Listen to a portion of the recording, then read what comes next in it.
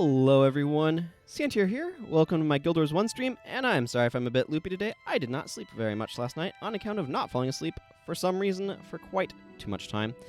I was thinking about just continuing the slow playthrough today, trying to get Imrahil all the way further to getting them quests done, and I'm like, you know what? No. I'm going to go spend some time on Ardens. Because you know what? Let's just give the slow playthrough a break. I need a break from it. And also, I have too much iron. So, I know what I want to spend that iron on. And I know what sounds like fun. So, oh, I was trying to cap Triple Chop, wasn't I? But I was foiled by a quest. I remember this now.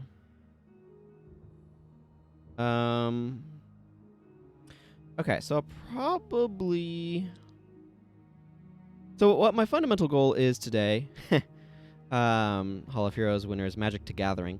What my fundamental goal today is to get to fight from Lion's Arch down to Droknar's Forge, and then I think it's Marhan's Grotto that I need to get to. I'll be checking that because it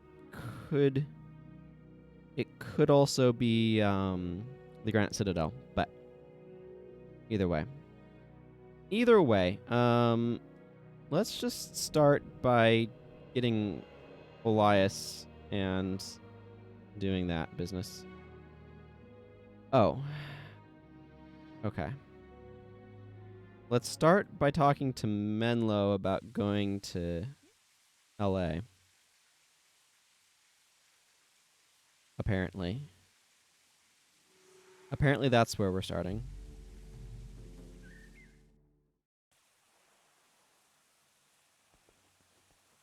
Hope everyone's doing well today. Hope you all have got more sleep than I did. Terra and Tyria, we just saw this on Imrahil. I'm going to ignore all the everything here. Wait. I clicked the wrong friggin' thing. Okay. Let's try that again, except instead of clicking on I want to go to Cantha, let's click on I want to go to Tyria.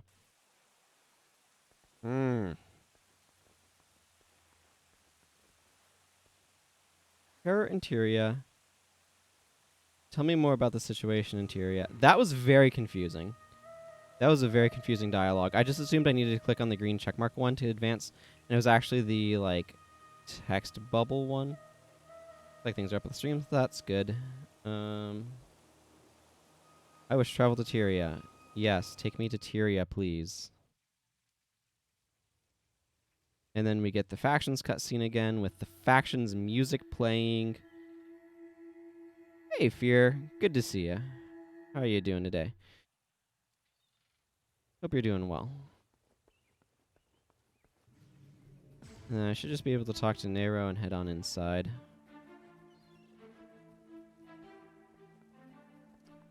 Lion's Arch. Yes. Thank you. We already saw all of that. I don't really need Triple Chop right now. Okay. Need to go talk to Figo. Hey, Clean Star. Welcome, welcome. Hope you're doing well. Sergio, you're looking a little Corsairish?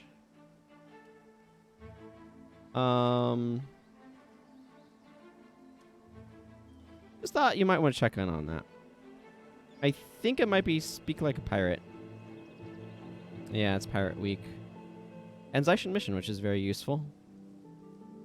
Search of grog and a worthy pirate tale. As you meet from the mountains to the beach, we greet your wave with some salty pirate speech. Cool.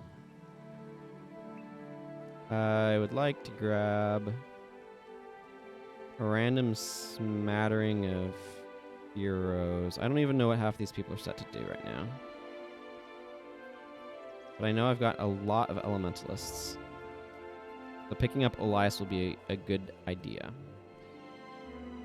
I don't really need a Signet of Capture right now. Sure, Lacerating Chop seems reasonable.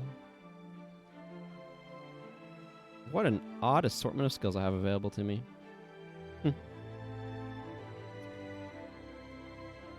Do I have balance stance? No. Okay, I'm going to want to rectify that. Not that I'm going to be able to, but I'm going to want to rectify that.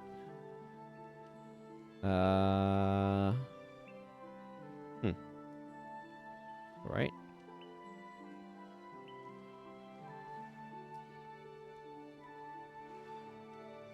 I can bring Hexbreaker Aria. That might be useful. And Remedy Signet might be useful. What do I got going on here? Let's just pop some bars open. Okay, yes, we need to do some stuff. You're doing this sort of healing handsy thing. That's cool. I was looking for a bit more actual healing, so maybe I want Dunkoro instead. Yeah, that looks more along the lines of what I'm looking for. Also, this character is doing one of these, and I just arrived in Lion's Arch. So that means I've got New World area open to me, which means I need a Prophecies General pack. Prophecies General. Give me one of these. Cool. Divine Healing's a nice pickup. Let's see, what else did I get here? Yep, Divine Healing, which I'd rather have than Healing Touch.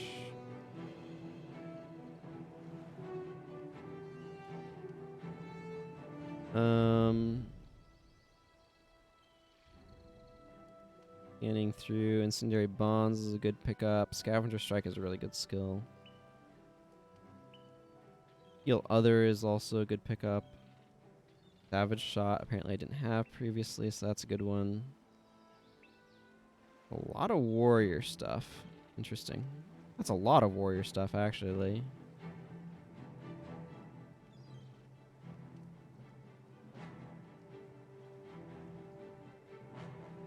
Okay, yeah,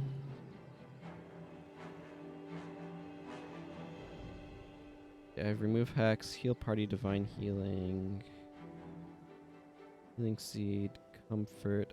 I do have Spotless Mind as another Hex removal option. I'm not too fond of it because it takes it a bit to get going, but it is an option. I have Jamie's Gaze as well as Heal Other now, so I'm doing okay on that front. I think I might put on Jamie's Gaze instead of Heal Party because I now have Divine Healing.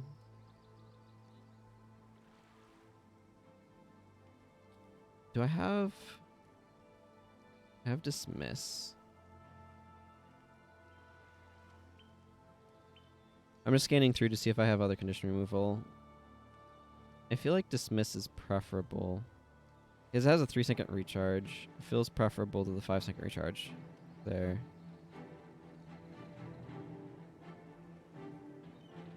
Let's see, Words of Comfort can self-target. Yeah, target ally, so it can self-target. I think this is probably okay. Do you like myself Glimmer? Okay. Acolyte Sasuke is doing this. I got Incendiary Bond, so that's an option now. What elites do I have? Yeah, there's a real smattering of stuff. I think I like Incendiary Bond better than Immolate.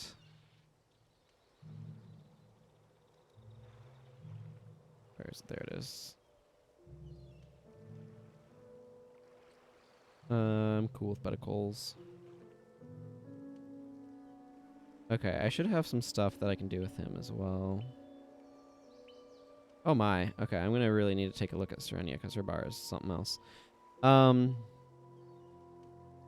yeah, I have Signet of Spirits here.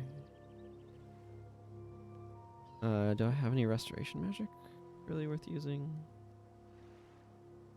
Not really. I mean, this is not bad. This is actually... Spirit Light Weapon's actually a pretty strong skill. Flesh of my Flesh is good to have. But this guy is clearly best as, like... I don't know what this Paragon nonsense is. It's clearly best as, like... channeling, communing. I'm going to throw some points in spawning power as well, just to beef up the spirits. Okay, so I have Signet of Spirits. I do have Flesh in my Flesh, so I'll go ahead and bring that.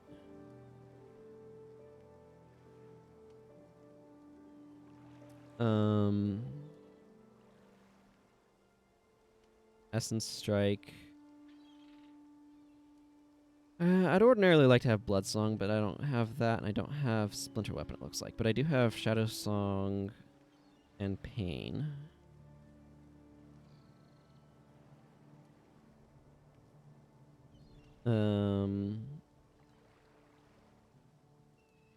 Yes. Wailing Weapon. Attacks, interrupt attacking foes. Let's go with some Binding Chains action.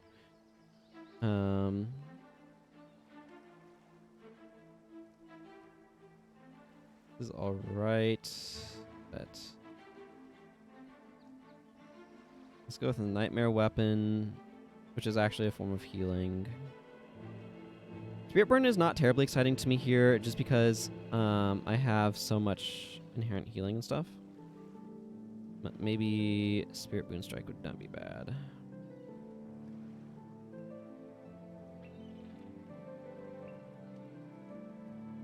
There it is. So, like, ordinarily I'd consider Spirit Burn as a skill here that I might bring. It does some lightning damage, and if any spirits are in earshot, which is likely, it also causes burning for a few seconds, but Acolyte Sasuke is already going to be inflicting burning pretty regularly with, like, incendiary bonds. It loses some value when that sort of thing is happening if you're kind of, like, overlapping burning. Well, Gwen's bar looks pretty spicy.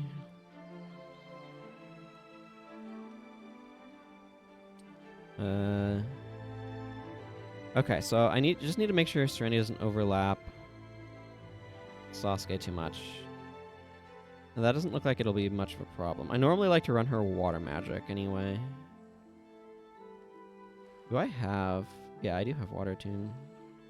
Okay, let's drop these protection prayers. I might leave Remove Hex on here, though. I think... How many copies do I have of Remove Hex? I'm using 2. I have 4, so I'm fine.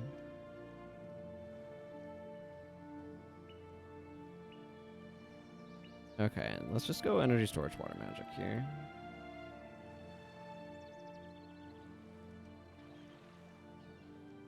So I do want to start trying to move towards...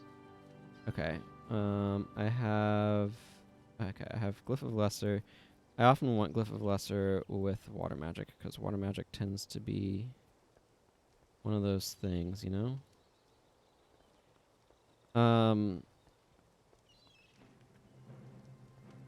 Alright, Blurred Vision, Deep Freeze. Where's my Deep Freeze? There it is.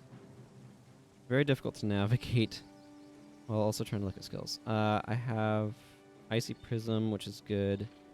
I like to see Prism. Ice Spikes is actually pretty reasonable. Oh, I get an Elite, of course. Let's go with Water Trident. That's fine. Yeah, okay, she has a Resurrect. He has a Resurrect. That's probably fine. I have a Resurrect. That's probably good. We're probably good in the Resurrect territory. Okay, let's... Yeah, I splurged on her. Oh yeah, I can finish that one quest that needs me to get... We'll do that. We'll finish the quest for Boga Petals in a moment.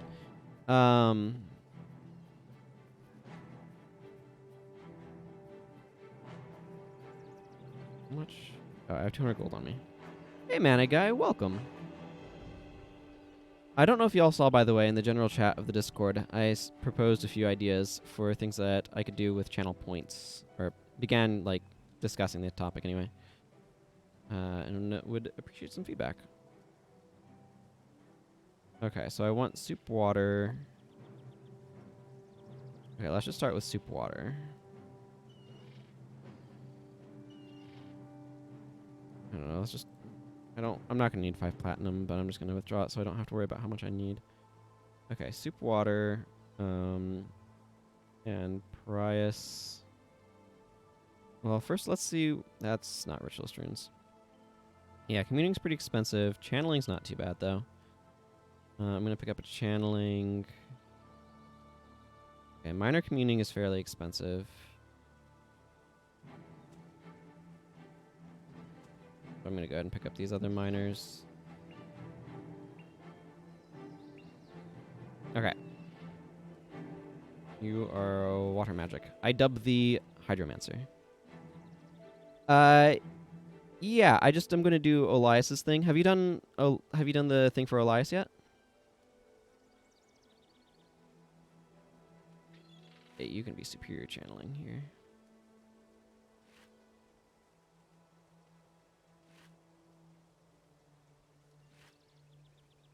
Okay, I am going to... So, what my plan is right now, by the way, just that way you know, Mana Guy.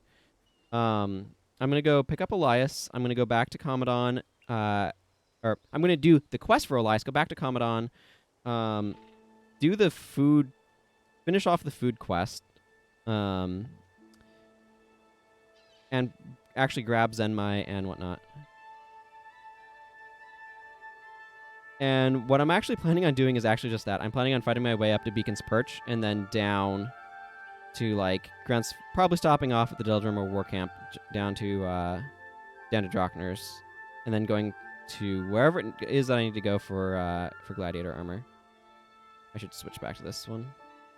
So that's actually what my plan is right now. So I'm not planning on currently going... Because the other thing that I could do is I could go down to Sanctum K and head over to the Crystal Desert and go that way, but I'm planning on going through the mountains because I think it'd be fun. So that sounds very similar. If all you've done is that, then that's all that's the main thing I'm planning on doing, at least to start things off. It's going to take a while. Let's see, this should all be... Yeah, this is my Knight's 80 AL armor, so that's good.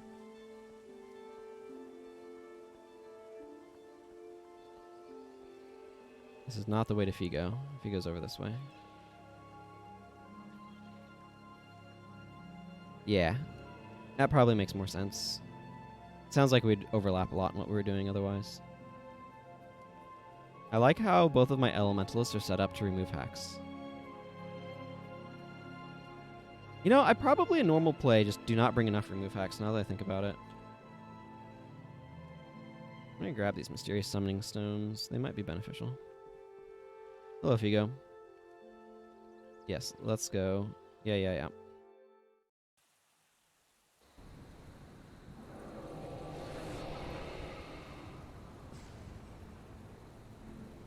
Okay, Elias. Give me... Yeah. We're gonna go fight some plants. We're gonna go obliterate some plants. Oh, man. Actual stats. This is great. I like boosting them up to stronger values with some runes.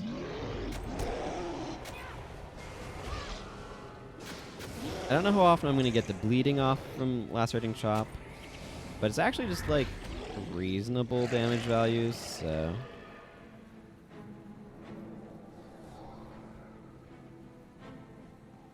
Yeah, 50 health. That's pretty good.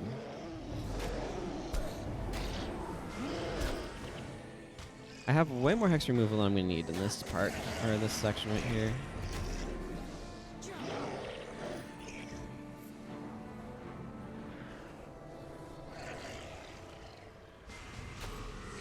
Making this one jungle troll panic. Yeah, I can be silly sometimes.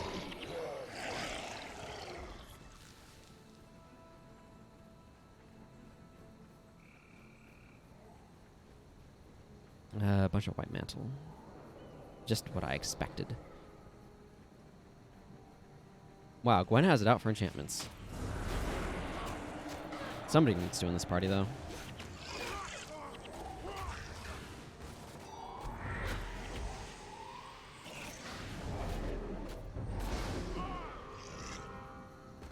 It certainly ain't gonna be me. Not currently, anyway.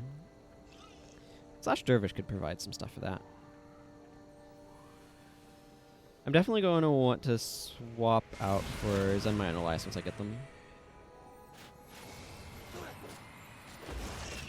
No, it's probably better to go from the desert, quite frankly. And I do want to go into the desert eventually for like Warriors Endurance and stuff. But you know what?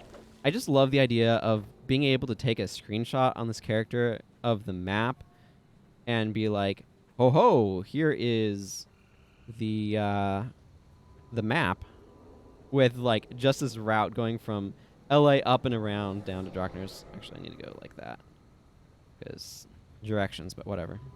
You get the idea. I find it interesting that Torment Demons show up here, but not really otherwise.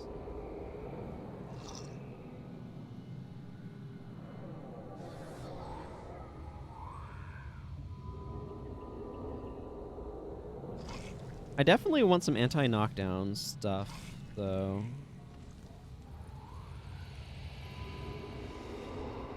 Here they are.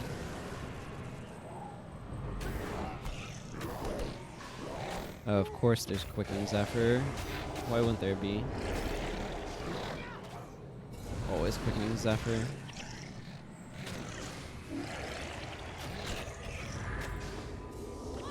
Apparently we didn't need to kill that one. Alright. This is a serious visual effect going on here.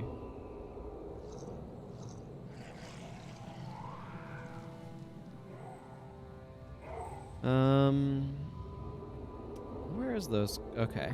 So that's now completed, so I can return. No, your party's engaged in a mini-mission. If your party dies during this quest, you will not be resurrected at a resurrection shrine. It's definitely a challenge to, and a bit of an endurance test to fight your way down there. Okay, I'm going to drop those guys for the second. And go back to Kamadan. Jewel of Istan. And go talk to the clerk to add these heroes to my team. I'm in District 2. I be a pirate today, mateys.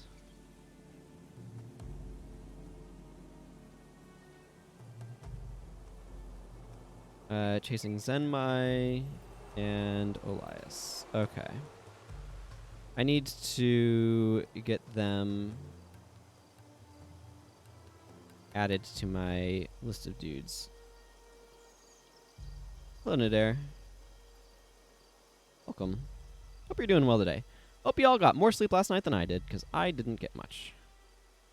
Okay, so let's just, while I'm thinking about it, and before I forget, make sure I add a thing for Olias. So Olias is Prophecy's Necromancer. And Factions Assassin for Zenmai. There we go. Don't know that I'll have a build for her after that, but yeah, there's a lot of new stuff here, though. Well of Blood. Always good to pick up an animate bone horror, since that is weirdly enough, I think that's a Prophecy's only skill, which is very strange to me. Life transfer, plague signets, enfeebling blood's good. Definitely glad to see that. Do I have a combo here? I have Wild Strike. Doesn't look like I have a dual attack. Maybe I got one previously, though. I do have Temple Strike. That's not a bad skill.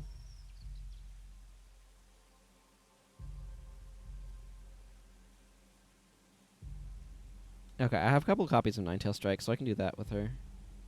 Let's add Zenmai and Olias to my team. I want to begin getting some experience on them. Who needs daggers? Zenmai probably. Okay, so this is why I was hanging on to these. So I can just swap that out now. Out of here.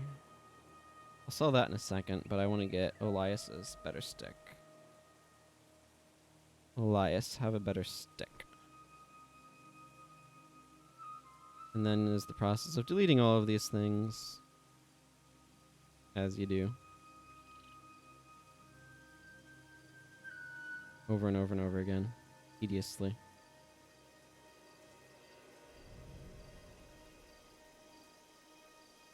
Okay, so let's try to put some sort of bar together. This is one of those awkward parts where the game's like, no, totally use an underpowered or like a really spread out bar, whatever. Let's see, I have Blades of Steel. I mean, that's a little awkward, but okay, let's just go Jagged Fox Fangs, Ninetails, and Blades of Steel. If I can find anything here. Here's Fox Fangs. Jagged. Ninetail Strike. Blades of Steel. Admittedly, Blades of Steel doesn't have a ton of synergy with some of these, but whatever. Temple Strike. I don't want to go into Deadly Arts for the other one. Is that Swap or Shadow Walk? Spirit Walk. Yeah, let's go for Spirit Walk, right? Why not?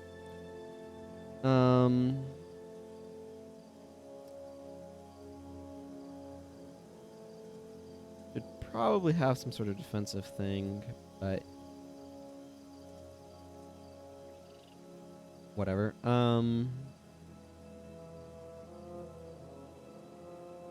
Let's give her one of these res sigs. I don't need to worry about res sig quantities. I have plenty.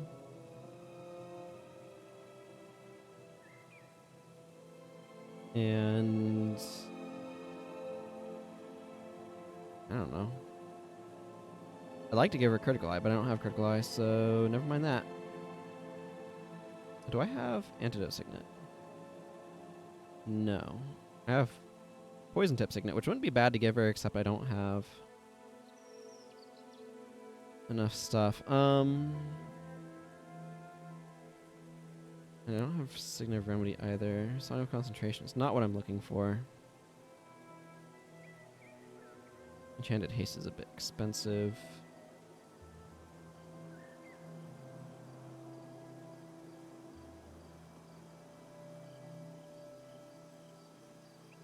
You know, let's just give her Purge Conditions for no good reason.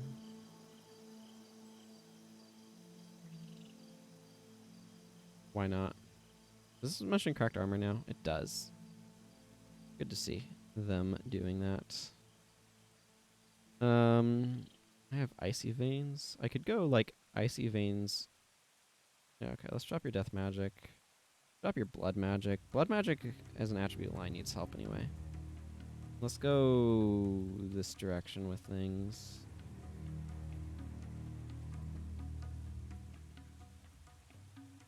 Icy Veins. I guess Masochism technically raises your Soul Reaping by 2. I'm not using Death Magic, but that still's probably fine? Question mark? Yeah, I'm not gonna worry about it. Enfeebling Blood.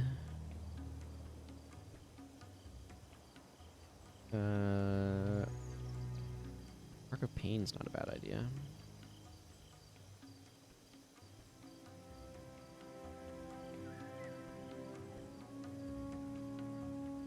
Faint-heartedness. Meekness just seems better, though. I do have weakened armor as well. Where's Meekness? M. Here it is. Found it.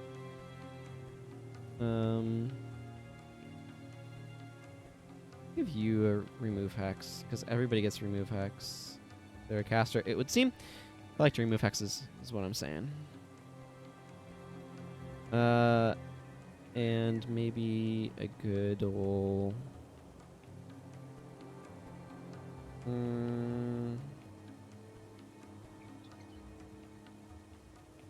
desecrate enchantments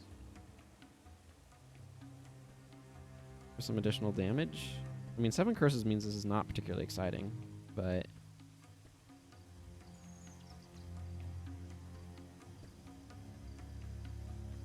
sure, why not? Okay, let's add back in Dunkoro. Not worrying about that for the moment. I really want balanced stance. Okay. East of Baka. Astralarium, Champion's Dawn. Let's go get those things taken care of.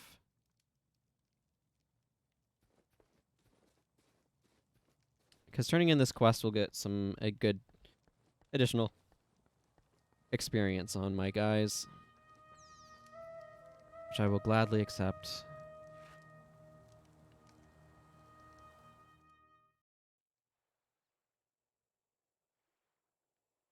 I need to find the chef around here. Must be this direction. I'd assume I'm apparently slightly wrong.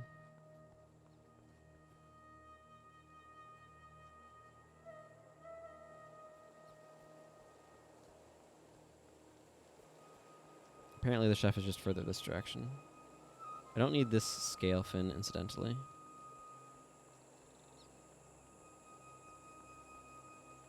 Yeah, there's chef on. Excellent.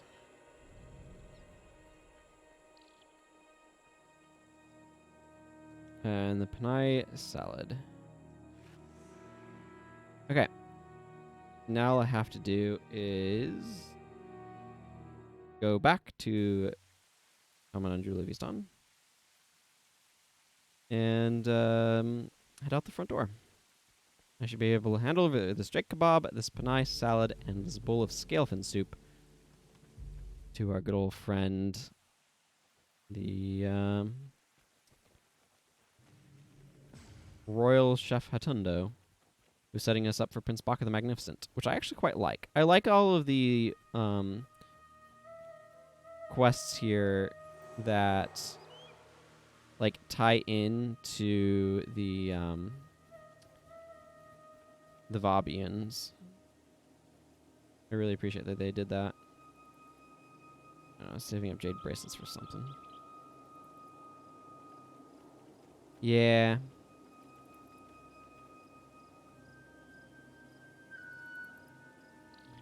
Okay. Lion's Arch. Good old Baka the Magnificent. I should actually grab a copy of the Flameseeker Prophecies while I'm thinking about it, because I may end up wanting to do some of those, and just good to be prepared. I would like an empty copy of Flameseeker Prophecies, thank you. Alright, let's... I don't know how much I need to actually bother selling those things to start. Okay, I'm not going to worry about it right now. Let's just add Sasuke and Gwen. They want the fire magic.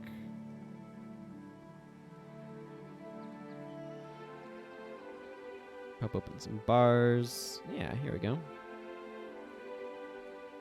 This should be okay. I'm not going anywhere particularly dangerous for the moment. I'm just going to head to Beacon's Perch. Actually, I should take a quick second to see if Balanced Stance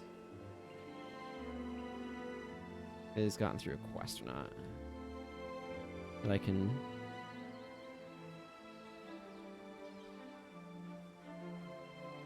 It's Balanced Stance. Oh, okay. It has gotten through a quest here. It has in fact gotten through the Lost Princess, Fisherman's Haven quest. I'm not doing that right now, so never mind that. could just buy it, but I don't have a skill point on this character free, so that's not happening. I don't care what you're doing, Riddick. I'm heading... Oh, I never gave Gwen... Oh, well.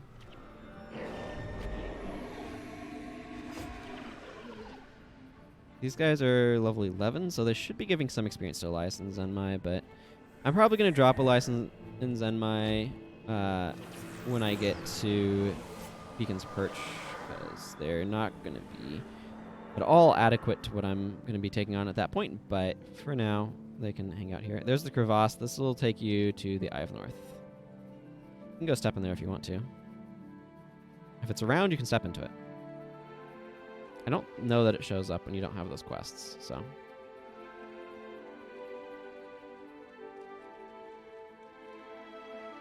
I appreciate that, mana guy.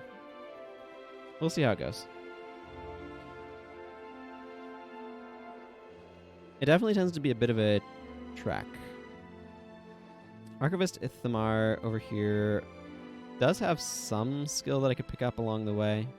I don't really want to stop for it, though. And it'd be better to do when I'm, like, a prophecies profession anyway. Not just warrior, but, like, in secondary as well. So I can get more skills.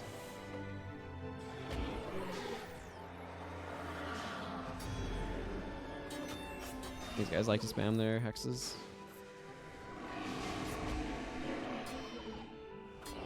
Shouldn't be too bad to get to getting to beacons.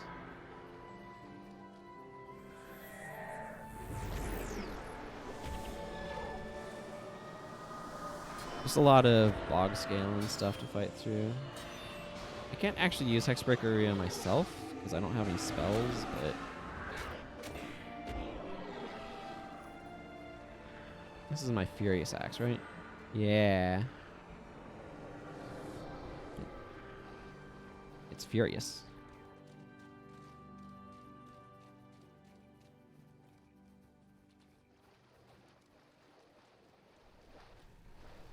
I think this gets me where I'm trying to go. I'm trying to go to get to Scoundrels Rise at the moment. I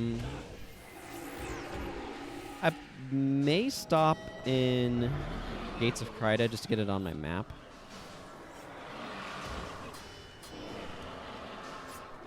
Seems like a potentially good idea.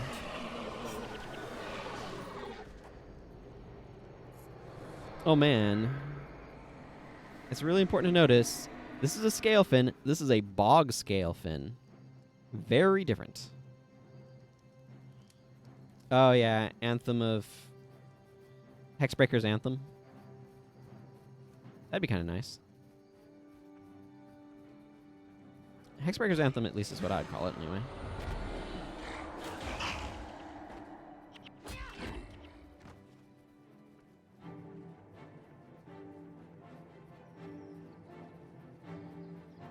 Yeah, there's a lot of, like, this is the thing about the design of the, I don't like that there. I'll just stick it over here for now. This is one of the things about the design of the Paragon is it, like, yeah, there absolutely are. It's the formula that they use for things of, like, oh, do this effect off of this type of skill, right, is really easy to expand and kind of encourages you to want each of the different options. You know, I'm actually just, I don't know. Well, if I put it over here, it's underneath my face, which is less than ideal.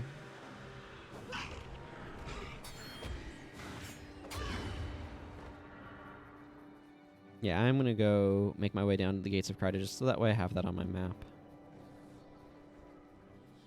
See, what I would want that too is I'd want, like, Hexbreaker Anthem that's, like, energy-based instead of adrenaline. I generally agree with you, Keenstar. There's some really cool, like, stuff you can do, like, with it and whatnot, but yeah, I haven't tried the Dagger Paragon, or at least I don't know what the build is that people are doing with it, that they like it enough that Leadership Daggers are like, oh man, that's awesome.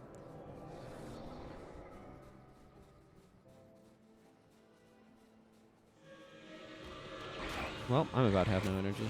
Or not.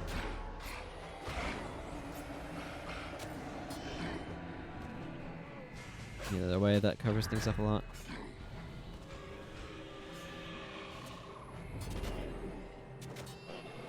How are you doing over there, Donkoro? Energy a bit tight, I see.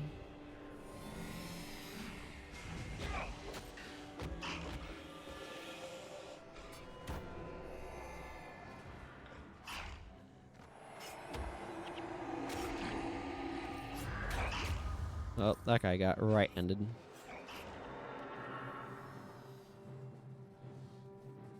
The big thing with Paragon is that it's like... How do I frame this? It just doesn't... Its construction is very weird.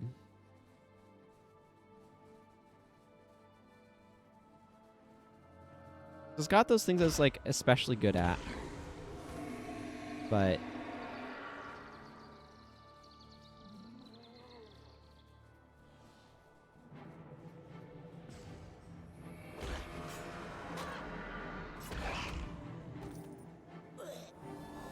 Yeah, I could, if I wanted to, try to face down the Glacial Griffon.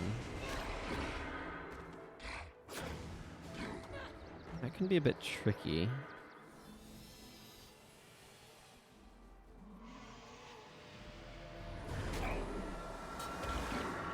I have Gladiator's defense on this character already, right? Yeah, I do. Thinking as much. This character has taken a very odd journey through life.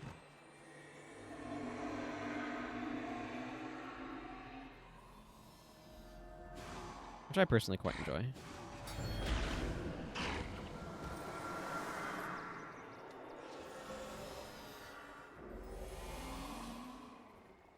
Cameron Jameson and that random monk.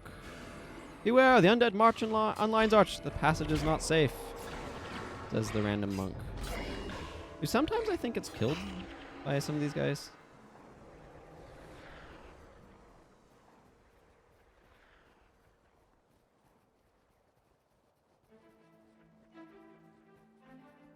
I have Glyph of Energy, don't I? Yeah, I might switch Sasuke to Glyph of Energy. I don't think he's using Energy Boon especially well, so... Glyph of Energy would help him manage some of his exhaustion a bit better. I mean, it's a bit overkill in terms of energy costs, but... I don't feel like I have a lot of great options here. I guess I have Meteor Shower if I wanted to give him that. And I do have Rod Gorts. You know what? Let's drop out some skills here.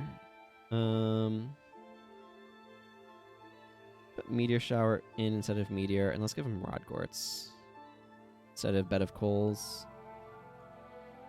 Better justify that Glyph of Energy. Of course, now he's very much so running, what is this? Prophecies Elemental Spar, but that's cool. Start my iron collection on this character. Okay, I'll take care of my inventory at beacons. I don't want to deal with it here.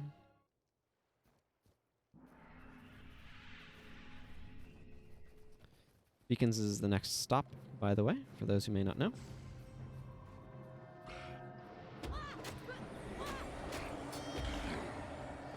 Boy, I'm hitting these guys like a truck.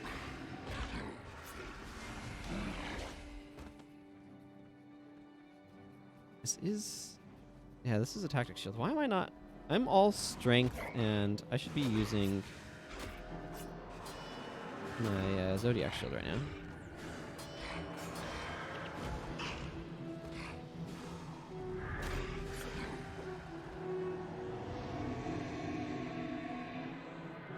Ah, it's got a face on it. And some glowing points.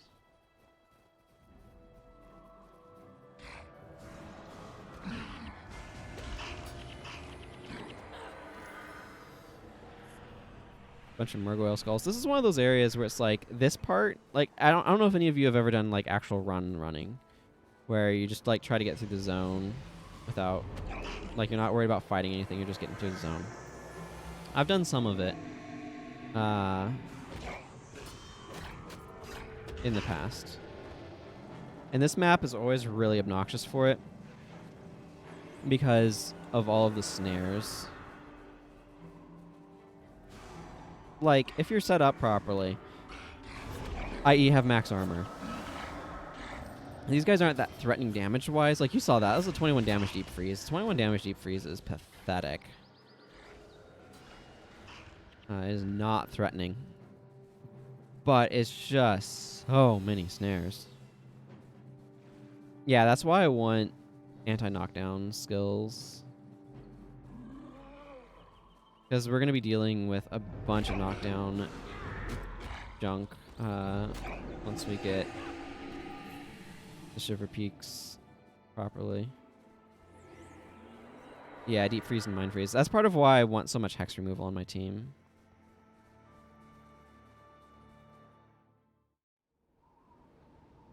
And yeah, the knockdown from the worms. So, like, there's several different things I'm concerned about. The Ice Imps are obviously a big one.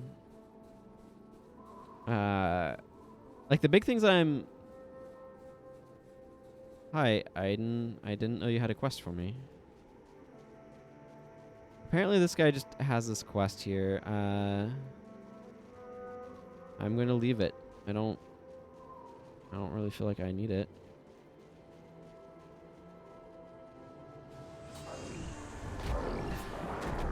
Yeah, these buttons are a particular big deal. Mighty Terrain is really annoying too because you can't do anything about it. It's like you have to get rid of it to get rid of its slight snaring effect. It's like a 10% snare or something. It's like slowed by 90%, or to 90%, not by 90%. My goodness, that'd be awful. But it also causes speed boost effects to be ignored, so you can't actually speed up while being affected by it. It's a nature ritual. I don't tend to use it much. It's fine to have in the game, though, as like a counter to things. Those Mark of Aidens just hang out in this map, letting you know the path through.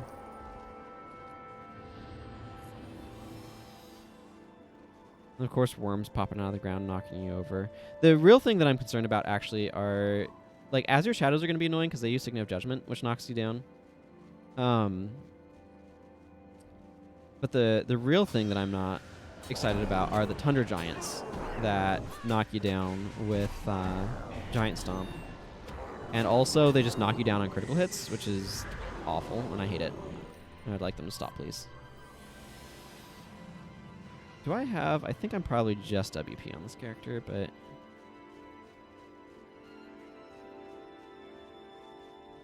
Maybe worth bringing a Dervish. With Winds of Disenchantment.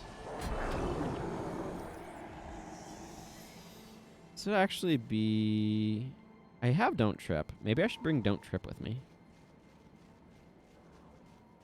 It might be a better choice than Hexbreaker Aria. It's at least something.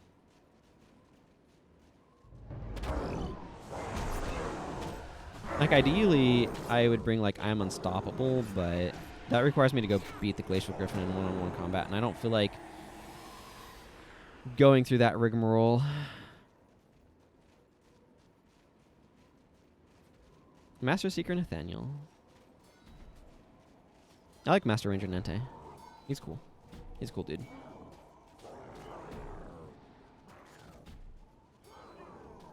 We don't need to worry about them, everyone. Deldrimor Bowl, we just need to skirt along the southern side of this map. And we'll be where I want to go.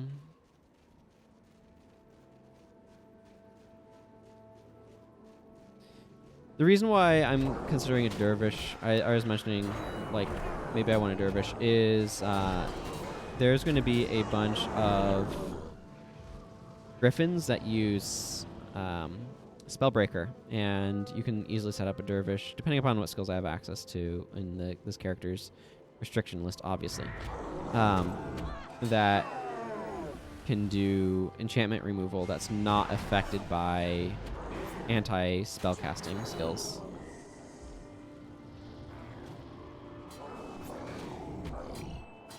Assassin has some options that way as well, but Zenmai is only level 15. So she's not really prepared to do a whole lot here.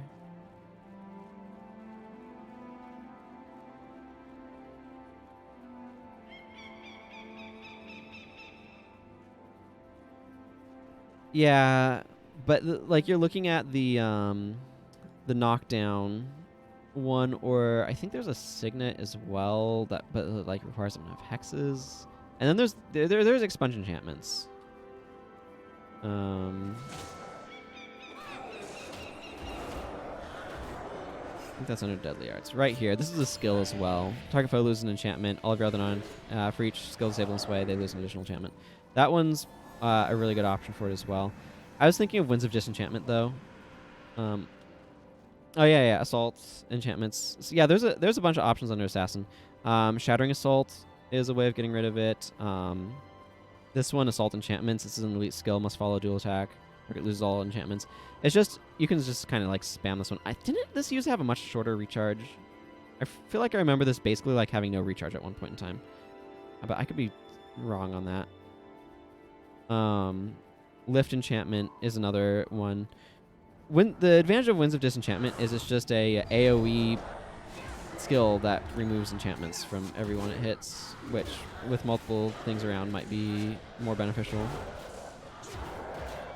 Yes, Signet of Disenchantment. You are correct. And also the downside is a reason why I would not be interested in that one. I don't know. Did I get... I mean, this all hinges on like what skills I have access to, of course. Yeah, I have Winds of Disenchantment. Winds of Disenchantment's what I'd pick right here. It's just it's a PP AoE that strips enchantments from dudes that it hits, which is kind of what I want. I guess Zenmai can Spirit Walk to the Spirits of Winter. I don't know if she's been doing that or not. Like I'm not planning on taking Olias and Zenmai down from Beacon's Perch because it's just going to be... Yeah, it only costs all of your energy. Exactly. Bring that on a Mesmer Monk with Purge Signet.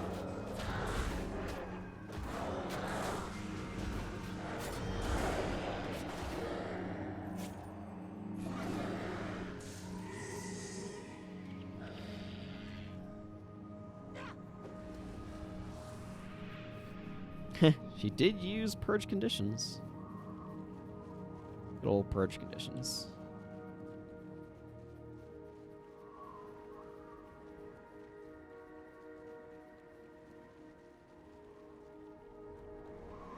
Is she?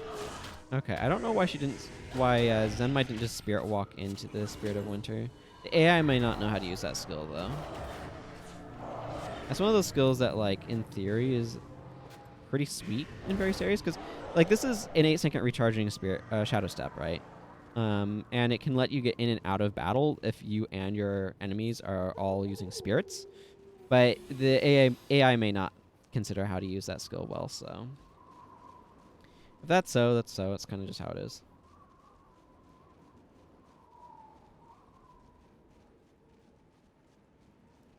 Not a whole lot to do for it. I'm mostly overall okay with what I've got.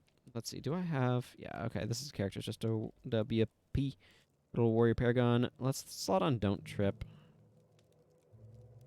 I don't know if there's a skill that's... Oh... You know what? Earthshaker is out this way. I don't feel like trying to do that right now, though. That seems inadvisable. Okay, let's see. So I want Dunkoro. I want Sasuke for raw damage. I want Gwen. I want Parias. And I think I want Milani.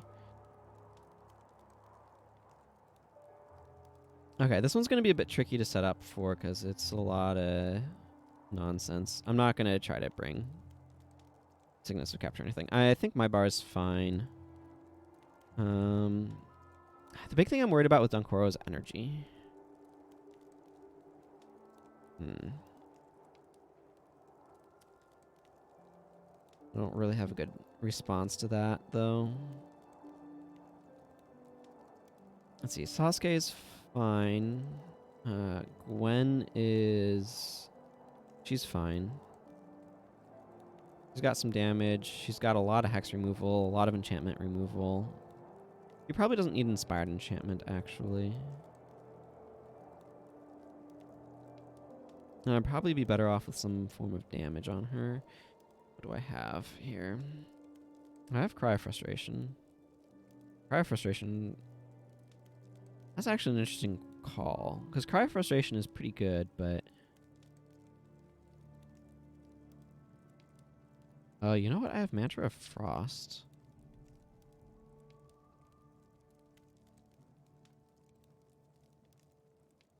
I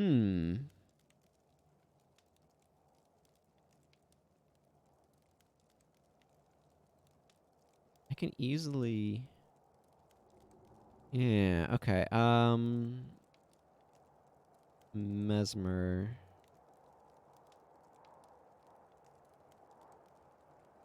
Let's drop Words of Comfort. Drop Divine Favor point and put some points in Inspiration. That's a 36% damage reduction. This seems pretty good. I think I'm going to slot Mantra of Frost onto Dunkoro. Just to get that 1/3 damage reduction. I still like having some form of condition removal on him, so I'm going to leave Dismiss.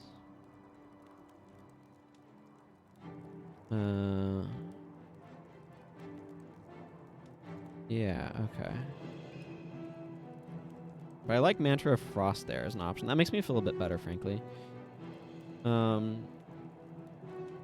Gwen, I think I'm also going to give Mantra of Frost to. I don't think she needs Inspired Enchantment.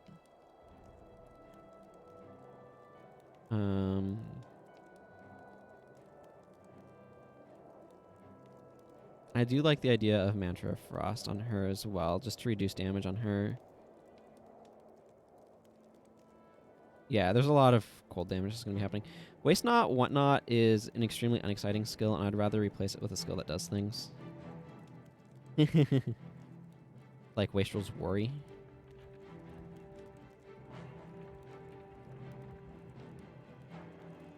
Yeah, I have 3 copies of Mantra of Frost, so I think I might use them.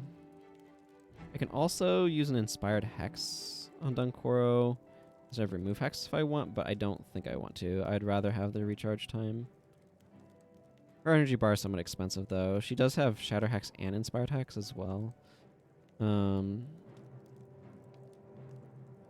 I'm not sure what I think about Shatter Hex. The AI doesn't tend to use Shatter Hex unless you're right next to something. I.e. they want to get damage out of it, not just remove stuff. And snares are kind of like a counter case to that. I think I'd rather have Cry of Frustration than Shatter Hex and just use Inspired Hex on her. Just because of that. Panic seems like it'll be good, though. And I think this bar is fine. Okay, Milani. What do I have here? Yeah, Pious Renewal. I think I'd rather run up... Actually... This is not bad. Not sure about Res Signet. I don't have Death Pact Signet. I'm not sure how much I'd want it down here, even if I didn't. Whatever. Another option. Yeah, I have a Renew Life. Oh, I've reached a new zone. I get to add prophecy skills. I've reached the Shiver Peaks.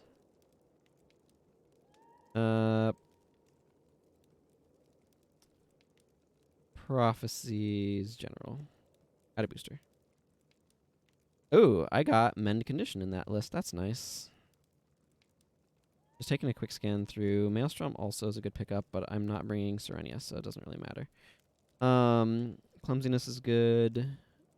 I like seeing Penetrating Shot. That's a good skill. Okay, I got Restore Life. Okay, I will slot Restore Life on Milani then.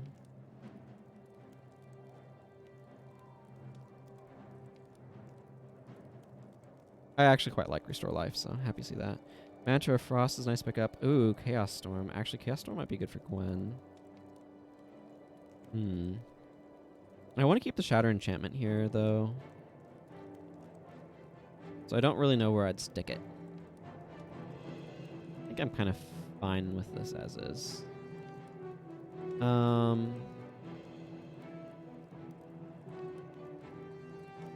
Okay, yeah, there's Mend Condition. Extending is nice. Wary Stance is actually pretty reasonable. Shock. That can definitely be useful. Spiteful Spirits are really good pickup. So is Peace and Harmony, actually. Maelstrom is good for Old Water Mage. Let's just make sure I save League here. This is probably not getting much in the way of updates kind of going forward. Okay. So I can go Avatar of Lissa with these. This is probably fine. Yeah, Martyr works really well with Antidote Signet. I agree.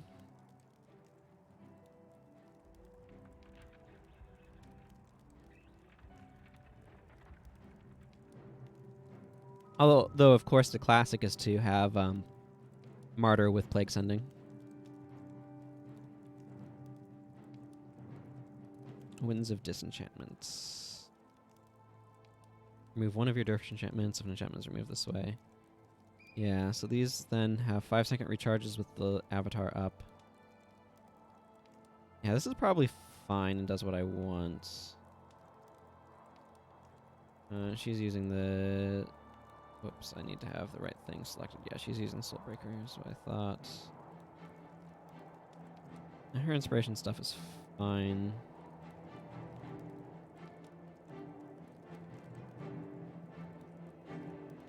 Okay. I think I'm gonna do these. Let me just take a,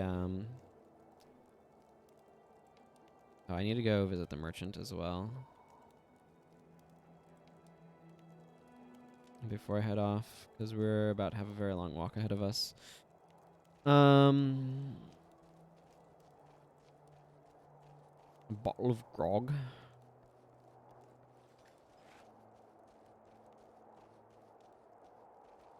I think these actually salvage to dust. Yeah, for some random reason they do.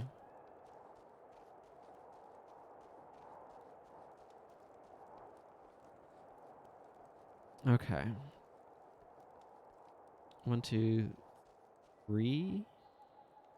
3 hex removal spells. It's probably enough. If I were to put another one on, I'd drop something off of price. Maybe Spirit Boon Strike. Spirit Boon Strike seems like a reasonable additional source of damage. And then Melania and I both have our own condition removal skills, so I'm not as worried about conditions on us.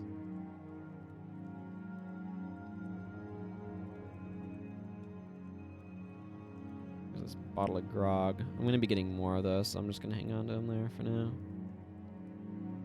Okay, the rest of the stuff can just be merchanted off. I am going to grab another ID and salvage kit before I go, though. Armin Saberlin hangs out over there, by the way, if you didn't know.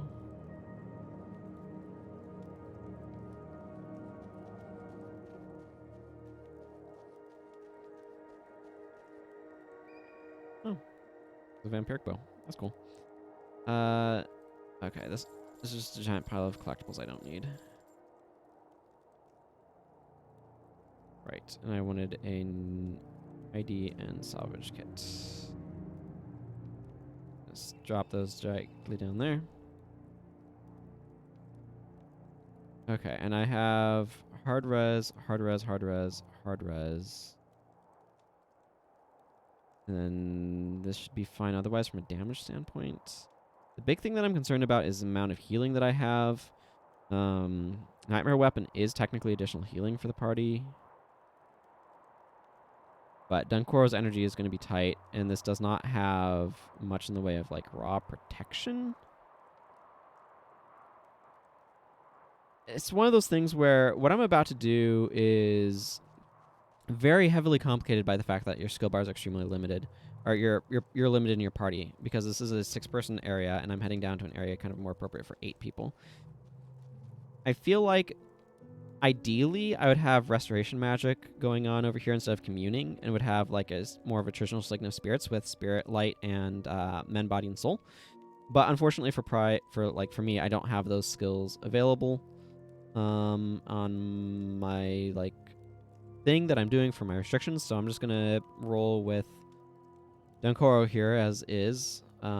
Ordinarily, like I was saying, I'd like some additional energy management for this guy, but Mantra Frost is gonna have to do it for energy management, and hope that he doesn't get enough energy that way?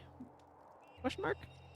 Like, ideally, I'd like him not be getting hit by... I do kind of wish... I mean, this is not Norn territory, but whatever. Okay, well, let's journey forth. Sally-ho?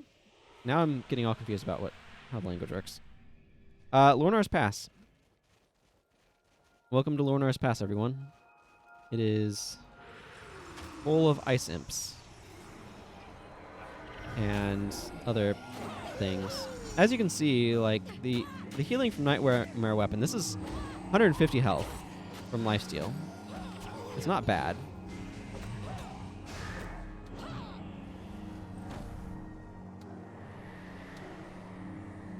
Okay.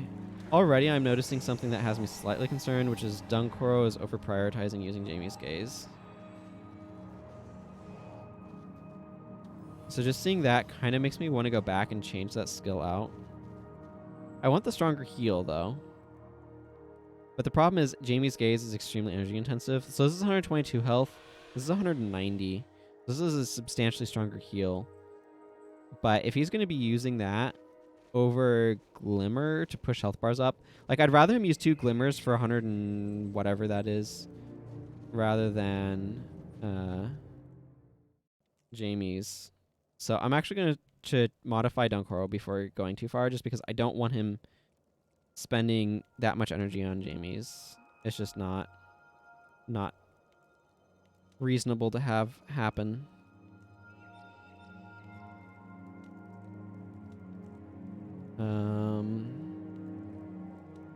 I got a second copy of Divine Healing in there. That's nice.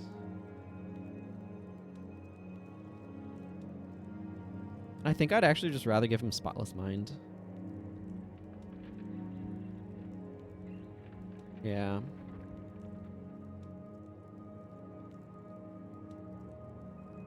Let's see. Like, if I were playing Monk, I would use Jamie's very sparingly and not as a first choice skill. It's kind of what it comes down to.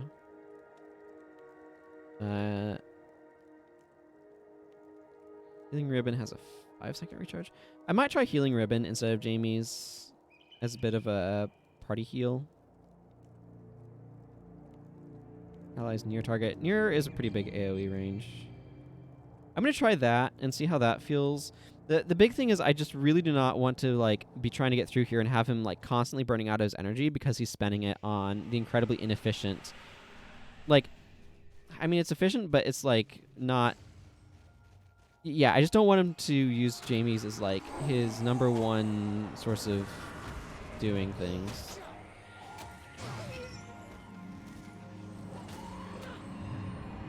I'd much rather him focus on Glimmer.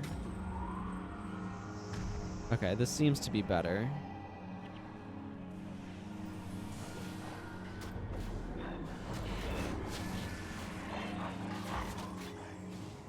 Yeah, because now he's prioritizing... Like, Glimmer is basically super Orson of healing. I'd rather him focus on that than using Jamie's, because it's just pound for pound, it's a far more efficient spell.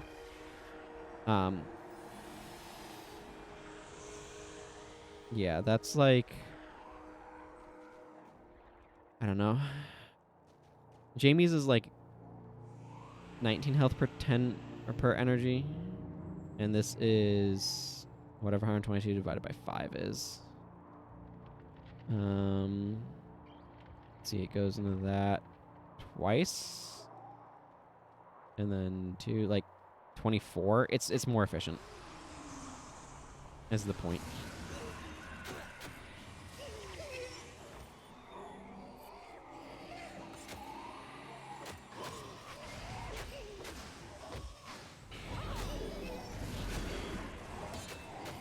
So,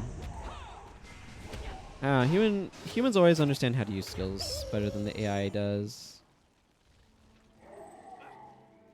Dunkoro, what's going on back there that you're not doing anything? Were you stuck in a maelstrom? Not actually maintaining Mantra of Frost, which is interesting to me. The AI usually maintains Mantra of Frost, like Gwen is doing right now. I don't know why he isn't. That's very weird. Something else to keep an eye on. Okay, I would like to not fight Ice Golems at the same time as other things. Ice Golems are actually not going to be too bad to fight. They're going to be really annoying to fight. Because they like to try to knock us down with stuff, but... Rust is not great to have on people, and...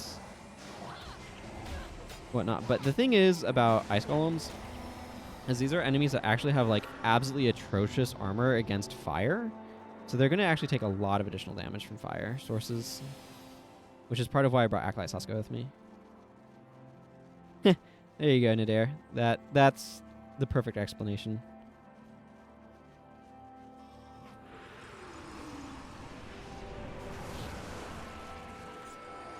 Okay, I guess he's using it now.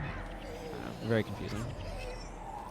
It's one of those things where if I could, like, edit... Oh, worms. If I could edit the AI to be like, here's how I want you to use this skill. There's a lot of things where I just, like, tweak prioritization of skill usage and things like that. It'd make a pretty big difference. Those worms are a huge problem for...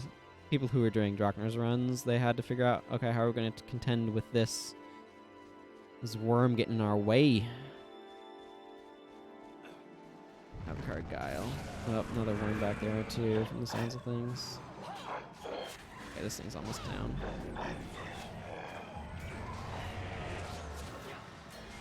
That don't trip was probably a little bit premature.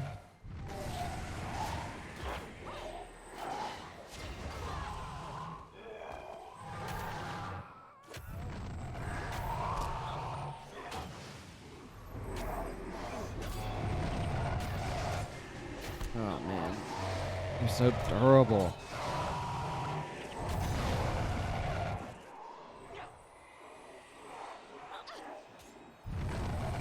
So yeah, you definitely, if you're running this, want to make sure you're bringing Balance Stance or some other anti-knockdown skill.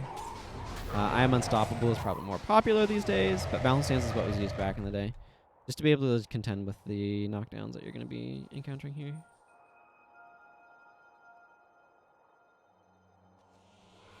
Okay, seems like the worms are leaving us alone at this point.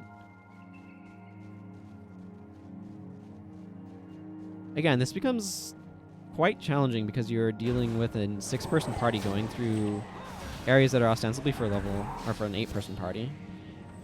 I really like that Lornar is here, though. Granted, you aren't really going to be able to get through it the first time you encounter it in a Prophecy's character normally. But that's part of what makes it so cool. It makes the world feel more interconnected when you actually have like these zones connected like this. I do think, like, if I were in charge of stuff, Beacon's Perch would probably be 8-man. I don't know. It's one of those things where it's like, in the perspective of the Retrospector scope, I think it would have been a good idea for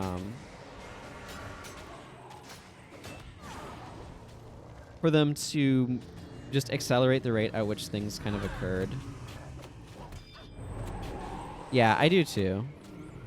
I like it when things like this connect up. It makes the world feel less gamey when there's like multiple routes through it. And more like, because the real world is like super interconnected, right? So the more that they make video game worlds interconnected in their layout, the more it feels I'm going to actually wait here for Dunkro to recover his energy. The more it feels real. And so, and like the more intriguing of an area it is. It's like I absolutely love the connection between the Arid Sea and Crystal Overlook, because that makes the world feel like a more interconnected place, and a more interconnected world feels like a more real world. So I really wish more of the worlds were more of the areas had more interconnected tissue. That's one of the things I really like about Prophecies. I may have slightly over-aggroed here. Time will tell. These Grawl Crones are really annoying. They spam Chillblains on you, which is always really annoying.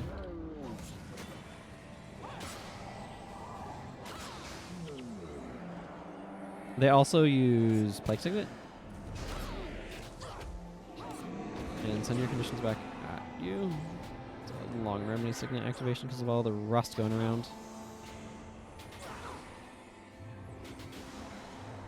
Yeah, this is one of those spots where I wish I had more dwarf action so my don't trip lasted slightly longer.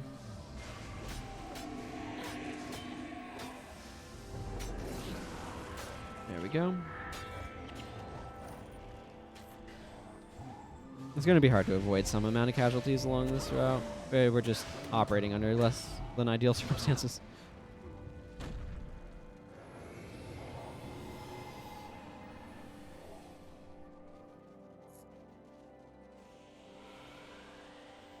But yeah, so like and it kind of breaks this whole path, but from a like pacing according to other campaigns, I feel like Ascalon should maybe be a 6-person area. Priestering should be more like 4 instead of 2. And up here should be 8 once you hit Yaxben probably, and it should just be 8 then throughout the rest. Aiming for you to be like level 20 by the time you get out of Ascalon. I feel like that pacing would put it more on par with how the other campaigns work.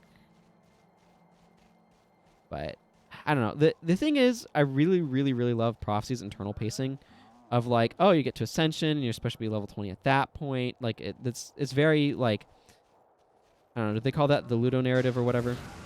But the broader like narrative, bye bear, of the game, just like it works really well that way. Of like, oh, this is the point at which this character is like level 20 with Ascension, and that's when you start like being able to get these additional 15 attribute point or like 15 attribute point quests that normal people aren't able to get, so it makes you special. There's a lot of stuff that way that I think is really, really cool and like really well done. The problem is it just doesn't interface with the other campaigns very well at all.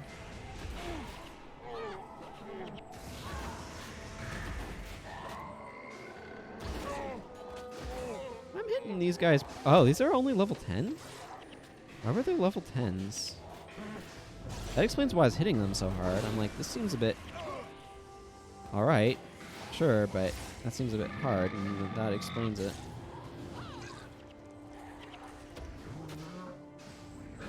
They do that sort of thing every now and then, just like random low-level dudes. Be very perplexing, though. Don't trip, gets knocked over by Meteor Shower. Well, I guess that was technically not tripping. Of course, that was the enemy, but...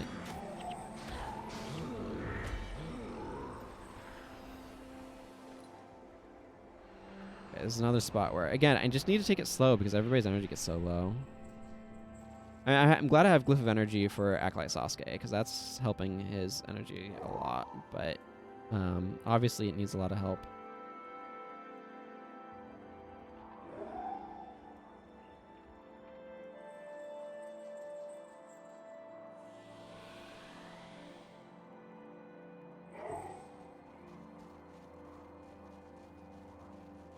Also, Fire Attunement plus the Glyph will help him recover energy. Like if he casts Rodgorts with the Glyph up, that makes it 2 energy, but he'll get the full refunds, so that'll be good. I don't actually know this route super well. I think I need to go south through the Troll Cave. It's been a while since I've gone through Lornar's Pass. I've been in Snake Dance because there's elites to capture there, but there's not really much of a reason to come to Lornar's Pass unless you're traveling through it.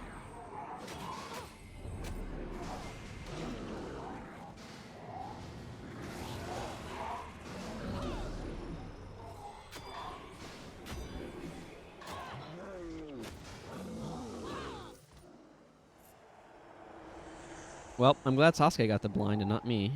Although I do have the signet to get rid of it, but still.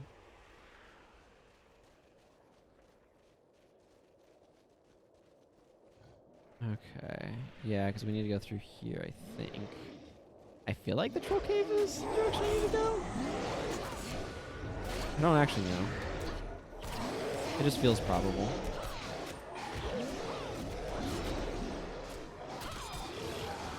Like something I vaguely recall.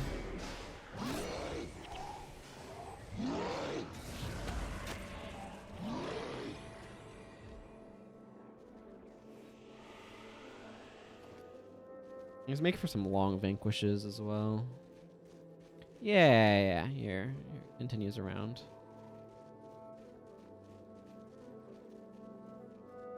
There's a little bridge here.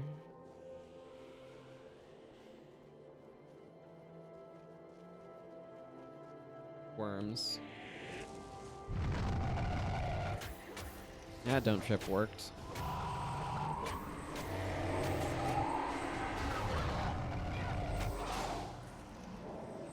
Unfortunately, I won't have the skill up for the next one, but... Oh, man. We're getting a lot... Like, Splinter Weapon might be good, but we're getting a lot of additional damage out of Nightmare Weapon. Particularly on those worms, because the 50 damage it goes right through their armor, and they have high armor.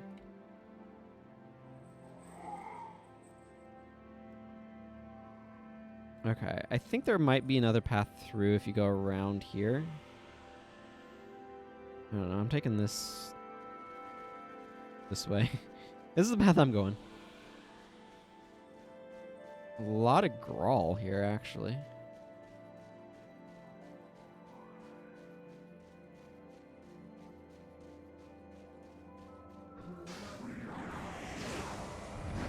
Not happy about that worm.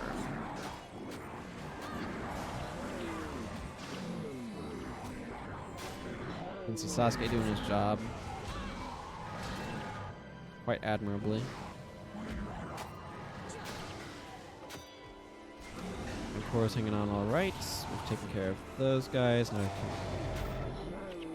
can down in here and do something about this frost worm.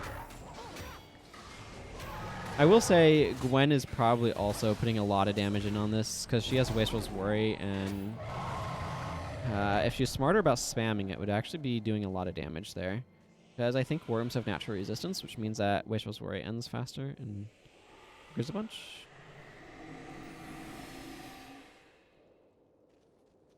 I'll notice, by the way, that some of these heroes that had death penalty on them have lost all of that death penalty at this point. We're getting good experience out here. We're a smaller party fighting high-level monsters. So, yeah, good experience.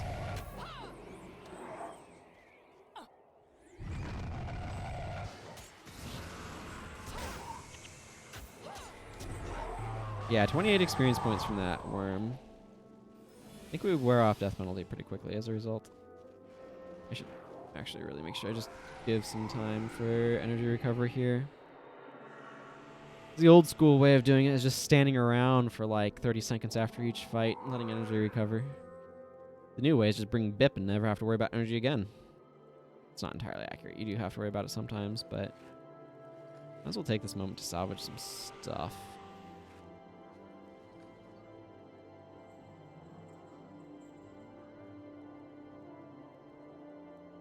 Maybe ID a Raven Staff or two. Who are you? Heavy Righteous Mole of Defense. That's not a very good idol. Oh man, look at everything just being on fire back here. By Sasuke doing good work. Dying for it, but doing good work.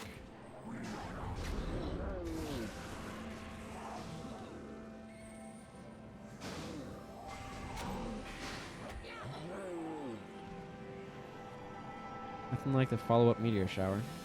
Yeah. They use Chillblade, so his fire teammate gets stripped. So I'm really glad that I actually put Glyph of Energy on him, because Glyph of Energy is a really good way to help him manage his energy. Go ahead and use fire teammate here. Even without having the attunement available.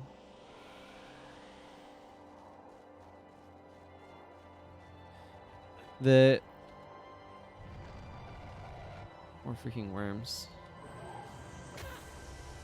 The Grawl have a lot of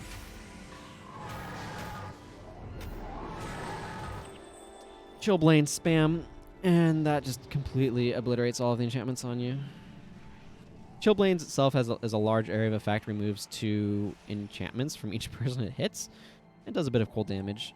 But when you have multiple, like 6 or 7 enemies all with Chillblades spamming on your party simultaneously, it just ends every enchantment you could possibly have on you very quickly.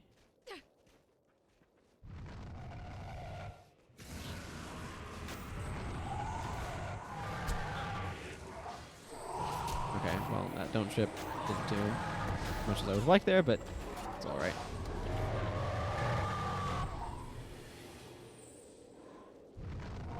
Actually, it's a random question.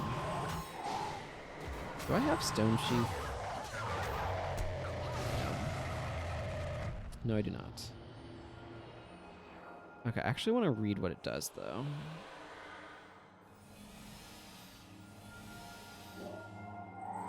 Let's see. And are immune to critical hits. This Stone Sheath might actually help a lot in areas where the enemies have knockdown on critical hits. If it works the way that I think it does, which it may or may not. But if it does, then it might help actually a lot in dealing with some of that. If you're immune to critical hits, then they can't knock you down when they critical hit you because they can't critical hit you. That's my logic. We're getting towards the end of Lornar's here.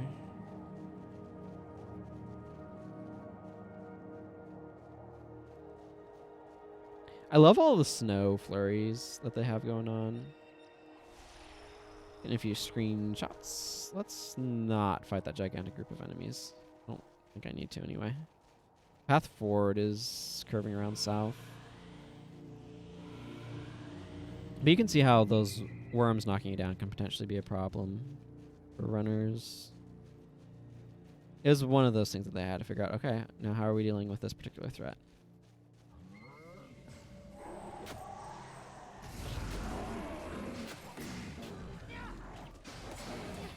Belly Smash is a lot more threatening after you've gotten the knockdown.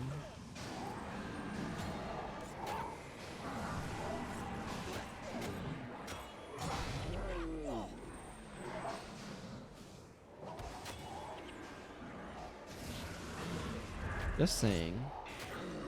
Your timing isn't great. Oh yeah, we're gonna have a big fight on our hands here. Hopefully I can spread this out a little bit.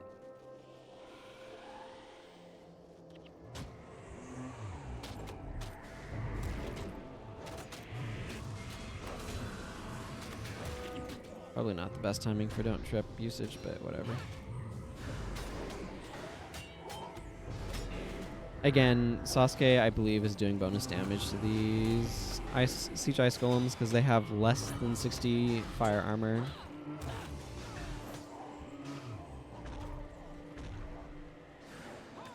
Ergo, his spell is going up in power, which is always really nice. It doesn't happen that often, though. I wish it happened more often because I think it would be interesting.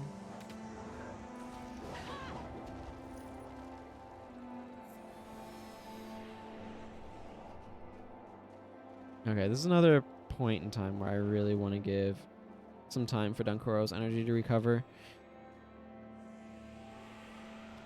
Get out some stretches. Oh boy. Did some push-ups the other day just to see if I could still do 20 push-ups in my bit sore. You can't quite see it, but just above my armpits. The muscle group there. I think I want to grab this scroll Oh, goodness gracious me. That is a lot of drawl that came.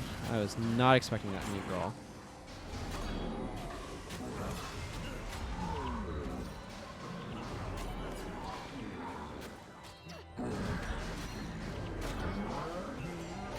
This is... What the heck is this? Well, I'm blind. Let's fix that. Oh, yeah. Wow, I did not realize we found the Grawl convention. My goodness. I see your belly smash, and I raise you not belly smash. I mean, this is Knight's armor. It makes me really tanky against these physical hits, but... What'll be interesting to see is where I resurrect. Do I resurrect up there, or do I resurrect down here? We might have a long walk ahead of us. We have a long walk ahead of us. Well, I hope everyone's ready for walking through the Shiver Peaks. A podcast. Technically, this will get me there a little bit more quickly, but not help my heroes much, which is not going to help. I guess. So I am trying to find something to fill time. You know what? I had an interesting thing that I started thinking about some yesterday. Yeah. Which is this idea of an identity tier list. So we have different things that are like parts of our identity that we consider like these are things that make us who we are, that we like identify with, right? And there can be all sorts of things, but there's things that are like part of our identities, but maybe we feel that they are more core or more important to who we are. They have a more significant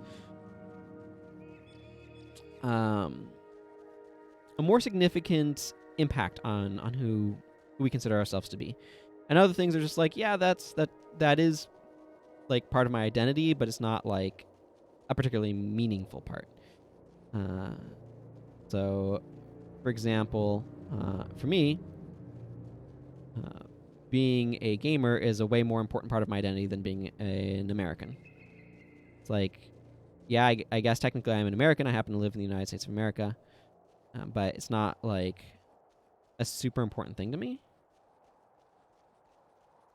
So, like, those are both parts of my identity, but one of those is significantly stronger than the other. So it's one of those things where it's like, this got me thinking, like, as I was trying to process some stuff, particularly process, like, okay, here's a part of my identity that's maybe not quite strong, but still important. How do I sort of conceptualize of this? So I started thinking of the idea of, like, a tier list, because, you know, like, Smash Brothers has a tier list. Fighting games in general have tier lists. That's where I'm familiar with tier lists. So it's just getting me thinking about that. So I started trying to figure out, okay, what are the tiers in an identity tier list? Or what do they seem like they should be to me? I guess. So everybody might have a different idea on what you do tier-wise. But, like, I started thinking about, okay, what the most significant thing to me is, like, a core aspect of your identity. This is something that, like, shapes your worldview, and it kind of, like, frames stuff. So it has to do with, like, how you frame the world. And then I think I put... Oh, I'm trying to remember. Was it aspects? It's like things that are like aspects of yourself, so they kind of like tend to come out of the core, but they're not... Like, they're derivative of the core. They're not part of the core, if that makes sense. And then I think it was passions, so things that you're passionate about. Like, that's where I put gamer. Like, gamer's not an aspect of who I am, but it's something I'm passionate about. And then it was interests. So things that I have an interest in. Like, I have an interest in programming. I enjoy programming, but it's not something I'm passionate about. I don't want to, like, be the best programmer I can be. And then that one was really hard to figure out how to name, because, like, I had the idea of what it was, and interest doesn't 100% feel like 100% right to me, but I think it's, like, understandable enough that it works for what I need it to work for. And then there was, after that, after interest, there's what I call like aspirations. So these are things where it's like, I want this to be a part of my identity. I want to feel like I can identify with this, but I don't feel like I qualify. So like for me, a good example of this is Illustrator. Like I want to be able to draw the stuff that like the images that I can think of in my head. I want to be able to draw those, but I'm not a skilled enough illustrator to be able to do that yet. Like it's something I'm slowly working on. I would like to not fight all of these siege ice golems if I can help it, please. But like that's something where it's like this is something I want to be part of my identity. So I don't make it's kind of a weird one because it's like you don't necessarily identify as it yet, but something you want to identify as. So it's like it still has significance. And then after that, I had, I want these gold coins and this yellow dye, but I'd also like to not get absolutely crushed by Grawl if I can help it.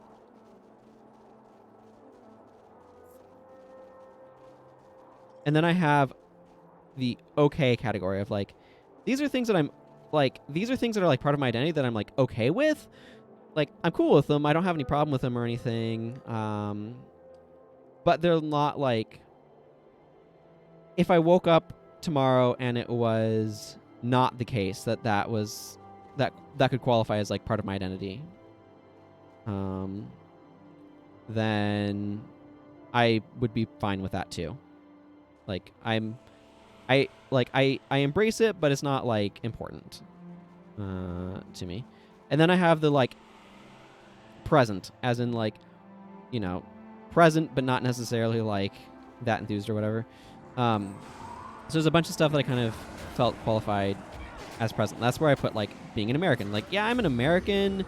Like that's technically part of my identity, but it's not like, it's not particularly important. So I was just thinking about this whole thing, and that got us, and talking about it got us back to where we died. So that's good. A lot fewer warrior Grawl here. Maybe something happened to them. Maybe our spirits did a lot more cleanup work than I realized or something. But yeah, so that's kind of like the tiers for the identity tier list, and I'm still kind of working through it in terms of like figuring out how many things belong and stuff and all that good stuff. Can I get through here without having to fight two groups at once? Maybe.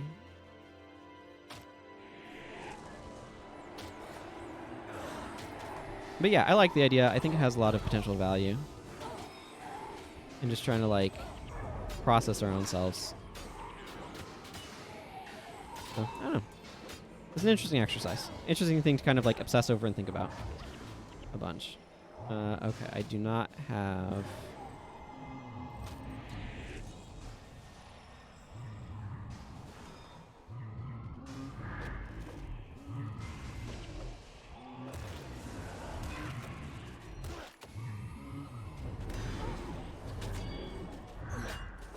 Trying to get as much damage in on this group as I can. The spinning helps. Can you guys stop making barbed traps, please? Thank you.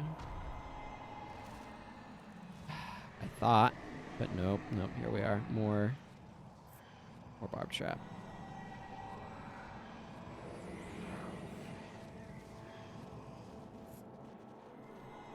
There we go. There we go. All right. Well, I've built up more death penalty than I would like at this point. That's not great. I definitely don't think I should proceed until Dunkoro has his energy back.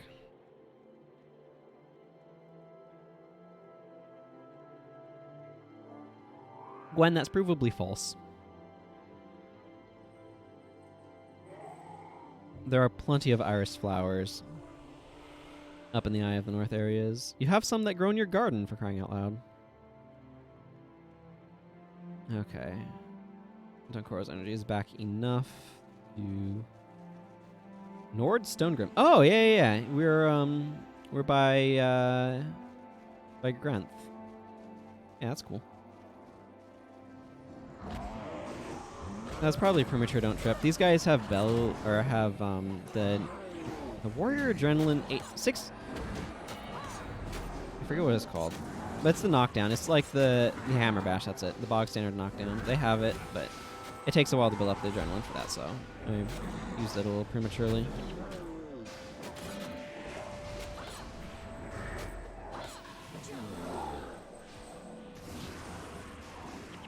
Well, hopefully we can work off some of our death penalty by taking out some Grawl. 23 experience is pretty good. I don't know what Nord Stonegrim wants. It's got a heck of a name.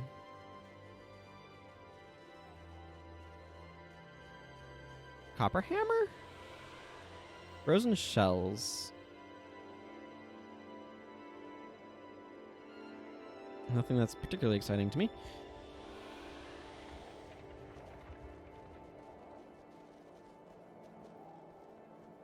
Isn't Deldrimor War Camp closer than Copperhammer?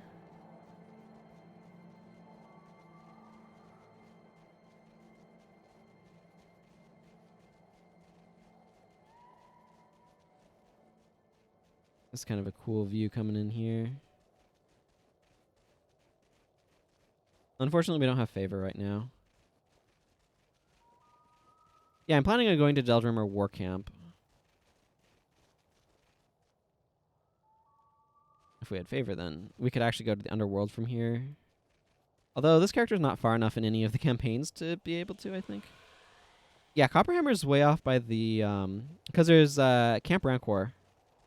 And I would say Camp Rankor and Deldrimor War Camp are kind of similar distance. But you'd get... Yeah, Copperhammer. Yeah, you probably mix them up.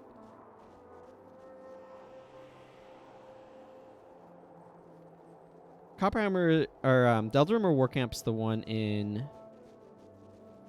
the...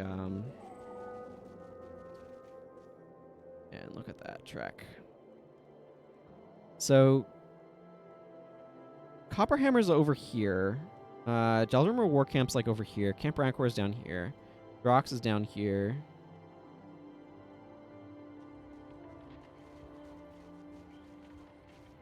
I just want to avoid another party wipe because I really don't want to get ported infinite ages back if I can help it.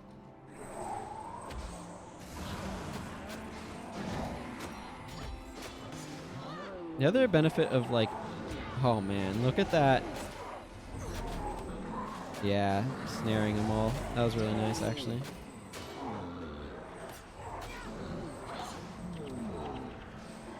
Waiting a bit lets the spirits recharge as well, which has benefit.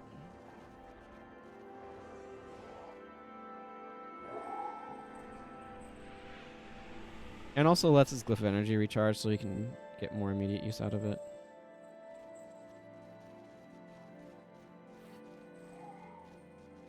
Also the benefits... I could open the Shiver Peak chest. Going to. I kept my lockpick, so that's good. Count for my chest opening title track too. Dreadnought Drifts is the next zone. This one's... Prophecies did this a lot where they had like big zones with smaller zones connecting to them. Dry Top is a good example of a small interconnecting zone. Ice Dome.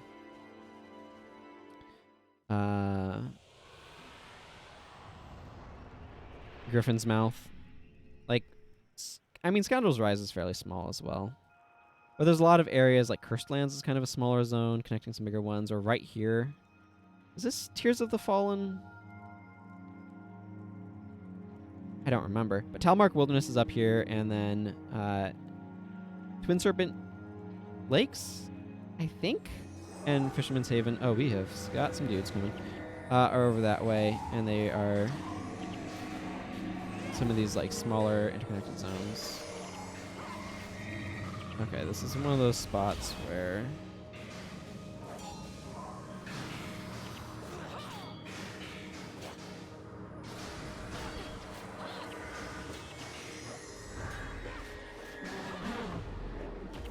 I mean, we don't have to, like, at this point, we don't have to worry about getting warped back to the top of, Oh, man, this would be a really good time to have. Okay, well, this is a good moment to kind of wait a little bit. But yeah, so that's like a small interstitial connecting zone. Basically my point is there's a lot of these smaller zones that like interconnect larger zones, which is something they just did as a design pattern in Prophecies a lot, and I don't know quite why, but they just did all over. You might come up to this zone. This is the best place to capture a Feast of Corruption.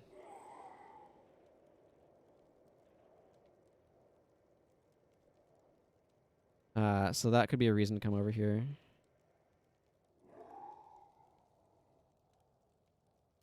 Donkoro's worried about Consulate Docks, because that's all the further I am in Nightfall. This character's a Nightfall character. But, you know, she's taking an odd path in life. To put it mildly. Went from like level 20 training in the far north. I love how ridiculous this world map is. Like, oh yeah, I went up there and now I'm like, she spent a lot of time in the Shiver Peaks is really what this comes down to.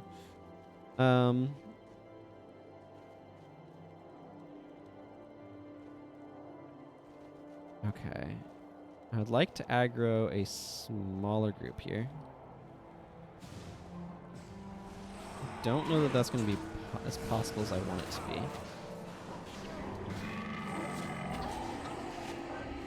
Wow, Gwen got absolutely curb stomped by something back there. I need this Dolyak Master down, though. It's like, I'm torn between trying to do something about these carvers carving up my back line. Okay, I need to do something about them now.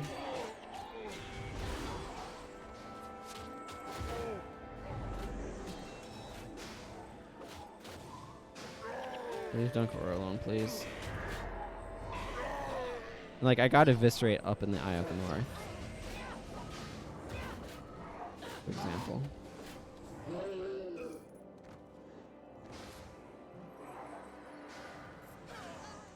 Oh, wow. Okay, this guy needs to go down, so that way Gwen can actually get back up and stay back up.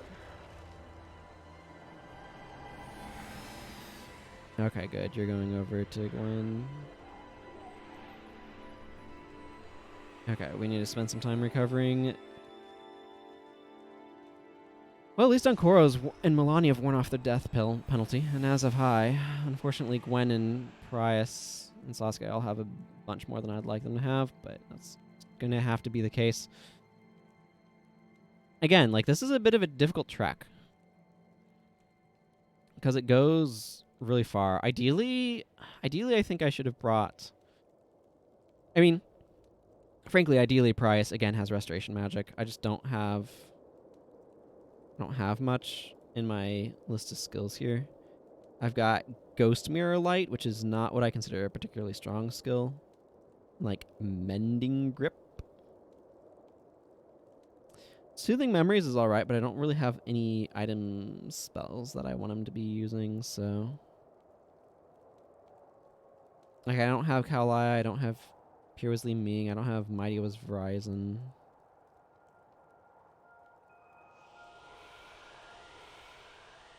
So, like, ideally, I think I give him...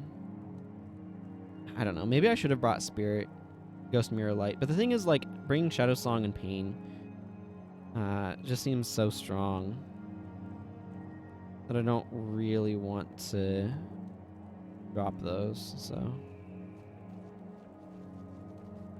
Yeah, those Tundra Giants are going to be obnoxious. And I need to kind of go straight through... Yeah, this will get me down to Snake Dance. Tundra Giants knock you down when they land critical hits on you, so I really prefer not fighting them if I can help it.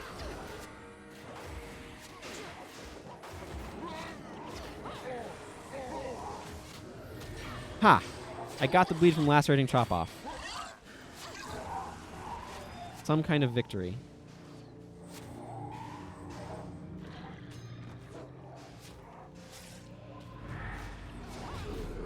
Oh my goodness, Gwen, why are you dying so quickly? Okay, I accept you have too much death penalty as an explanation, but...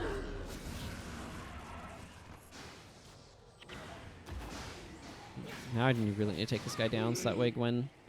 Yeah, Gwen's health is just getting way too low from death penalty. That's rough.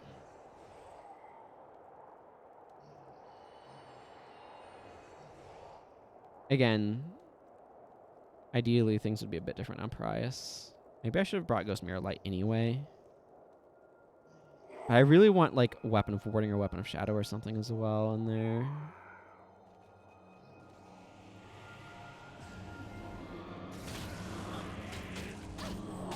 Yeah, Gwen's just... The thing is, Gwen's going to get priority targeting as well because her HP is low. She's doing some real work with Panic, though, on these guys. You can see how much we're getting knocked down. They just specialize in knockdowns. Now, they had the misfortune of all standing on top of each other, which let Acolyte Sasuke absolutely end them.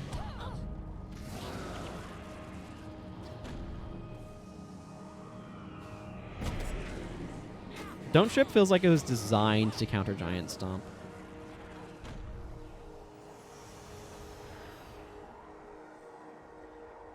Healing Ribbon has a really beautiful icon.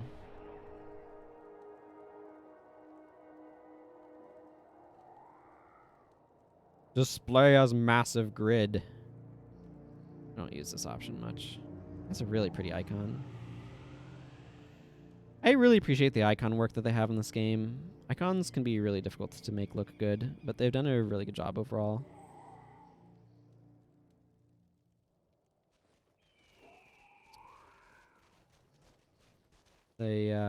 Potentially quite difficult task.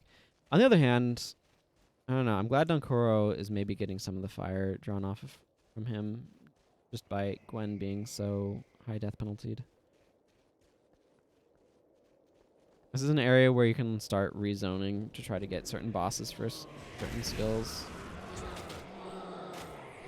Oh, there's the attack I gotta have before they knock down Chain Me. Man, they're really just lining up for Sasuke to knock him down.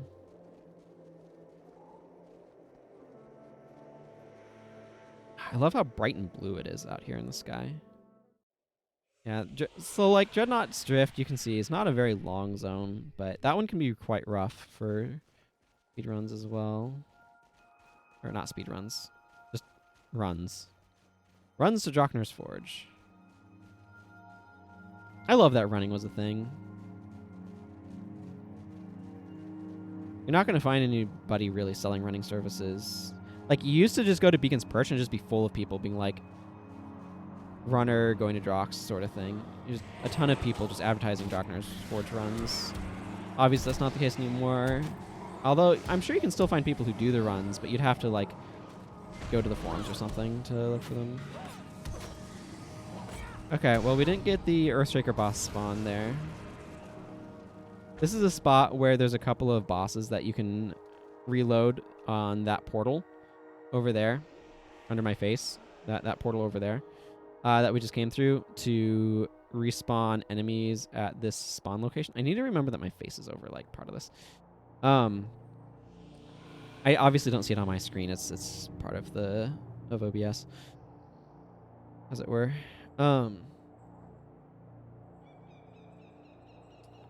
But yeah, Kamadon's where players go to sell all their services now. So, like, obviously there's just not enough players coming into Drox looking for or Beacon's Perch looking for runs to Drox for players to hang out there doing it. But it was cool back in the day. That's aspects of the, like, 2005, 2006 sort of era of Guild Wars. 2007 as well. But it just, like, it slowly became less important as... Anyway, you'd get runs to Droknar's Forge for, like, 3 reasons. The main reason people got runs to Drox was that's the first place you could get maximum armor and prophecies. That you could craft it. You could get it from collectors in the desert, I think.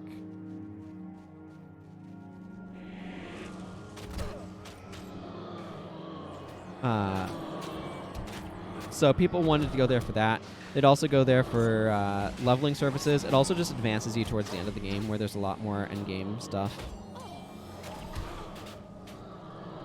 Yeah. I strongly suspect the Droknar's run is not nearly as popular as it used to be. The thing is, the use for it has just gone down as they release new stuff. Like, once you get your... It's not that much further from Beacon's Perch to get to LA. And once you're to LA, to Lion's Arch, you can very easily get yourself to... yeah, once you're in Lion's Arch, you can really easily get to Eye of the North or Cantha and get maximum armor from either of those locations. So it's like this character got max armor from Cantha, right? But it's very, very easy to go do that. And so there's no need to go to Drox for maximum armor. It's more, do you want to get there to like advance the story or to get like elite armor, which is why I'm going that way. Right now, is I want to get some elite armor. And I thought it'd be cool for the map. I'm being fully transparent there. That is so many mountain trolls. I don't think we need to worry about them. We're kind of curving around this way. So, like, there's reasons to go down to Drox, but there's not as much cause to head there early as there used to be. Oh, that's a bunch of dwarves. Are they going to go meet the trolls in honorable combat? Or at least combat?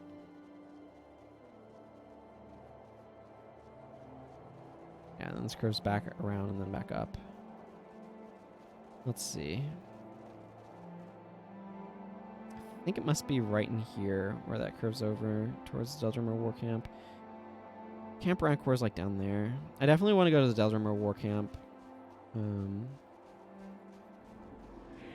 It's like my first priority.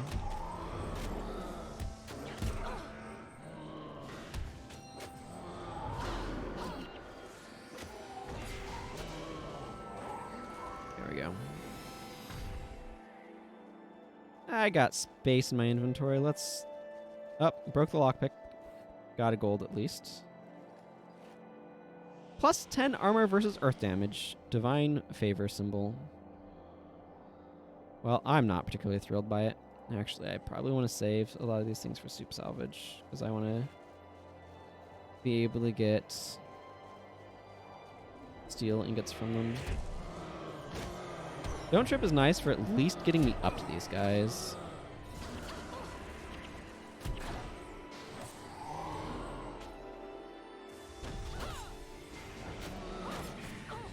Bit late on that meteor shower, but it is a 5-second cast, so I'm not surprised. Oh man, you got some great views here in the Shiver Peaks. I really like the Shiver Peaks. I like these wild areas of them, you know? It may have been possible to go through there and go through a cave and come out in a slightly different spot. I don't know if that would have been faster. Whoop. There's Whoop Bumble and another one. One has Escape and the other has Battle Rage, I want to say. There's a couple different troll bosses in the area here.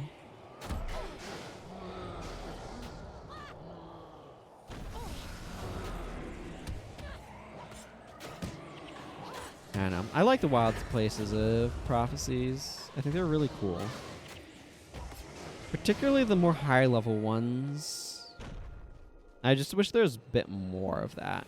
Again, this is a side effect of you not getting to max level until the Dragon's Lair mission area. Stuff is just not calibrated for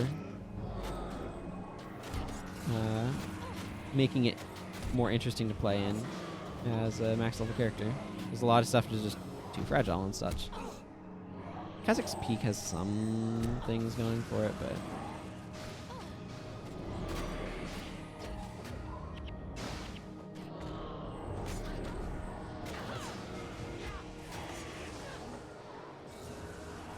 I am glad I brought Don't Trip. I just wish I had it 5-second duration. But my dwarf title track is probably like non-existent. I'm rank 2 dwarf. That's better than I thought.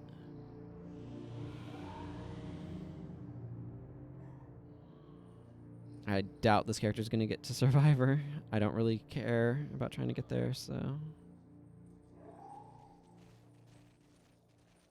Dunkoro, still waiting on his energy.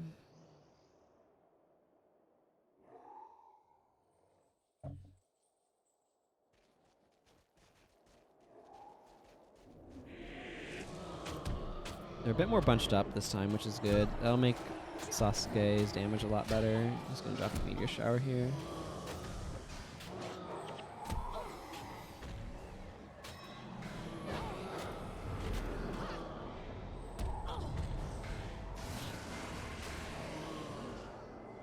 Oh, we got a bunch of dwarves to help.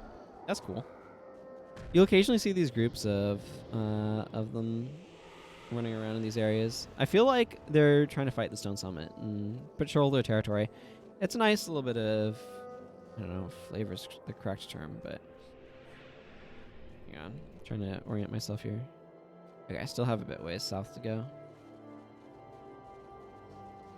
I'm not sure how variant this area is in terms of directions you can take. Go this way.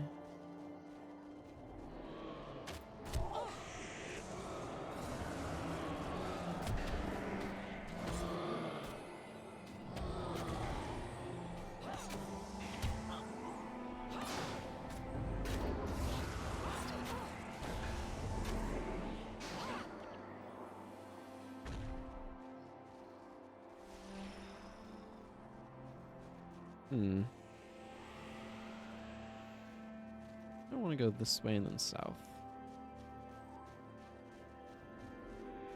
Oh, Raptorhawk is over there. That's a boss. Not sure what boss it is, but it is one of them.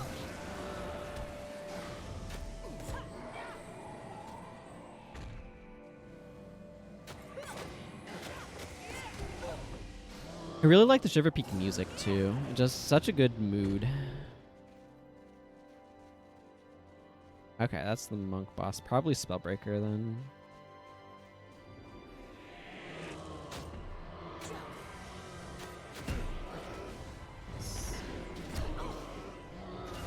These guys are together, therefore it's better to kind of focus efforts there, since we got a bunch of AoE stuff. Here's another bottle of grog. Bottle of grog.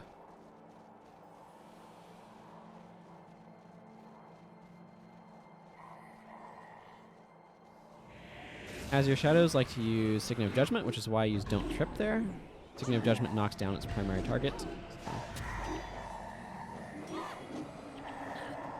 Are you ever using Winds of Disenchantment, Milani? I haven't been paying much attention to her. There's a bunch of Dwarven soldiers out here today. That's really interesting. I wonder if coming from the other direction, the way that interacts with things makes me not see them as often. I'm really happy to see this right here. If I die, I don't want to have to go all the way back to that Resurrection Shrine. Like, we've come a pretty far distance. These are incredibly, like, long maps. They're skinny, but they're very, very, very tall.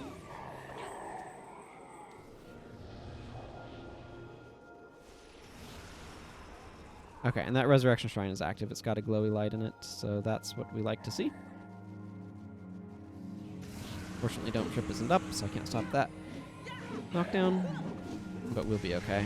One Azure Shadow is hardly what we would call a threat.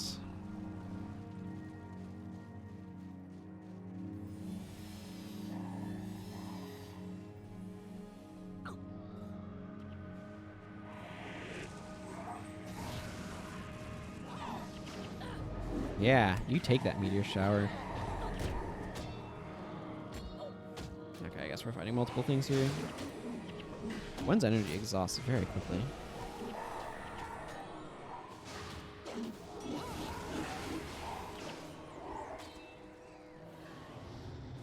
Prius has some energy management in the form of Essence Strike,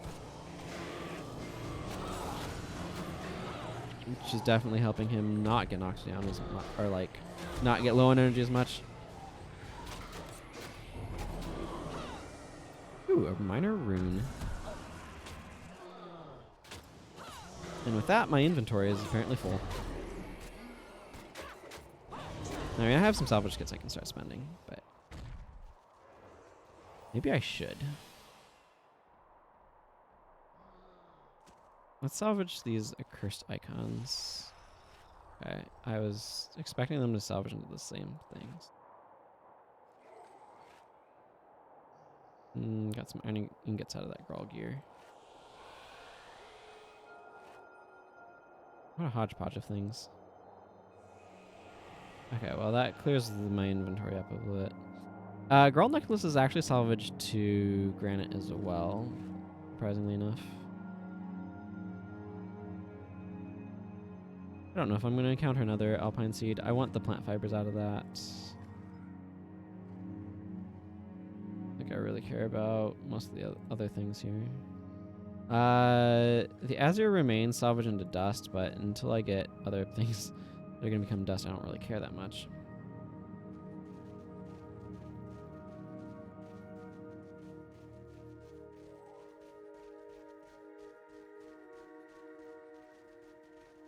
Okay, that's the direction I want to go. I want to go to Grunt's footprints, so it's my destination right now. Okay, it's a bunch of Azure Shadows. They did a bunch of Signal Judgment Spikes in my back line, which is about the most threatening thing that they're going to do. Apparently they've just decided that they want to chill in this meteor shower, which is exactly what my heroes do, and I don't like it when my heroes do it. I definitely like it when the enemies do, though. Okay, so it looks like Grunt's footprint is just over here. I think I might be able to get down over here. Looks like it goes down. It'll be really nice to be able to get my party back up to 8 people. Going through this area with 6 is a bit rough, as you all have managed to see.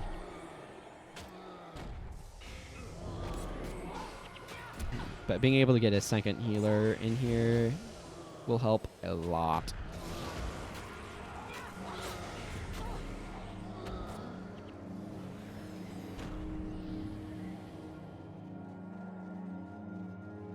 All right.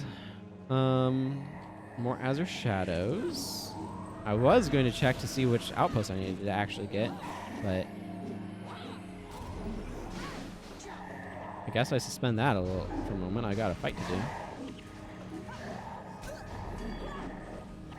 I can do that once I get to the next outpost anyway.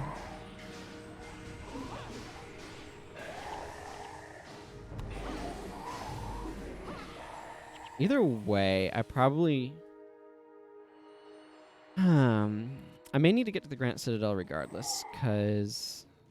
Yeah, that's right. I have these Glacial Gauntlets of Clarity. Slightly less damage, slightly less hexturation. Man. It's just a weird map, you know? Just going up and then down towards Drox.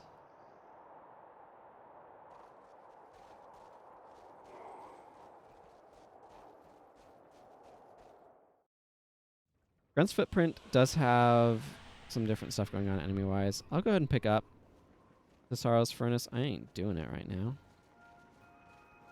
but I might as well pick it up. Versus Crippling Anguish time. What else would it be?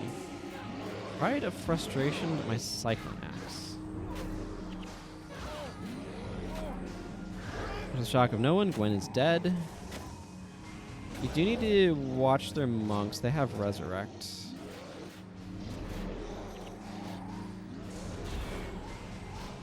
And Mark of Protection, obviously. I don't know why I used Don't Trip there. I don't think there's really much risk of knockdowns.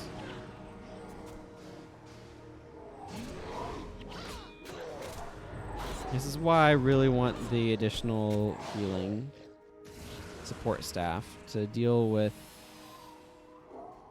all of this nonsense. Do I have any... By the way, I'm not considering the Northern Shift Peaks and Southern Shift Peaks different zones in terms of getting skills. I don't know if maybe I should.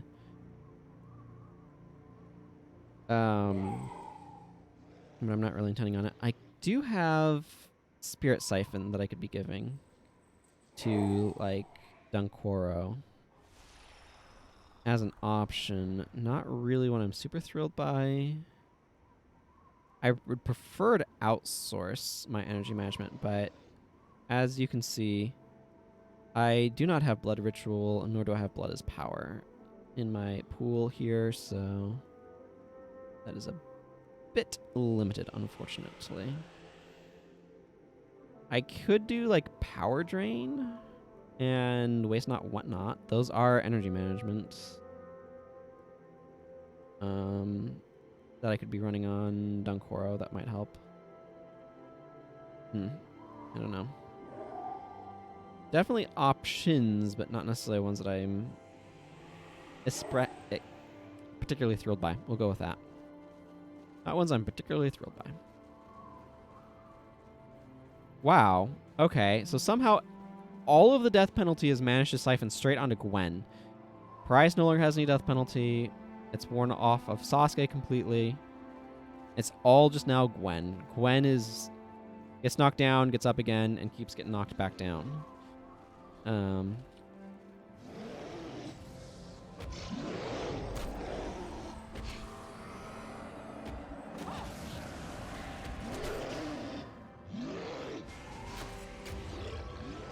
A round shield. It's a very generic sounding shield. Here we are.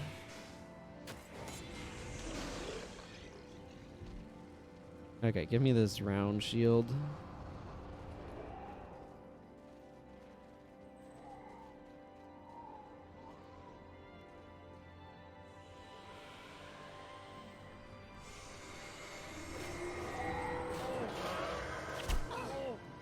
I felt that.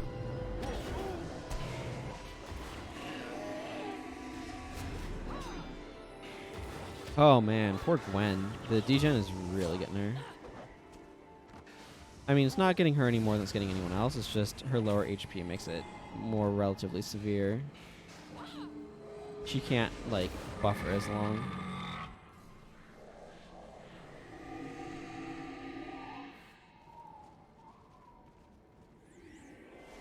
Another one of those spots where I, like, just have to wait a bit. Sasuke, the heck are you? Okay, so one of the problems that's going on with that Sasuke right now is he doesn't know how to use Remove Hex because he has Glyph of Energy up, and so he's like, oh, Glyph of Energy, I'm pretty sure this is the case, buffs my elemental attributes, therefore I don't want to waste charges on other skills. Like, it'll wear off in battles and stuff, but he won't necessarily use it as aggressively as might be ideal under most circumstances. We're actually not that far from the Deldrimor War Camp, by the way, for those who may not be familiar with this map. We're also near Sorrow's Furnace. Those who also may not be familiar with the map from that standpoint.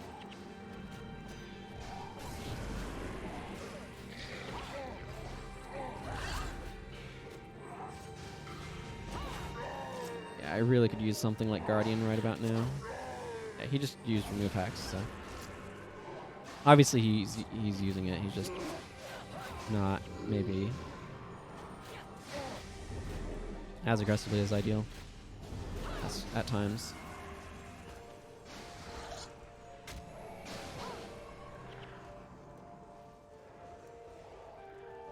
There's Kilroy Stonekin. Still Kilroy Stonekin's first appearance. I'm definitely going to be doing this area before I move on to Eye of the North for the slow playthrough stuff, because it's really, really important to see this. A lot of the characters we see in Eye of the North from the Dwarven side are set up here.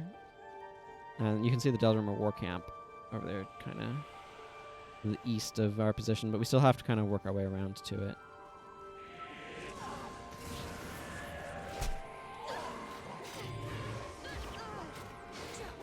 And Gwen's just getting spikes down by these allies.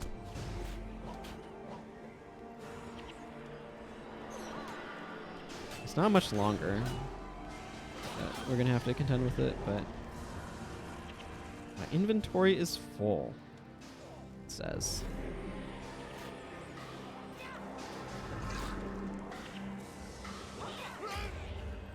Hey, I got a skill point. Cool. I could buy Balanced Stance now.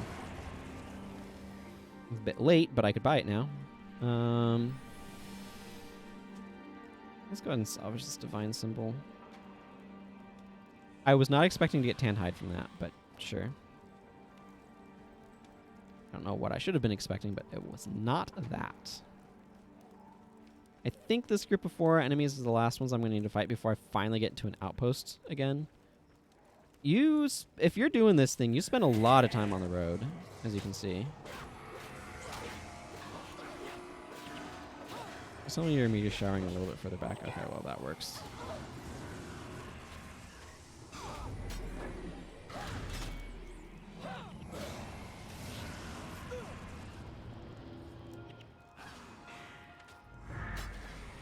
And there goes Gwen again.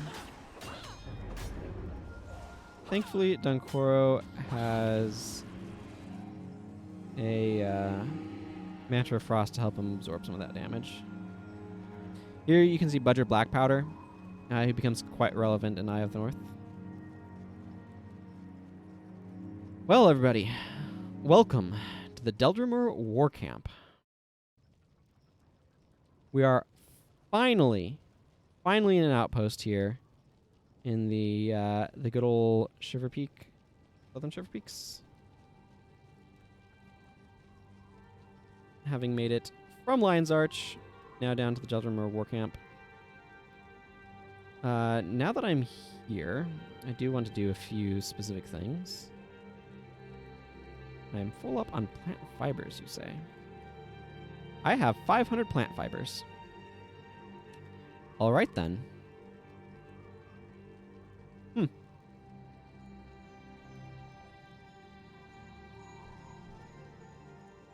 I guess that's a thing. Let's see. Steel ingots I already know is all kind of full up. Oh, boy. You know what? I'm just going to run a commercial break and just spend a bit clearing my inventory that has gotten overly full. And I'm going to do that in the guild hall because it's just going to be easier. I have access to more services here. Okay, these icy lodestones aren't worth a whole lot. They can salvage some things, but... and I want to use this on some of the metal things for a chance at steel ingots. I'm going to need them.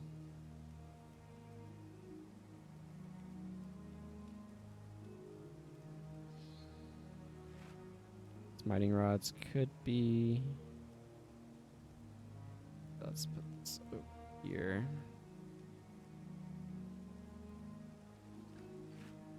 I want to get the dust out of those. You know what? I'll salvage the icy lodestones. I think they can salvage to granite or dust.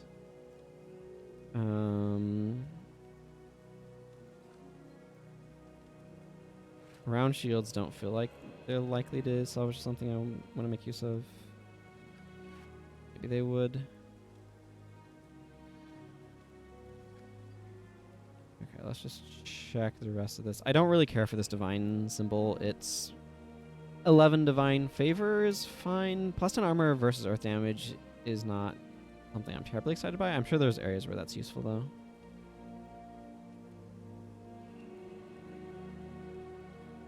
Okay. Let's sell these things and then... I don't need chitin. Giant pile of stuff. And then let's check what this Undertaker armor might have value-wise going on. It's worth 56 gold in and of itself. Undertaker is a necromancer. Insignia 130 is a bit of value, but not enough to make me think it's worth salvaging. And attunement. Attunement's probably worth salvaging out. Yeah, 100 gold for that. That's fine. I'm gonna just hang on to the rest of the materials and stuff, though. You know what? I could have used a mysterious summoning stone in there, and I just did not. I just plain forgot about it. Well, here we are. I forgot about it. All right, so now that my inventory has been cleared out of its excesses, This actually seems like a pretty reasonable bar for this area, although I do need to drop Dismiss off of one of these monks. I'm going to drop it off of Dunkoro in favor of Mends. I only have one copy of Dismiss, so I can't use it on both of them.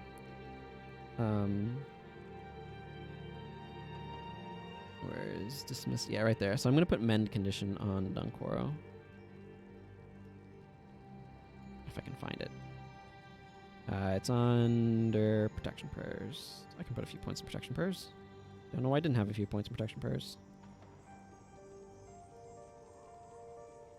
There. That seems reasonable and fine. I don't know which one I wanted to go with, but... okay. So that's good. Talcora. I like Healing Hands being on her. Rot Spirit's also a really good idea. Oh, she also has Mend Ailment. I don't think you need both Mend and Dismiss. I'd rather have you have a copy of Remove Hex. I try to grab it from the other thing. That's not going to work. I have enough copies of that, so we're fine. I have 4. See it right here. Okay. Yeah, that looks like a fine bar. A little bit of health pushing, not a lot. That's still Dunkoro's main task. Mostly through Glimmer. I'd really like to get secondary like healing support off on somebody. Mantra of Frost is maybe not strictly necessary. I'm gonna swap it out for Waste Not Whatnot. I think this is fine. I have a couple copies of that. Yeah, a couple copies. When I'm overall okay with, he just needs the Protection Prayers to not get evaporated. You know what? I'm going to go ahead and run Olias here. He's a bit low level and therefore incapable, but I'm actually going to swap these around. Because I got Spiteful Spirit, and I am totally 100% giving it to him. I'm okay with the rest of this for the most part. Desecrate Enchantments is maybe a little underwhelming. I don't mind having another copy of Remove Hex floating around. That makes for my 4th, I think. 1, 2, 3, 4. Yeah, I don't mind having a 4th one floating around, though. I just want to get some levels on him. This seems like a fine way of doing it. Enfeebling Blood will help reduce damage. Eventually, I might get Blood Ritual. Although I tend to like running Livia's Blood more, I think. I'm not quite at that point in Eye of the North to have her, but... Okay, well, I think this is fine. Do I want to change anything on Parias? This is a good question. Like, theoretically, I don't necessarily object to, like, adding Ghost Mirror Light, but I just don't have anywhere to add it to. Like, I don't want to drop Communing for it, so I'm just going to kind of stick as it is, I think.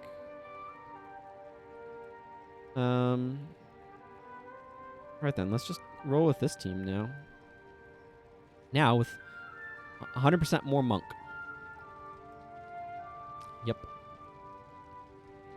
And 100% more Remove Hex. Yeah, okay. I also want to take a second to look up where I need to go for...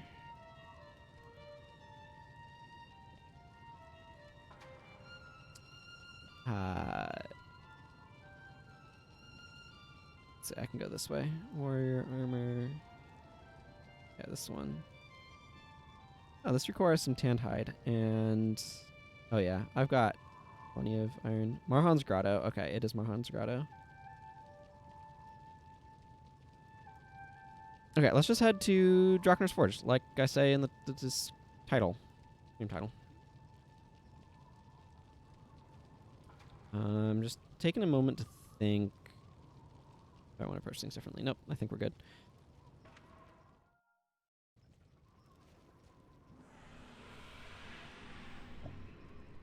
All right. Let's go.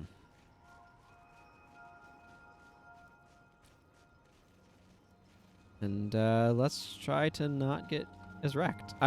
it'll be a lot easier to not get as wrecked, given that we have a large number of additional monk. And having a bunch of additional monk will do a lot to keep us from getting wrecked. Do I not have Guardian? I just realized she's not using Guardian. I mean, it doesn't matter that much. I'm going to just take a quick scan. I'm not going to swap scenes and stuff. Dismiss and... Oh. I apparently don't have Guardian. Or if I do, I literally cannot see it in this list. Fascinating. Normally I'd like to use Guardian, but... Yeah, not in my list of skills. Fascinating. For those who are wondering, I swap out Shielding Hands for Guardian. Guardian is an enchantment, gives you 50% block chance, which I tend to like to use.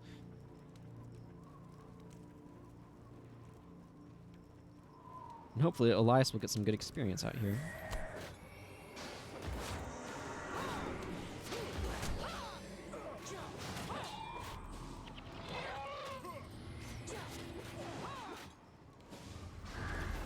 There we go. I prefer that guy not raise any minions, but here we are. We have so much remove hex, and yet somehow remove hex has persisted on us for a while. I guess there's just enough going around. I think I might try to remember to use a Mysterious Summoning Stone when we get to the next map, but I don't think we're going to need one here.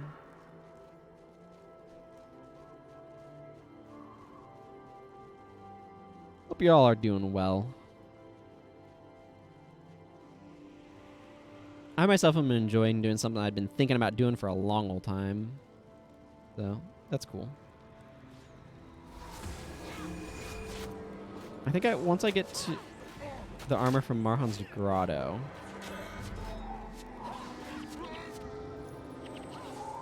I may want to next make my way to deeper into factions.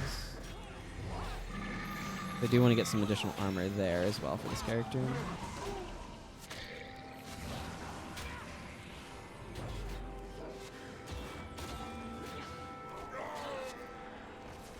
Do something about this.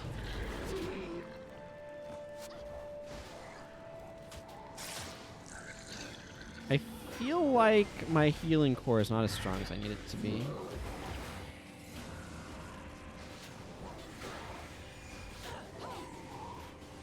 Yeah, I really would like another bar pusher, I think. Bar pusher is the word that I use for just like stuff that makes HP bars go up. This would actually be a really strong spot for a Paragon, but I don't actually have one. But to help, like a Motivation Paragon would actually potentially be kind of useful here.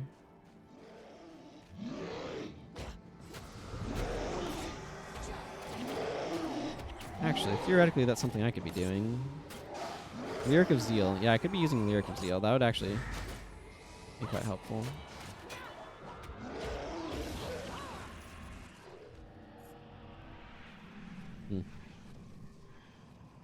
Did I get Dismember? I don't have Dismember. I just have literally the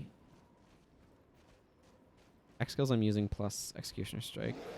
Because, of course, I have Executioner Strike. Can't go very far with an axe without getting Executioner Strike.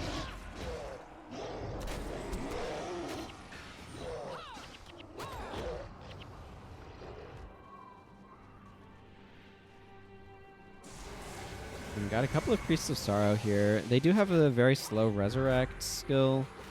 So I want to keep an eye on that. Yes, thank you. She used it, everyone! She removed enchantments. The minor miracle. I feel like we're a lot more durable with the additional party members. I need to keep an eye on Olias as well, though. I need to remember to give him attribute points when he levels. Back out into Snake's Dance. Down that direction, to the south a little bit, is the Peace and Harmony and BIP bosses. Kind of over in this area, I think. So that's fun. If you're ever going into these parts of things.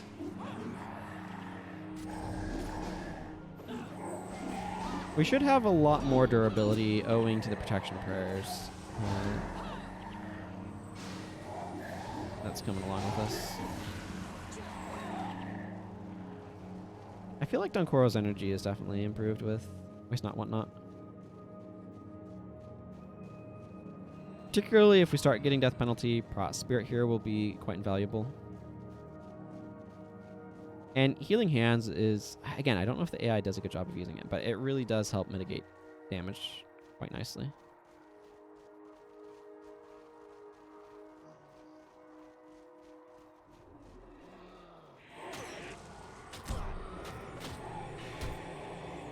Or second activation type. 32-second recharge, 10 energy.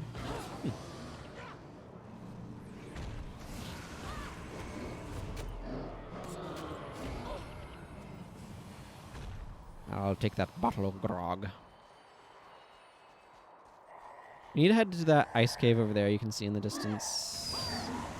You might be able to see in the distance, depending upon the resolution you're looking at things in. I can see it in the distance quite easily, but I'm also not having compromised by compression video experience.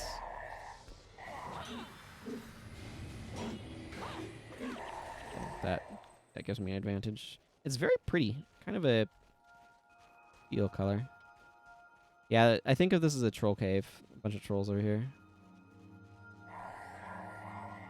More Azure Shadows popping up. Laying down the Signal of Judgment spam. They love so very much.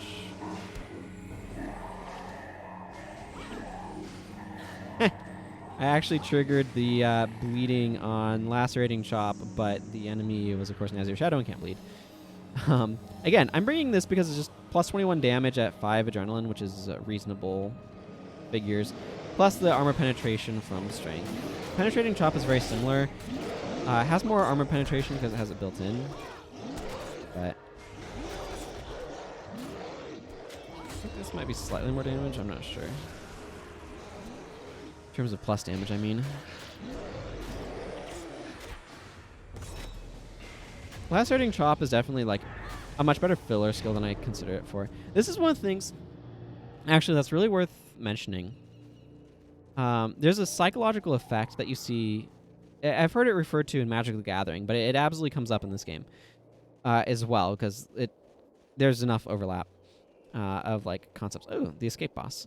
Whup Bumble. So this skill, if it did not have the conditional clause, would probably read better than it does with a conditional clause. Because if it was just axe attack, if Lacerating Chop hits, you deal plus 21 damage. That skill is like, that's fine at 5 Adrenaline. Not exciting, certainly, but it's fine. The fact that it has this additional clause, if Lacerating Chop strikes a knocked down foe, your target suffers from bleeding for 21 seconds, makes your brain focus on that part and like, is that even a worthwhile payoff and things like that? And it's like, not really. But the thing is, the bulk of the strength of the skill is not in that conditional clause. But you tend, at least I know I do, tend to focus on that conditional clause. Most players are going to focus on the conditional clause because it's there. It has a level 10 Ice Golem for some reason. Even though, didn't Hope Stealer?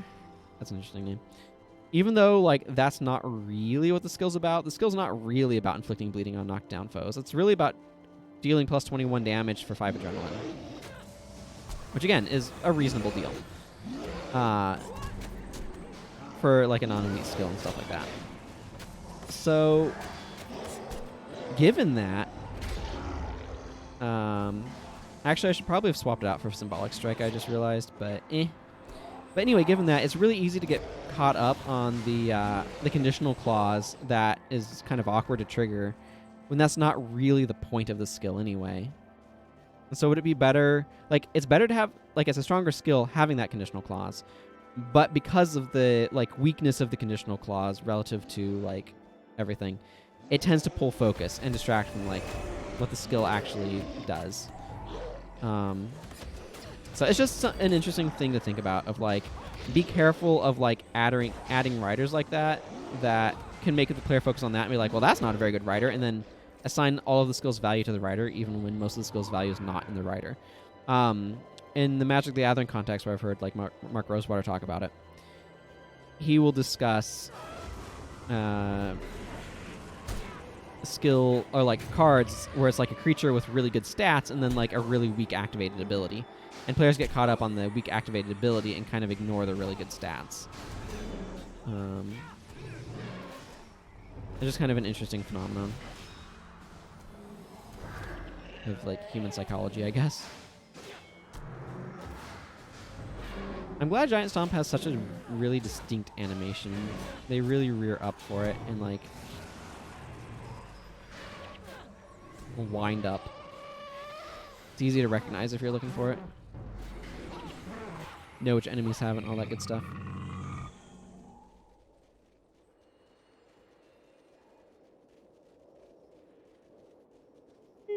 Excuse me. I didn't get much sleep last night, unfortunately. I just didn't fall asleep very quickly. Don't entirely know why. Like that. See that wind up?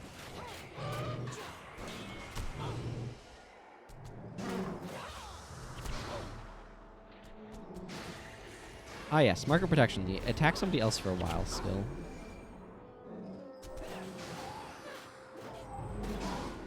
If you actually had enough human players, you could chain Don't Trip indefinitely across all of you. That would definitely have some value.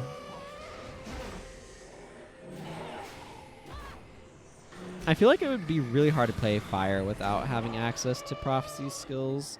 So many of the good fire magic skills are in prophecies. But I guess you can do some strong stuff with factions things as well as Nightfall. I don't know. Maybe a little bit of a bias in there.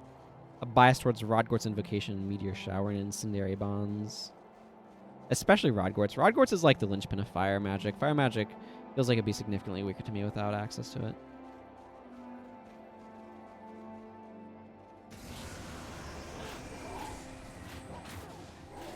Yeah, that guy was winding up for Giant Stomp. Yeah, you can see he just used it too.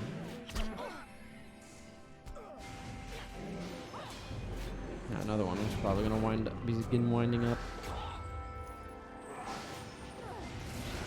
Nope, doesn't matter now. I think that guy was getting body blocked on spirits and didn't know how to get to his actual targets. This area actually has a bunch of these blessed griffins fighting the Stone Summit dwarves. These are the guys with Spellbreaker that made me want to bring Winds of Disenchantments on Milani. Don't know if that was for the best or not, but here we are. She also has Rending Sweep that gets rid of enchantments, so a couple of different options. We're actually getting pretty close to Camp Rankor now. Actually, can I go around this way? No, I don't think so. I think I need to kind of go around over here. I'm going to aggro these guys anyway, whether I want to or not. So let's just go up here. There's the wind up and the knockdown. And it does affect all creatures in the area of effect, by the way. Not just, it's not like enemies or allies, it's everything. It just doesn't affect them because they can't be knocked down. It's really fun doing the bonus mission pack actually did a lot of fun things. One of the fun things it did is it allowed you to use some monster skills. So it let you use Spectral Agony, and it also let you use Giant Stomp. Both of which is pretty cool to give you access to. I should get her a Crimson Carapace Shield. I really like that skin.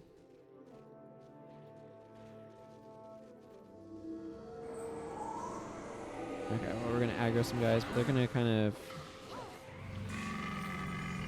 end up getting waylaid by our spirits back here. Just a little bit.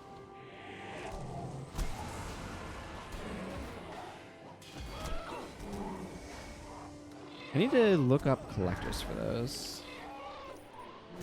I might be able to get a tactics. I like plus 30 health damage minus. Like, stance is actually a pretty reasonable set as well, though. And warrior, because you're often in stances. I still want to go kind of this direction towards that resurrection shrine over there.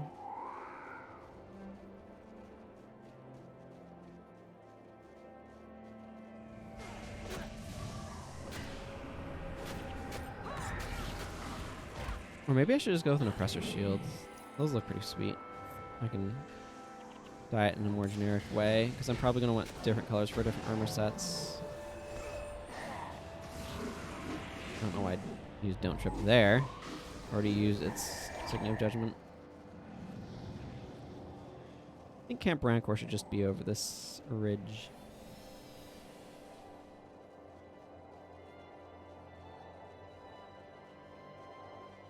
Oh, is this the weird... Yeah, I think one of these people... York Warblade. I don't know why there's a couple of Ascalonian soldiers here. This is the guy that wants an Emboldened Carapace Shield and will give us a Stalwart one. So this is a stance one. And the Emboldened one, gotten from this guy right here, is the Hex one. He also gives you the Stalwart one. I do not know why there's an NPC that will trade this one for that one. It just doesn't make any sense to me. The Hex one actually is not bad as well. This is a Strength one. This is Tactics. Maybe he gives you... No, this is still a Tactics one. He literally will just trade you one for the other. Apparently a lot of people were grabbing Emboldened when they wanted this one, so they just added an NPC to let you trade this one for that one. I just don't know why. I do quite like this skin, though.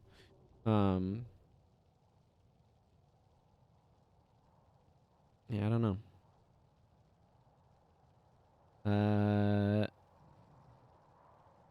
But I wouldn't mind this one, but I have to get a bunch of Frosted Griffin wings, and I don't feel like trying to get those.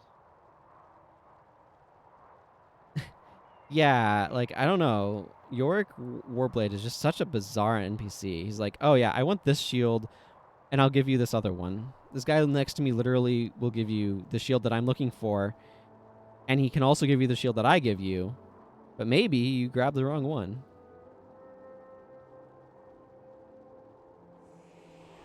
It's just very, very weird. Very perplexing. Well, that went a lot more smoothly. Welcome to Camp Rankor, everyone. Now I just need to go down the Talus Chute to get to the next map. Actually, how much... Yeah, that's right. I have a couple of signets. Symbolic Strike has actually plus 24 damage. So I don't... And Lesser Adrenaline. Turns out 8 man stronger than 6. Yeah, I know. What a shock, right? Turns out. Penetrating is also plus 21 damage, but has 20% armor penetration, as opposed to the 13% that I currently have off my strength. I really don't know why Axe Rake and Axe Twist exist. These are such garbage skills, in my opinion. Dismember's alright. Deep Wound is a really strong condition, so... Boy, this character just needs a lot more skill points. The thing is, I've just not done a whole lot of like primary quest chain stuff, and like missions and things are a really, really good source of skill points. Also, Elias totally got a level in there. Okay, let's head on south. South, I love Talus Chute, by the way. It's got this beautiful purple glow going on. It's a gorgeous map. It's also absolutely enormous.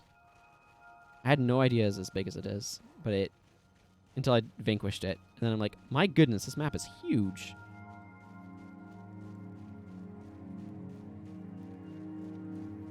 Yeah, Symbolic Strike is going to deal 24 damage at 4 adrenaline, which is just stronger than 21 damage at 5.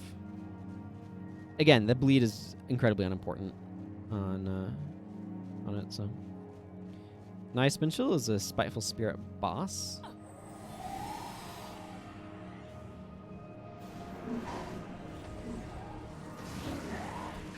Symbolic Strike is like one of those like better skills that you're probably not considering when you're doing stuff. The thing is, you can use it on it, like you're less likely to, but you can use it on Dervish and Assassin as well.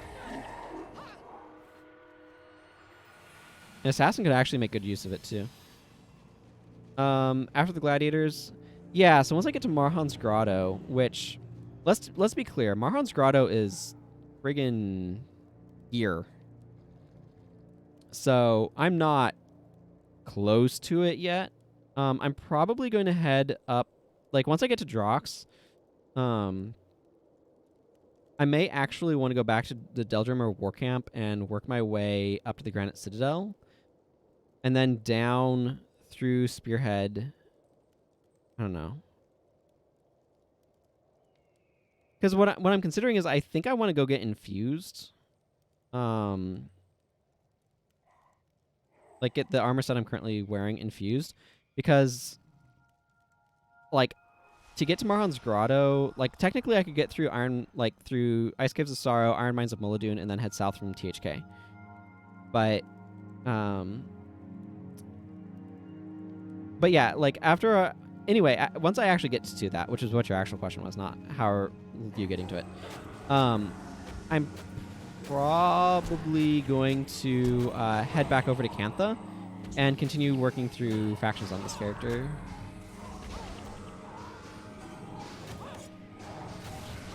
Like, I think, strictly speaking, I don't need to be infused to get to Marhan's Grotto, but I'm pretty sure I will deeply despise not being infused if I'm not, like, doing missions to get there.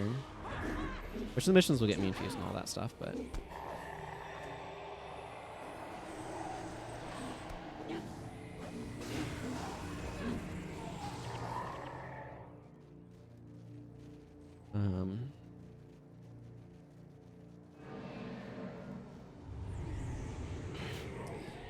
The biggest thing you need against Spectral Agony is Prot Spirit.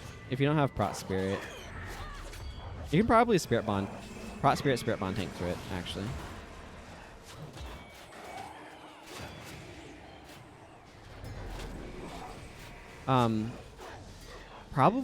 Probably the best thing you can do is like Prot Spirit and Spirit Light Weapon. Actually, now that I think about it, that probably just straight up. Well, nah, Spirit Bond. Yeah, Prot Spirit plus Spirit Bond would probably be a highly effective counter. I just usually don't run Spirit Bond because it's extremely energy intensive. Hello, Anthrax kills 666. Welcome. Hope you're doing well. Bryce, why did you die? Ah, yes, because my monks don't have enough energy. That's why. And this was a protracted battle.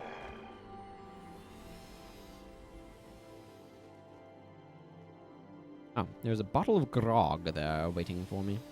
I'm kind of waiting for Dunkoro's energy to recover. This is where I really want to get Blood Ritual on Olias. Like a lot. Oh, Elias is level 17 now, though. That's good.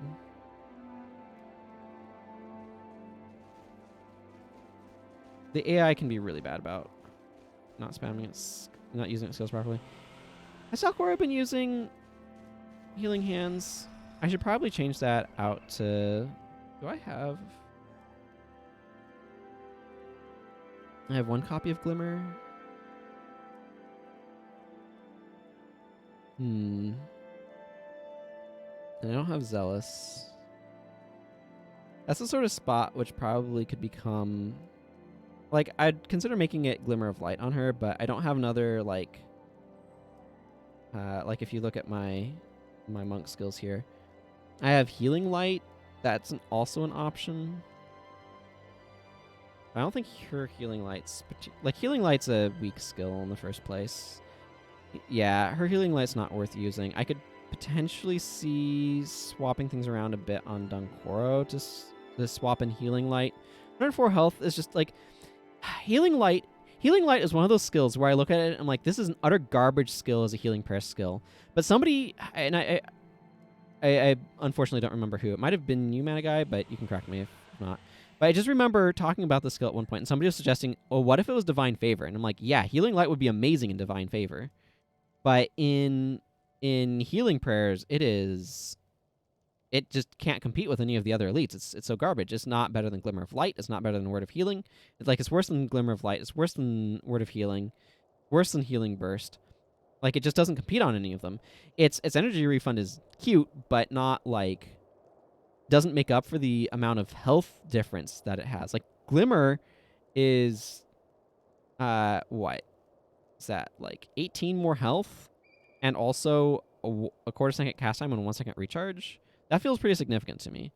And, like, that's the one it's closest to. It is way behind Word of Healing. Word of Healing heals a little bit more than it, even if you don't get the bonus. And if you get the bonus, it's way more. And Healing Burst is also a significantly stronger heal. So it's just like, why Healing Light? Why? But if it was in Divine Favor, suddenly it doesn't have as much competition, and it becomes a lot more attractive. But anyway. Like, the thing is, it's not like a bad skill. It just can't compete with the other with the other healing prayers. Other healing prayer elite heal skills, and that's really the main problem it has. Okay, I do need to kind of head more this direction. Well, let's go around this embankment.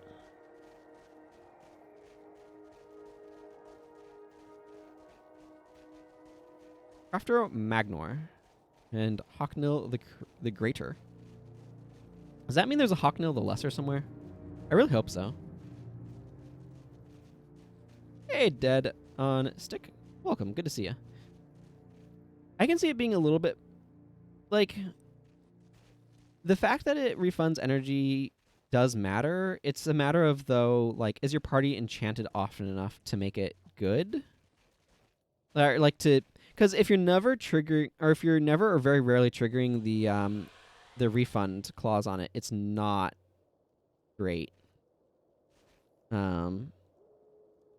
There's a bad Crichton Cuirass here. And then this guy makes materials, including Deldrimor steel ingots, lumps of charcoal, Elonian leather squares, vellum, which is actually not terribly expensive, but I don't know what you use it for. Mask is a bit more expensive. Yeah, that's fair. Yeah, back before you had Glimmer. Which I feel Glimmer competes fairly favorably against it, but yeah, I mean, if you're using it on yourself and you on your Mending Warrior, then it's a pretty reasonable proposition.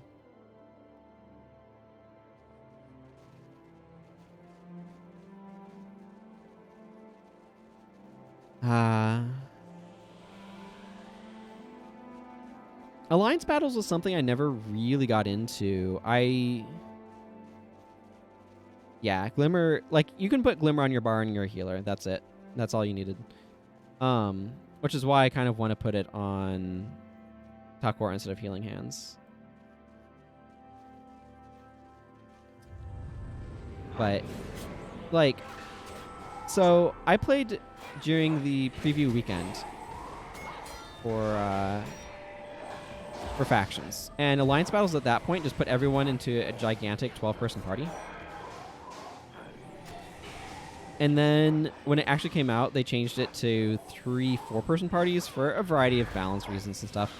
But I so enjoyed the large party that it just didn't like having to deal with the way that it worked once you had the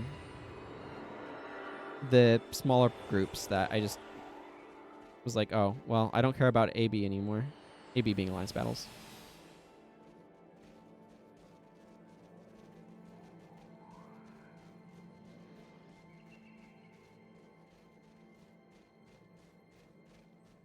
Yeah, okay, I just need to kind of go around in south here.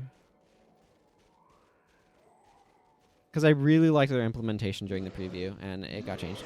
Like, again, it got changed for good reasons. Heal Party was extremely strong. Orders was extremely strong. People were doing all sorts of trolling things when you didn't have to vet by actually getting in a group. Because you could join 1 to 4 people. So you could form parties of up to 4, and then you would get randomly, like, or you'd be put into a larger group of 12. It would somehow work it out to make that work. And I like that, but it was a lot. I liked the idea of some of those PvP formats. Nope, it was not, in fact. Like, but it's only during that preview weekend. So it was only for, like, I don't know, a couple of days that it was that way. And there's like, oh, this is maybe not balanced the way we want it to be. But it was like super casual PvP as far as like I was concerned. It was a lot of fun. Fort Aspen, Wood and Jade Quarry kind of capture that same sort of spirit. I miss that sort of thing. The way more casual PvP formats. Yeah, that's fair. There's a lot of those little things that, like, if you weren't playing at the time, there's no reason why you would know. Mm-hmm. Absolutely. Well, this is not worth it. Feathered avocado scalps are worth feathers. Yeah, I really like how they handle stuff with having pre-steering and everything, personally. Well, we made it. We made it to Droknar's Forge, everyone. I wish I could get, like, somewhere in between zoom level. Maybe if I go like that, it'll feel... There, I don't know. Yep. Sounds about right. Sounds about right. Okay. So I need to actually get... Is it faster to do Ice Caves of Sorrow and Iron Mines of Muladun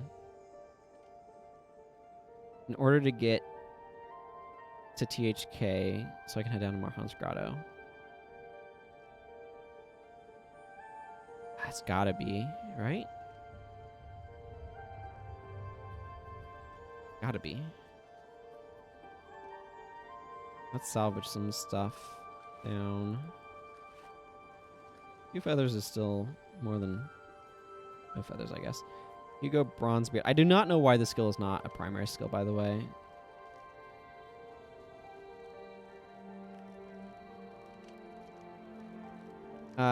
There's this quest. Yeah. The Mersat have taken over Thunderhead Keep. Jealous ordered my scouts, Korg and Lornar, ahead to learn what they can find, etc. Yeah, this quest is not a primary quest. It's a Southern Shiver Peaks quest. It feels like a primary quest. I have no idea why the heck it isn't. But it is actually not a primary quest, bizarrely enough. Yeah, this is where you can make, like, char stuff. And this is the regular 1k gladiators.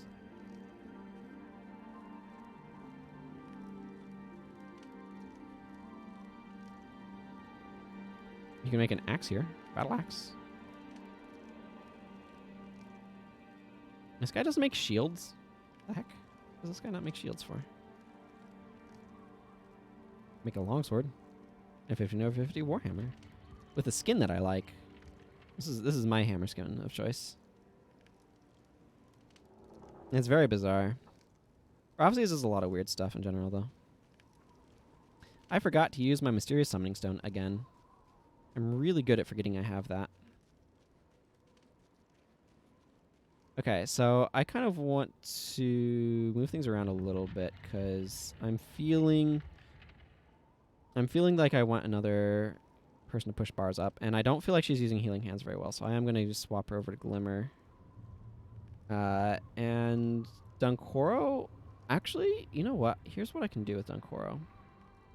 Let's drop Mend. He doesn't need it.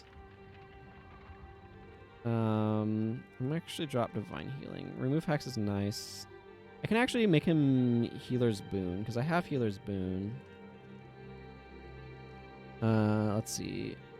Orson, Words of Comfort.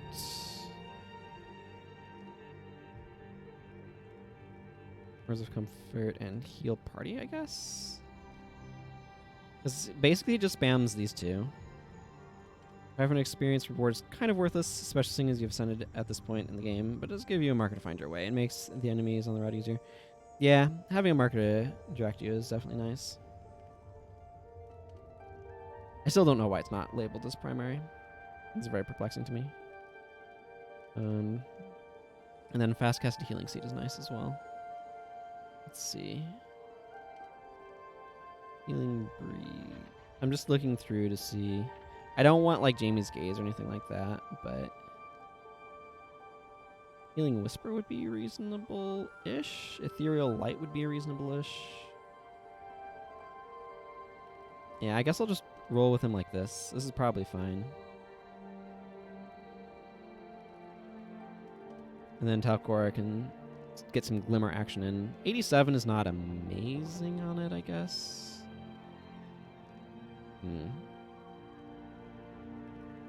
But, she can focus on her protection purse.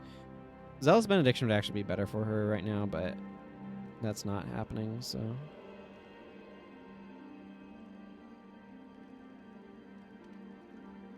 Do I like Melania Shields? I think so. I want to do different stuff with price, but that requires me to get elsewhere. Yeah, I think this is probably fine. Let's go ahead and I'll worry about my inventory when I get to the next map, I think. So let's head back out into Talus Shoot. I should probably, like,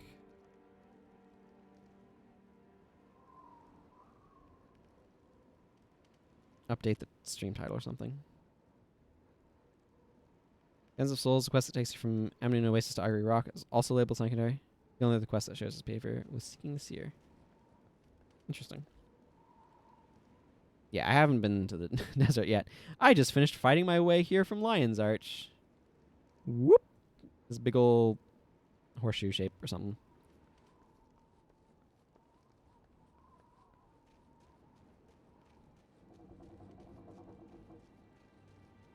But having another character to help heal is going to help a good bit overall.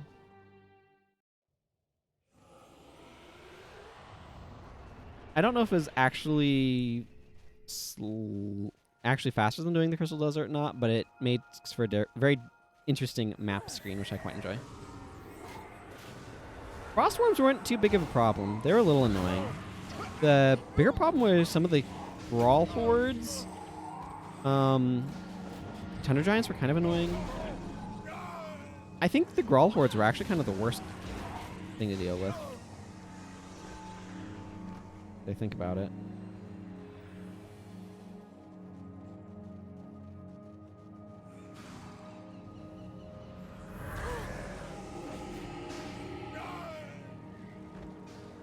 What else was going on? I mean, you have to have a 6-person party for so long. That just makes things rough. Eventually because I had the first 6 people on my team. Eventually all the death penalty was on Gwen. She had like 60%. Everybody else was at 0. It was very weird.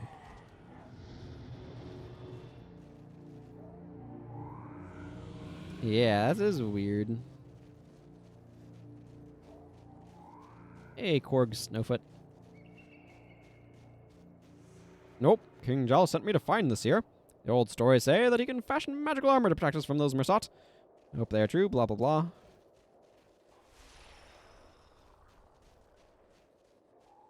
This here is a bit of an odd one.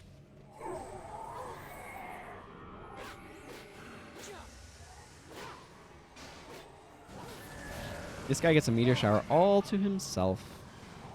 Doesn't he feel special?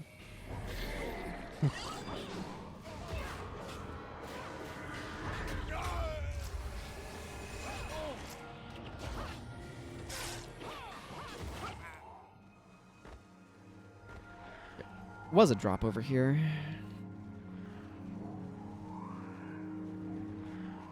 Yeah, that's weird. I wonder why they made all of these enemies Stone Summit Nashers. That's very strange. Whatever, I'm going around this way. The bridge here.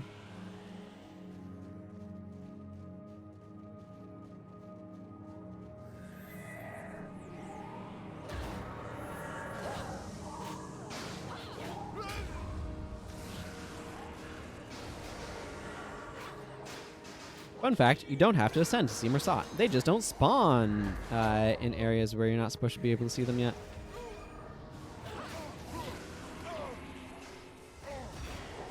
I feel like it could have been done a bit better.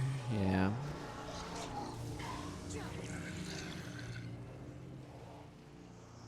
Ascension unlocks the ability to get the quests for changing your secondary profession, but it doesn't really do anything specifically.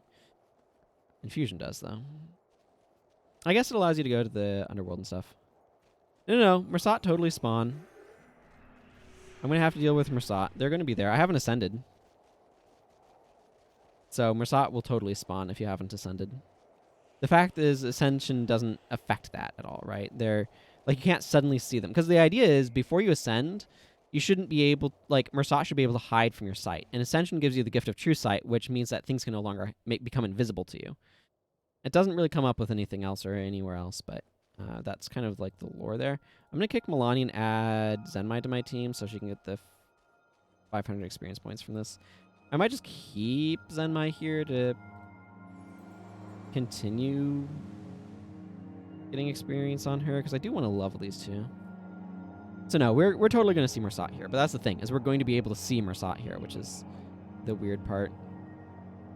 I feel like I can do a little bit better for her, though, skill-wise. And I could give her Test of Faith. That's not actually the worst idea.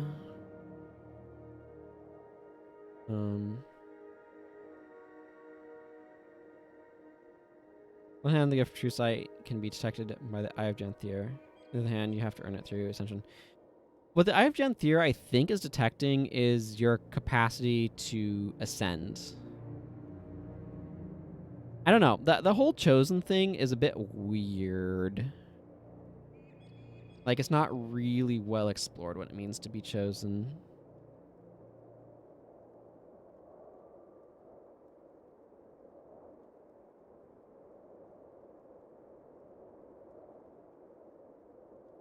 Yeah, Ascension isn't a thing that just happens, right? Like you're saying. It requires specific circumstances, and most people are not journeying to the Crystal Desert to ascend.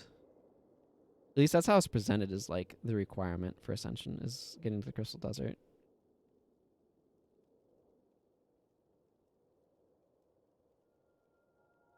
Yeah, if I did that, I would replace that. I don't know. I don't know if that's quite the direction I want to go. I could drop Temple Strike and give her Signet of Removal.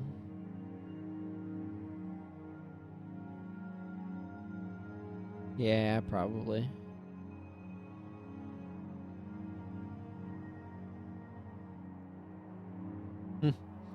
Indeed not.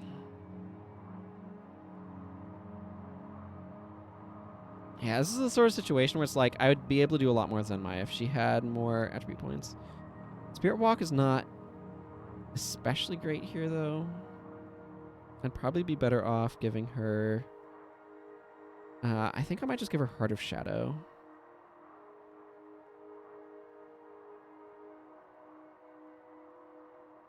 Even with no spec, it still Shadow Steps, and that's valuable.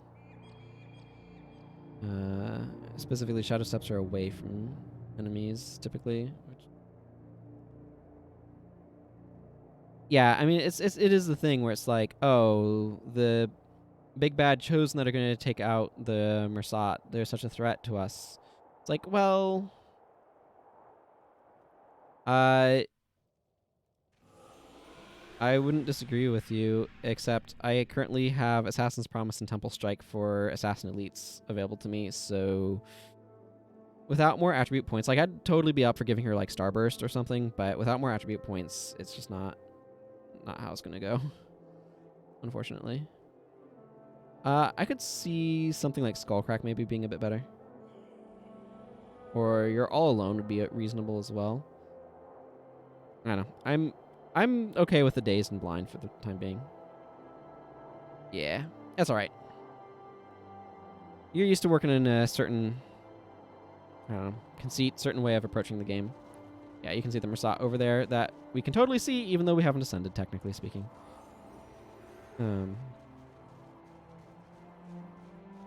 Yeah.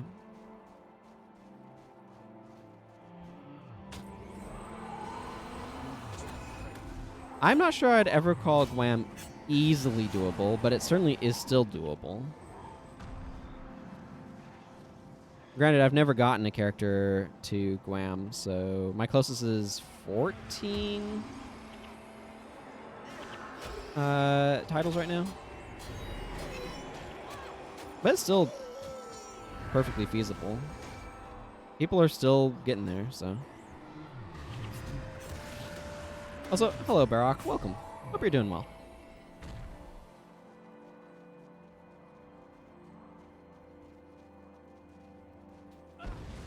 Siege equipment. Let's get rid of this bleed anyway. Yeah. And people have really figured out the game a lot, so the meta is much stronger in terms of like people understand a lot better how to power through content quickly.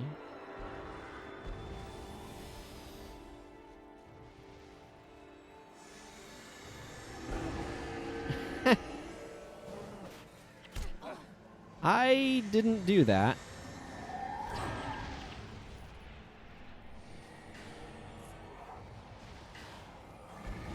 I can see that being of benefit, but I didn't do that. Thank you for the follow, Barak. Thank you. I appreciate it.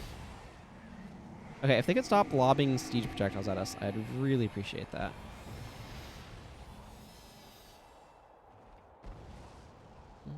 Hakor is like, I will spam Glimmer of Light until Significant Devotion's recharged.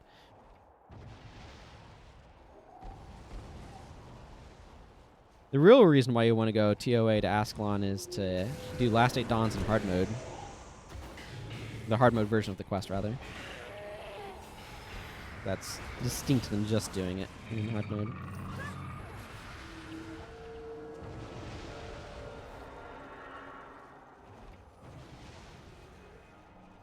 I really, really, really need...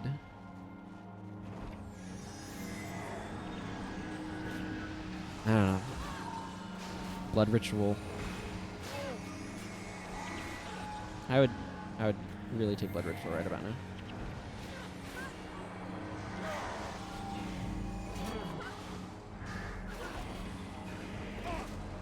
I don't know if any knockdowns are happening, but I kind of want to stop them.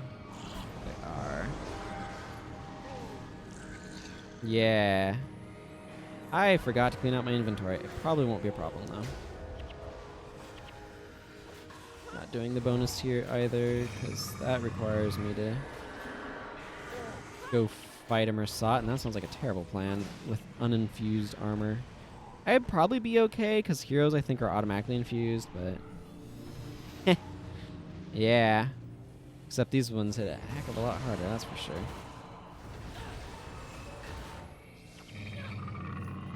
Yeah, get out of here, Dolyak Master.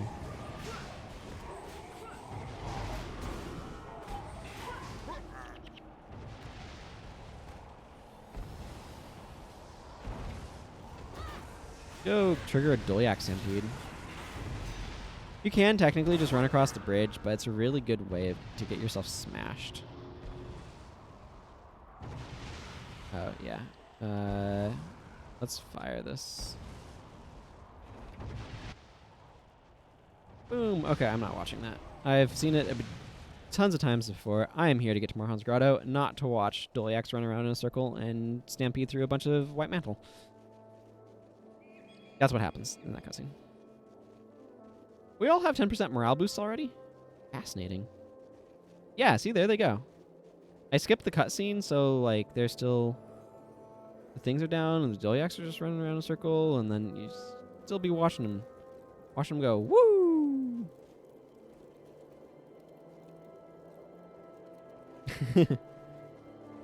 Highly effective, Dolyak Stampedes. Oh, that guy has an FDS. Who's that one? Fire Dragon Swords are not that rare in this game. In terms of, like, things on stuff. A new bow type. Ballista. Compass attack range. 100% armor penetration. But huge firing arc slow projectile speed and 10 seconds firing interval. Yeah. You ain't building adrenaline with something like that, let me tell you. One criticism that I have of the AI is it can be very aggressive at applying Prot Spirit. I would have it be like, if the ally has like 30% or more death penalty, or is at 50% HP or less, that's when I'd have him apply. Prot Spirit, but then might gain the level.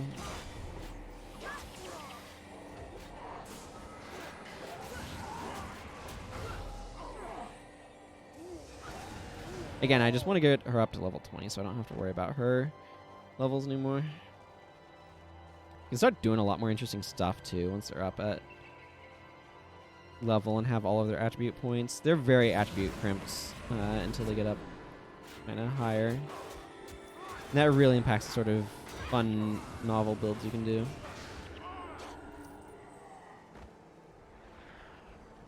The blanket tactic.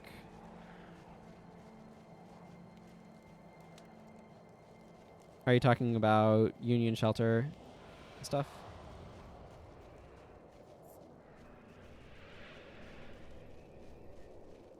Like Union Shelter, etc., are just displacement. Typically, are really, really strong. Plus channeling, waste not, whatnot, drain enchantment.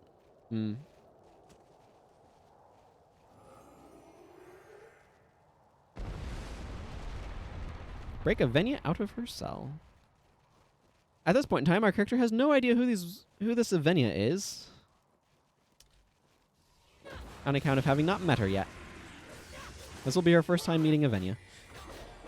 Are you talking about Prot Spirit?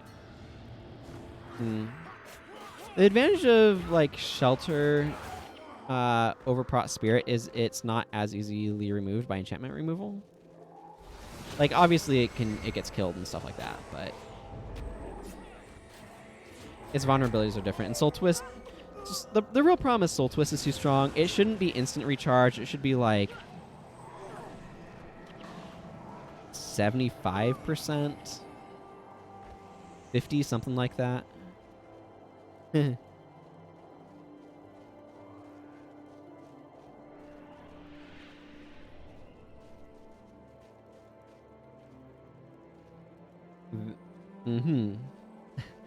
mean, Avenia is pretty great. Who are the other characters? Hey, Inigo. Good to see you. How are you doing? Busy farming Imperial Sanctum? Or was that what you were spending your yesterday doing? Brown die.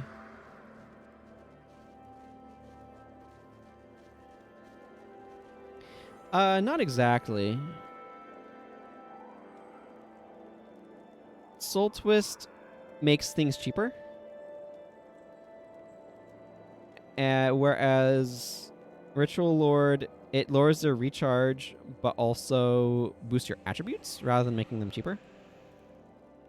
And this affects multiples. This just affects the next one.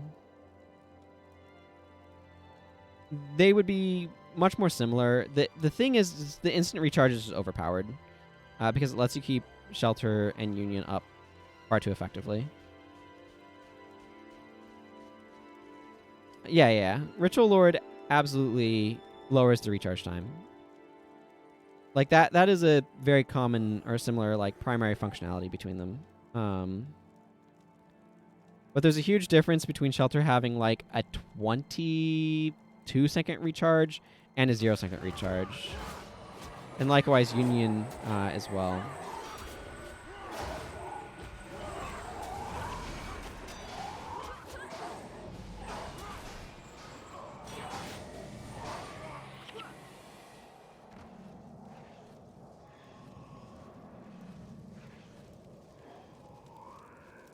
Like, it absolutely runs out, but it does give a lot of additional health.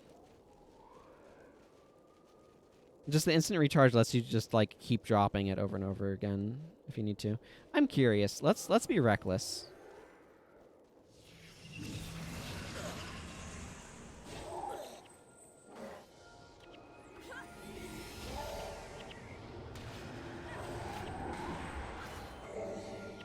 I mean, I survived a spiteful. Alright, I survived that just fine.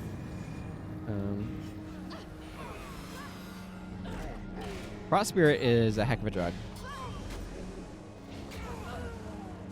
And I think Isaiah Cartwright many times cursed its existence, but knew he couldn't possibly remove it from the game.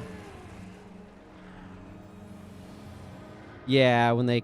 Is it like critical hits that they apply it on? Something like that?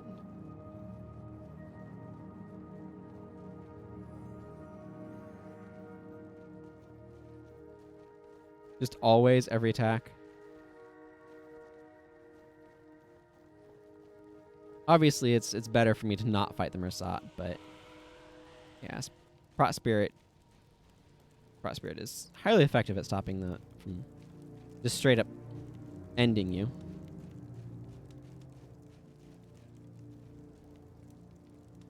Yeah.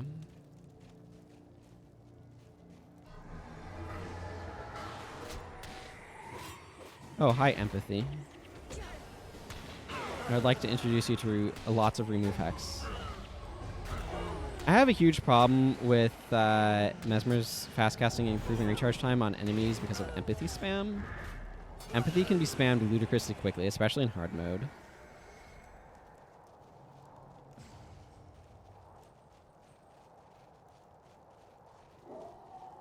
It's 100 damage. I don't know why everybody keeps saying it's 81.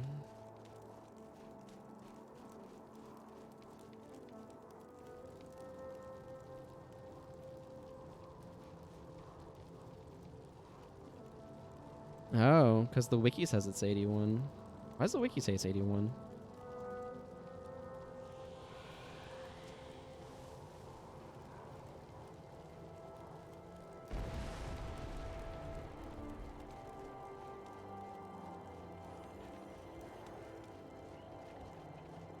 Is it 100?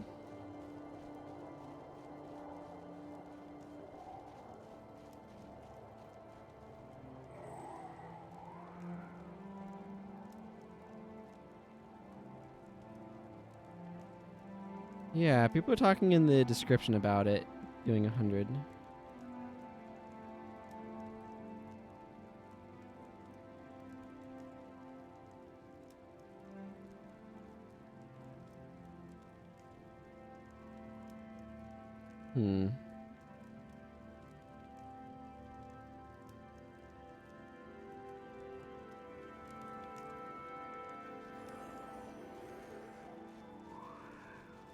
Yeah, Prophecies really did have some crazy monster-only skills. Yeah, its snare is crazy.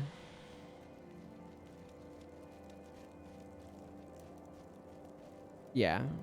Chimera of Intensity is great.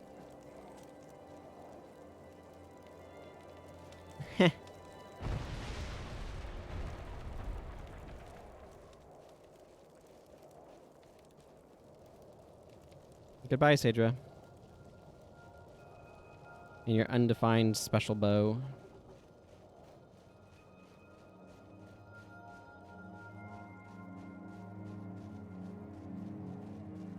It still has increased move speed by like 50% and makes your spells like 50% cheaper and stuff. It's pretty ridiculous.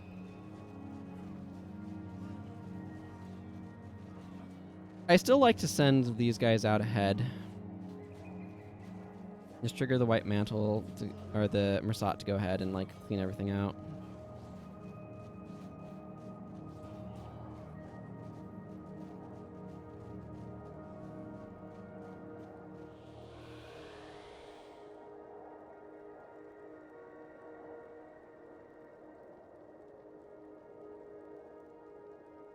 Also, I'm pretty sure it is damage.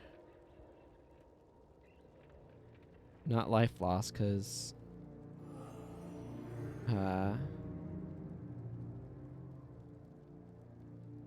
Frost Spirit protects against it.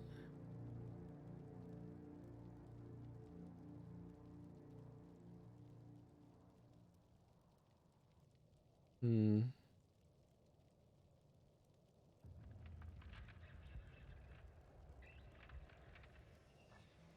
Okay, well, whatever. That's enough of me glancing through the Wikitalk page.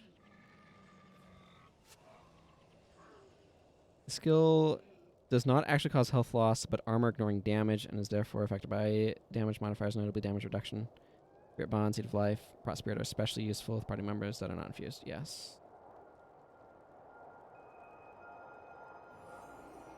What was the Spectral Agony Sol Delesio version? 80 health loss each second, 4 health each gen.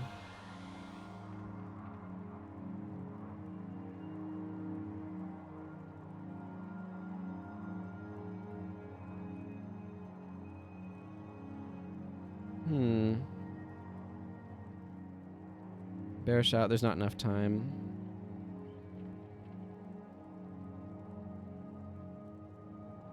%, everything. Yeah, Guild Wars Beyond does some crazy stuff as well. 100% cast speed 2. Yeah, that is crazy. But yeah, it'd kill every time.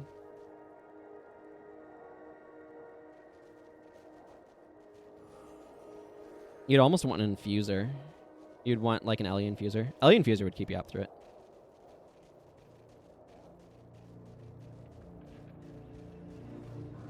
Oh, why are these Mersat so slow? Wormbile is nasty. The Mersat will not fight the White Mantle, obviously. But they absolutely wreck the dwarves and then get wrecked by siege equipment. Yeah, Wormbile is so friggin' deadly. Avoid Wormbile if you can. I feel like that's just general life advice. Just avoid Wormbile. Yes, that is why they do not fight the White Mantle, because they are allies. But that's something that I enjoy. I still wish we gotten more like active conflict zones between the Luxons and the Kurziks in PvE. The fact that we didn't is kind of disappointing to me.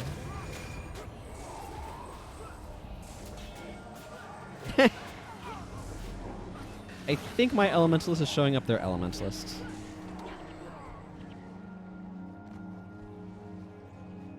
The Zodiac boss later on often stands in the midst of Urso and they don't fight.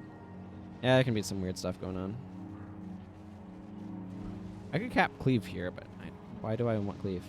I see you are in Imperial Sanctum right now, Inigo. Hope that's going well for you. Getting lots of Z-Coins, because it's mission time.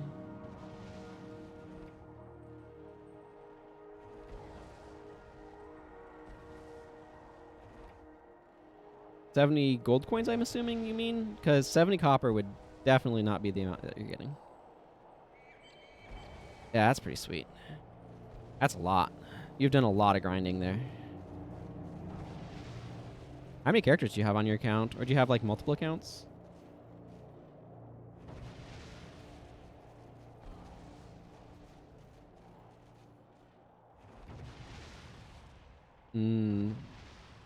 Maddock Crevice is not as fast as Imperial Sanctum, but...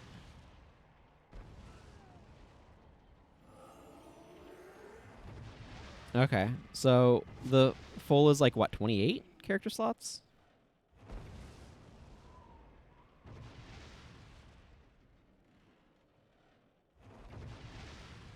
I mean, I'm at 23 character slots right now.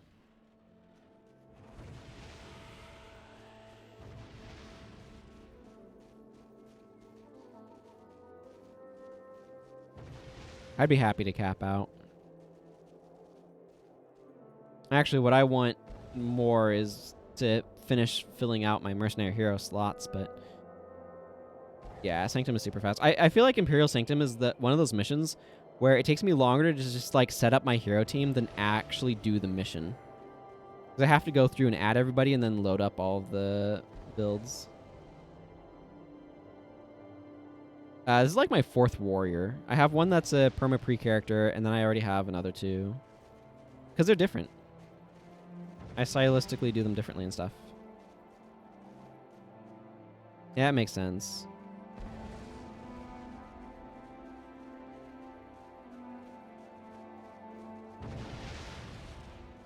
These Mersat do not take to siege equipment well. I find that amusing.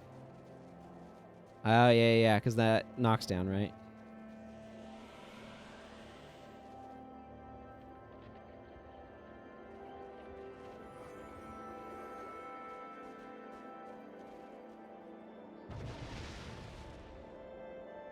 Yeah, but if you take Henshies, then they're susceptible to the like binding thing.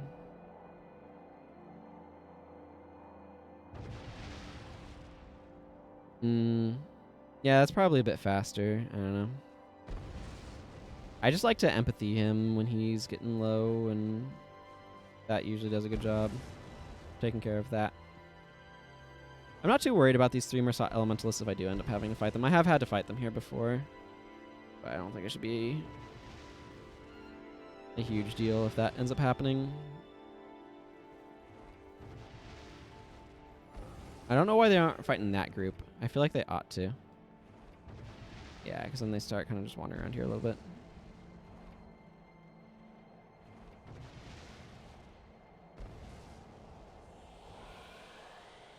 Celestial Storm with Ebon Standard. Ebon Battle Standard of Honor. 34 damage back is times like a billion or a million billion? What is that? 1, 2, 3. 1, 2, 3. A million billion. Also known as a quadrillion, I think. He's super easy to just absolutely destroy. So are these Mersat gonna like go get themselves sieged to death now, please? Okay, looks like it. Yeah. He really does not like Spoil Victor or Empathy. Once these Mersat... Okay, you know what? Those Mersat are far enough that we can go after Darda.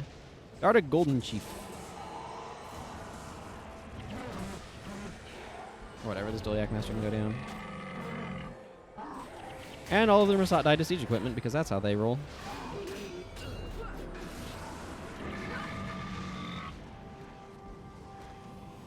And we're not going to die to siege equipment because we're not going to walk extremely slowly through it.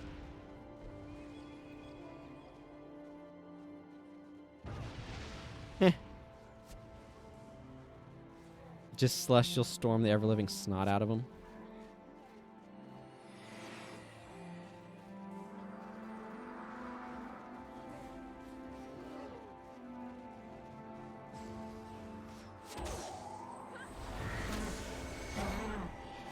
Getting hit by Melandria's arrows. Just gonna be on it. Bleeding.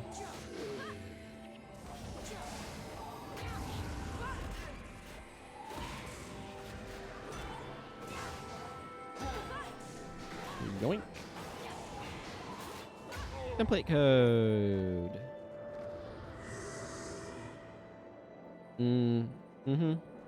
Yeah, and you just drop them damages. I don't know.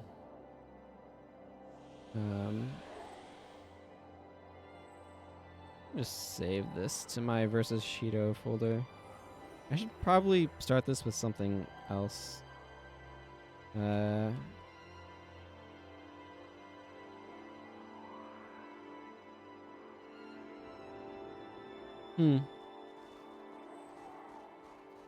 Impossible odds. He failed. Gotcha. I like to usually bring an assassin to... Oh, there's 206 or 205 gold coins over there. I'm going to go pick those up. I have never fought Doom. I've not... I may have done the Underworld like once before he was introduced. I've never actually battled him. I've finally done DOA with Spud Club here. But... Oh yeah, with Earthbind, because Earthbind gets around the anti-knockdown thing, right?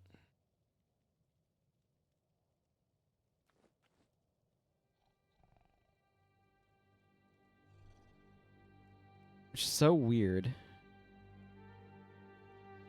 Also, if you ever wanted to say hi to Venia, she just chills over here.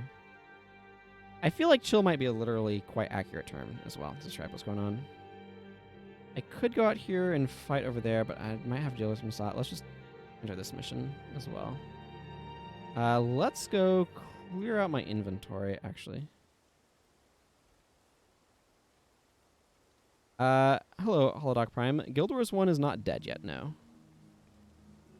And it is not dead yet because it is a fantastic game with excellent gameplay that has not yet been replicated in any sort of like major release. Guild Wars 2 is a very different game.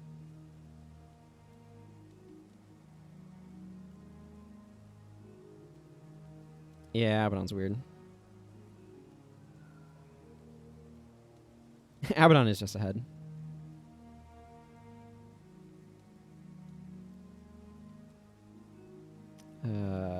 I guess I just stick these feathers down here along with everything else.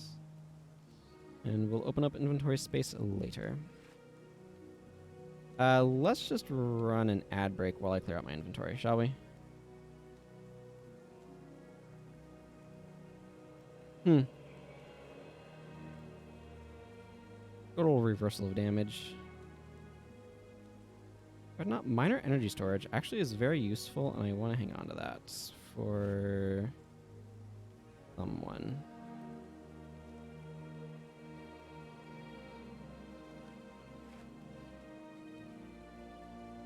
Okay, a lot of this stuff is just going to get ID'd and sold.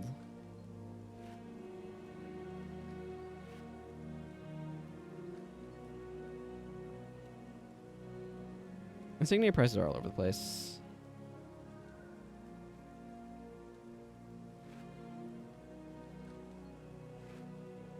Ooh, this holy rod is highly salvageable. I could get a bunch of steel ingots from it. I did not. I got a bunch of iron ingots instead, which is also fine.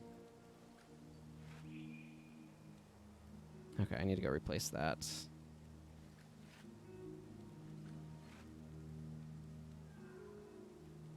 I keep forgetting to use my one thing.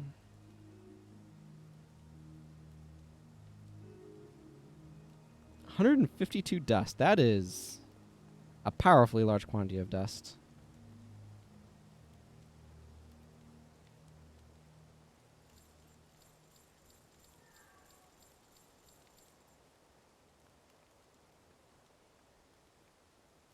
Okay, I'm pretty sure Dreadnought still has no... Yeah, that is exactly what I was expecting from Dreadnoughts. Oh, are there any Radiant Insignias? Last I checked, there were actually... The Rune Trader sold out of Radiant Insignia. Okay, there are some. They're a little pricey, but I want to pick up 4.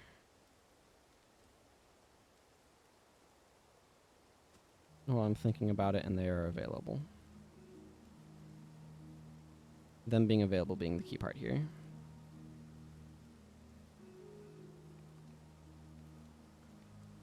Yeah, Radiant was out of stock the other day.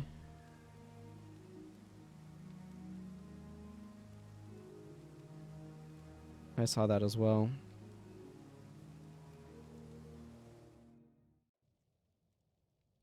I'm going to take a second, hop onto another character, and just go pick up a kit. One moment. Baratus, why not? Yeah, it unfortunately has gotten a bit screwy. I need to sell this Frog Scepter at some point, by the way. If anybody is looking for a Rec 10 Curses Frog Scepter with an inscription slot. Actually, let's go just grab my...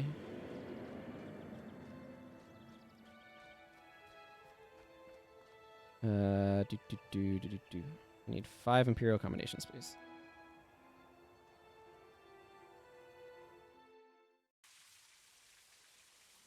It's a measure for measure, so you'd have to replace the inscription with something actually useful, but... I don't know if they always have an inscription slot. Sometimes you can get weird stuff that doesn't. Okay. Let me know. It's kind of cool, but I don't particularly... I'd like to sell it as where that ends. That thought ends.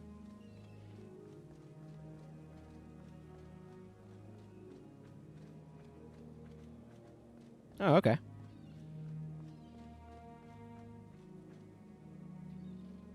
There we go. Superior salvage kit.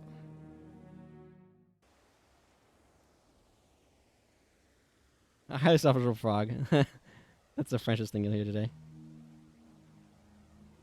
I feel like I might have seen that pop up from time to time. I should probably spend a little bit more time trying to get to know the Guild Wars 1 broader community with like streamers and stuff.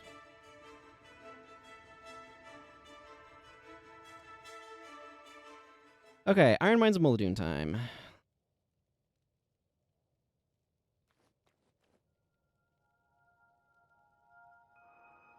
Yep.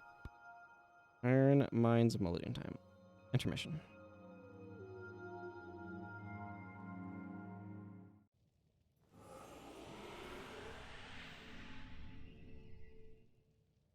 Does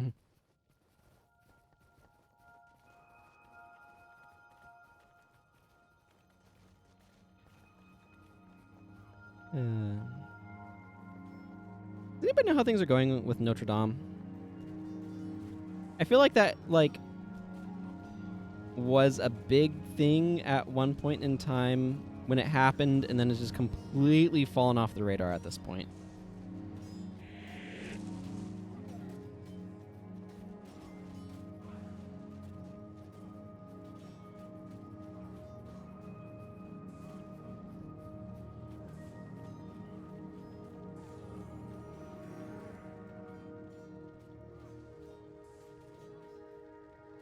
Vatting?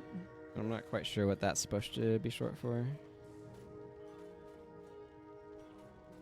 Channeling, wastrels, and a bunch of,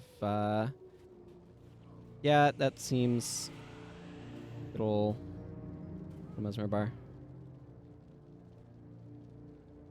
With, Shadow Form for defense. Yeah, Wastrel's Demise is one of those skills.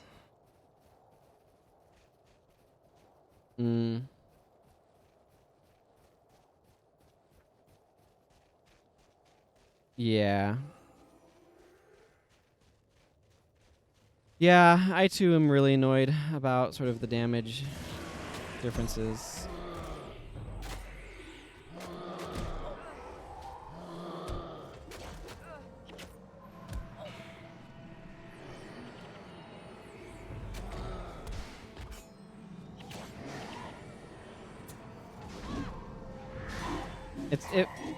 Yeah, Mesmer damage has a lot of things that need to change to fix it.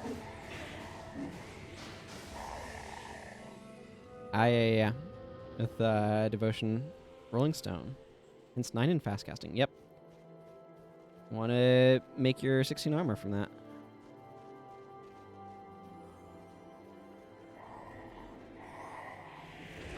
Friggin' ice physics. This game has the exact opposite ice physics of other games, where they make it really slippery. Here, it just makes you so slow. Good old Spirit of the Forgotten.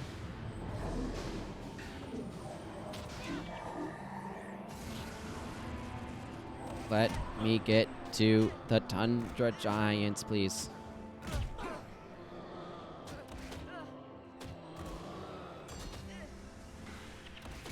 Yeah, it's... I really wish they let you craft the Forgotten weapon skins. Can you get them other ways? Hey, Molecular Mushroom. Welcome.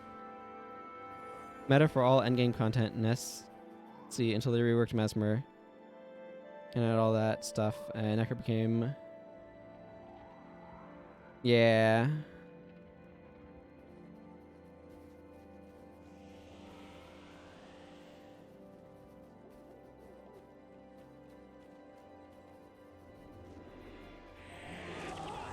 Curses needs some work. Blood Magic needs a lot of work. The biggest thing for Mesmer is, like, getting the fast casting recharge rate is absolutely ridiculous. Like, there's several things that I do to try to fix the balance with Mesmer. The very first one is to remove the fast casting and improving recharge speed. It is extremely extra.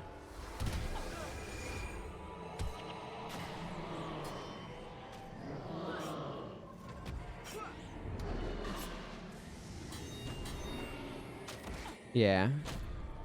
It definitely adds some complexity to the gameplay to have the ice physics work the way they do in this game.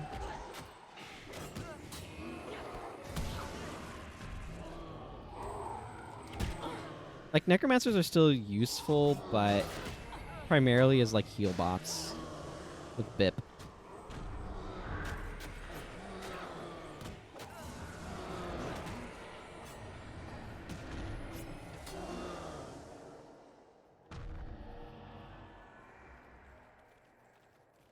The the big problem that I have with the fast casting change, the recharge change, is it just like it superpowers stuff too much.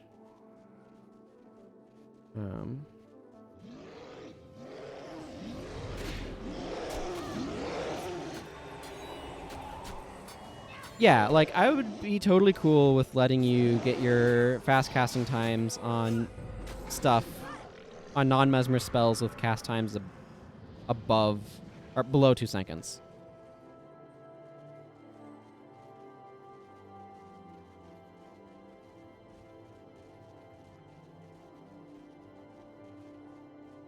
Is it really fair, Necro, how to get pushed so behind everyone?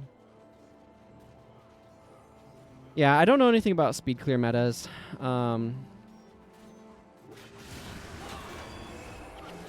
kind of exciting to have chat go fast enough that I can't really follow it, while also trying to play the game. I mean, I think the recharge thing is potentially an issue. What's the AoE on this one? Like, Wastrel's worry getting AoE. I don't know. The big thing, frankly, that would help is nerf some of the ranges, like some of the AoE sizes of like E-Surge. E-Surge could go down in area of effect range or 2. I'm not exactly sure where it is right now, but it could go down to more like adjacent. Mistrust also could be dropped down to adjacent. Wandering Eye down to adjacent. And then, like, the other big thing is if they just made some enemies with, like, really crappy armor and huge health pools, that would also balance things out. Because there could be areas where it's like, oh, armor ignoring damage is just bad here.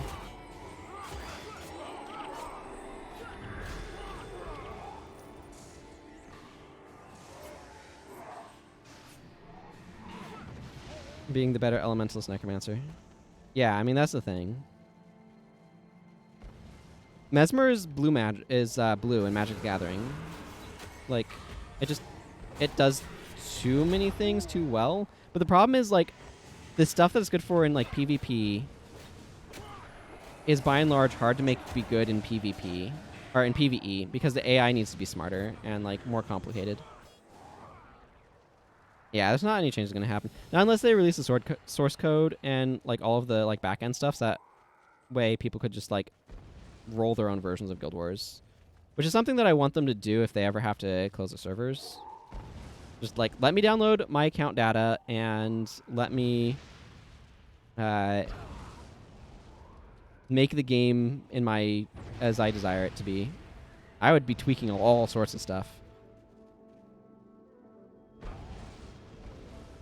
But yeah, I agree that, like, I don't think the Mesmer, like, I would tweak a few things with Mesmer, but, like, it's more important to buff, like, some of the stuff on Paragon, Ranger, Necromancer. Like, Necromancer, Blood Magic, it really needs a lot of help, in my opinion. And Shining Blade, Scout is trying to catch our attention, but we're not going to do anything with him, because that requires us to fight the Mursat.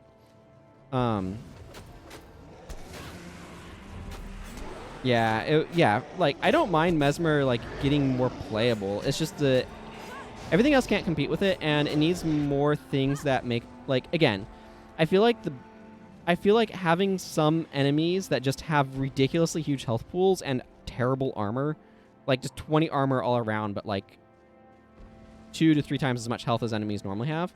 A few of those enemies sprinkled in would really help mitigate some of the power of their armor ignoring damage, and would make Elementalist better in comparison. But, like, there's just a lot of, like, wanting to kind of improve some of the viability on various things that I think could stand to happen. Was that a level for Zenmai? It totally was.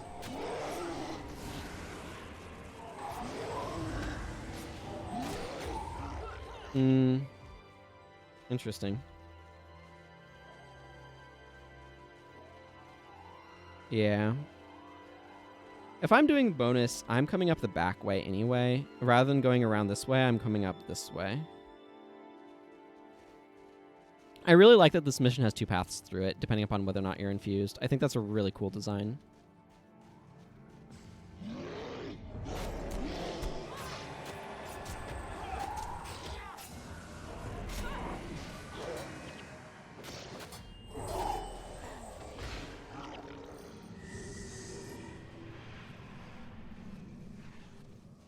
You're getting closer.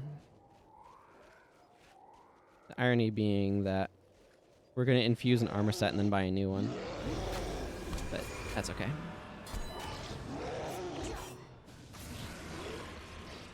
Mesmer in general needs to thematically be tuned a bit more towards control and a bit less towards massive AoE nukage.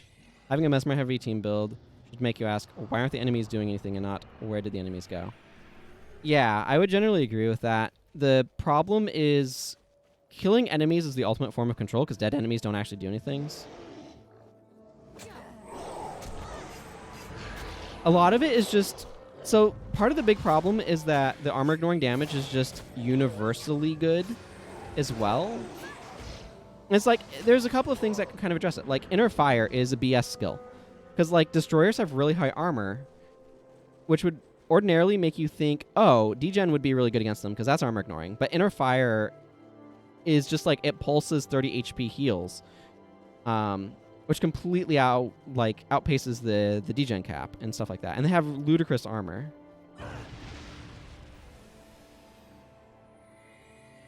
So it's like, yeah.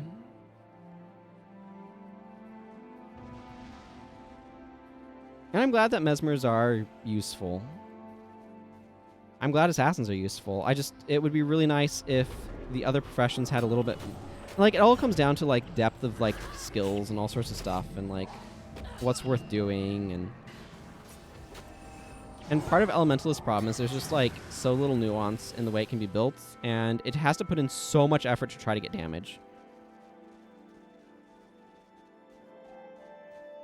Spectral Viteers.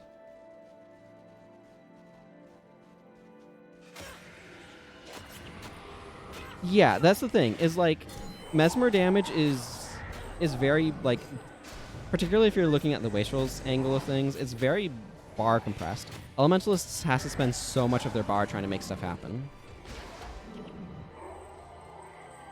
And the thing is, too, Elementalist skills are so expensive that they can't really outsource energy management to a BIP. Because you can't outsource, like, Rodgort spam. You have to dual attune to Rodgort spam. Right? Because 25 energy is just too much for BIP to be able to keep up with. That's ridiculous. That's a lot of armor.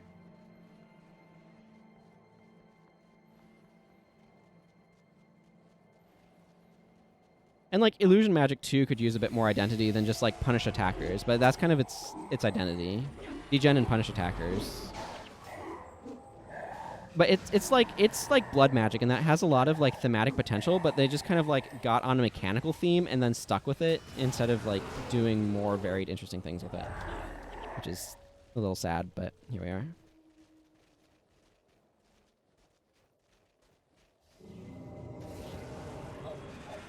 If you're boosting your attributes, it goes a bit higher, but yeah. I mean, 3 seconds of burning is notably pretty significant.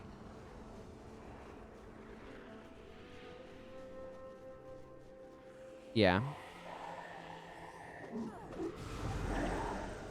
Although, I'd rather take Rodgor's Invocation against a bunch of... like, Wastrels also has a chance to just not deal any damage against some enemies. But I would take Rodgor's against Siege Ice Golems any day. they are actually weak against fire damage. Like, that's the thing. Enemies that spam a lot of skills are pretty resilient against wastrels. It just happens to be particularly good against bosses because of natural resistance, except for in factions.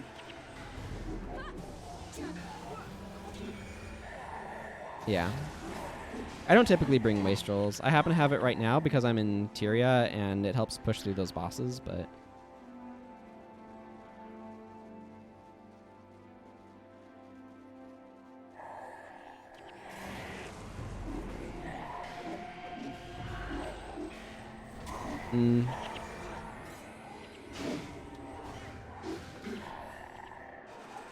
Well, there's a difference between natural resistance and inbuilt health regen, which I think is what Inigo was talking about.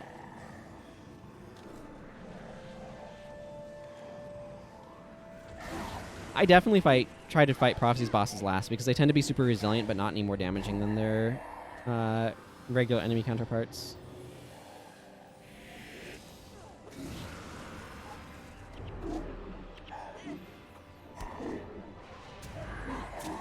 Ooh, a longsword.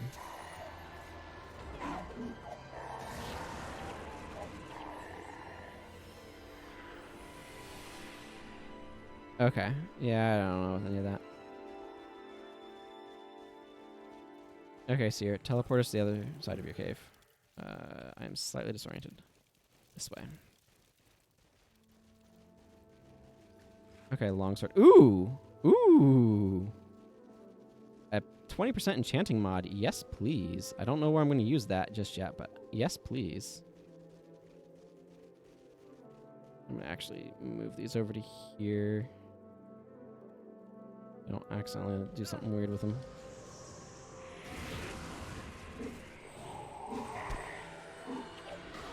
Yeah, double damage. Rituals might be conditional, but can also be spammed at such an insane speed. Yeah, well, and like, it's the fact that they added AoE to it. Right, because I'm pretty sure Wastrel's Worry didn't used to be area of effect. They added area of effect stuff to a lot of Mesmer things.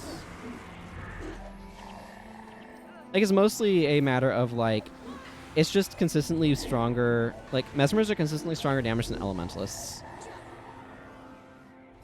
And that's part of the problem.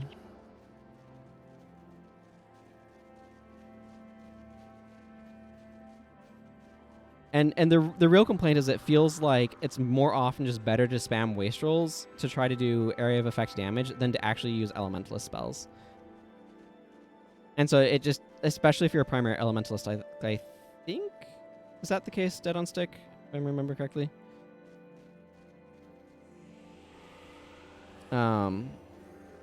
Where it just feels bad when it feels like, oh, but Mesmer can just do my job but better, and only costing one skill, and I have to put like my entire bar into kind of like trying to make this work.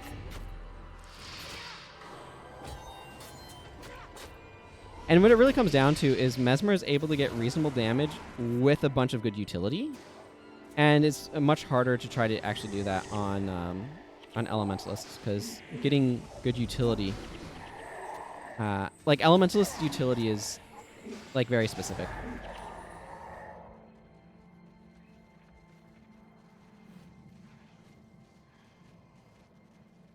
Yeah, it's adjacent range. Is not nearly as big of a range as Rodgort's. Rodgort's hits nearby. Is E-Surge? I think E-Surge might be... Yeah, that's also nearby. So it's the same area of effect as Energy Surge. And Wastrels. I think E-Surge and Wastrel should probably also be adjacent, not nearby, but... There are definitely times when I want Elementalist, doing Elementalist things. But it's typically... it often is more earth magic and water magic, and sometimes air than fire. Although obviously I'm using Sasuke's fire magic right now. I guess this axe helmet will be what I'm infusing here this time. That's fine. Yep, okay. Seer, please infuse me. Yeah, both Wastrels are adjacent. Cool. I am now infused. It would be nice if like fire had more area of effect spell, like damage over time area of effects with larger AoEs. I wish Meteor Shower was nearby.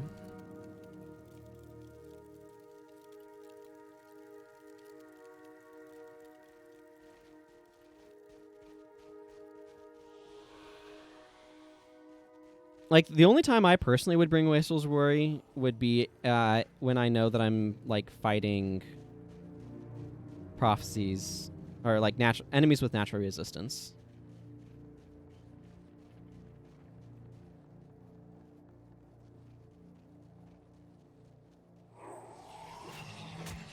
Because at that point, it starts to be very useful.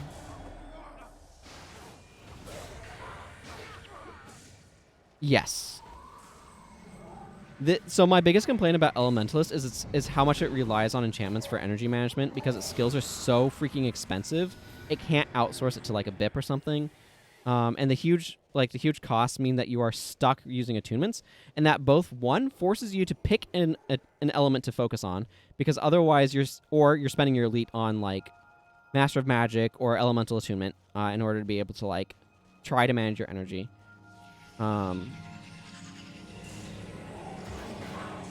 But so like that aspect, and then the absolute vulnerability that they have in so many areas to like Chillblains spam and stuff is just absolutely frustrating on Elementalist.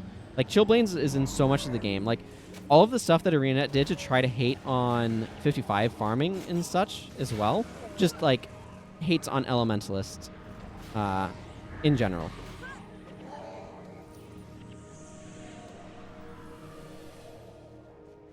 And like Elementalist is the profession best at raising its attributes as well. Mesmer will melee hate with a ton of damage, but Elementalist can generally keep up AoE weakness or blind easier, even if its damage suffers.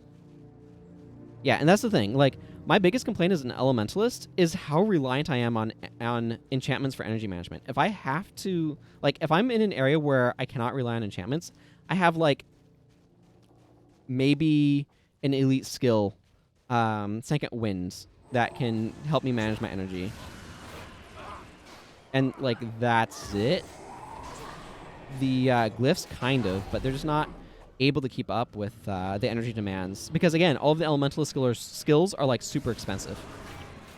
And I remember also, a long time ago, back on the Guild Wars Guru forums, Ensign getting into a huge thing about the, like, relative DPS of Elementalist and how Elementalist DPS was terrible.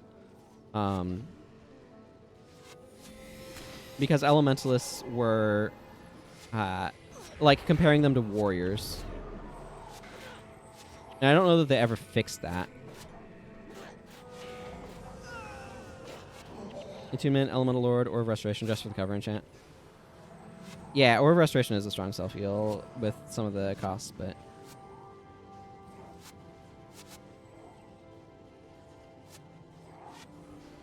Ether Feast is not a great skill. It's an alright skill.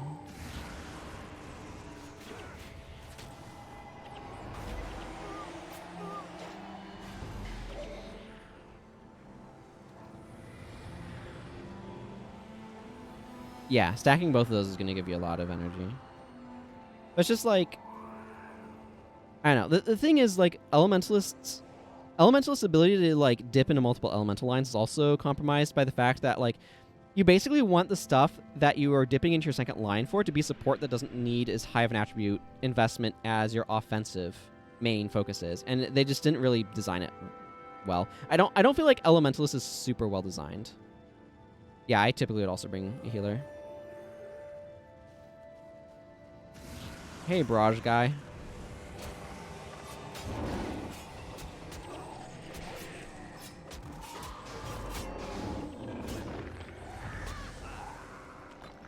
I remember them changing that to make it easier to capture Barrage off of him.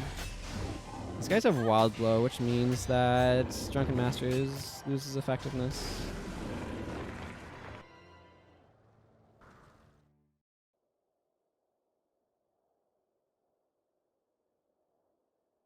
Mm-hmm. Like, self-healing is definitely beneficial, and it does take pressure off of healers. Okay, I'm at THK now. Good. Olias can get more attribute points spent. Zenmai still waiting. Okay, so I just need to head south now, and I can get to Marhan's Grotto. How am I doing on inventory space? Pretty full. They keep giving me Dreadnoughts as if that's something I want. I keep forgetting to use my summoning stones. Do summoning stones sell well in Ego? Because I forget to use them all the time. And I'd probably just be better off selling them. You seem like somebody who's more tuned into that than me. Yeah, go in there stealing it.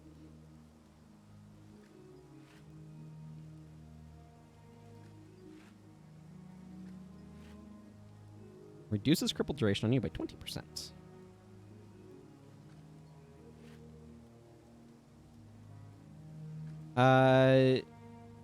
I'm mostly looking at mysterious summoning stones.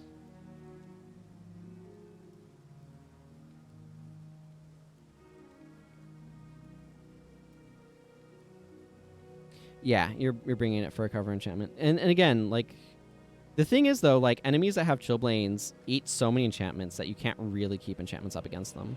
Chillblains is incredibly powerful enchantment removal, especially when enemies, like, an enemy type has it, so it's just like you're always getting Chillblains.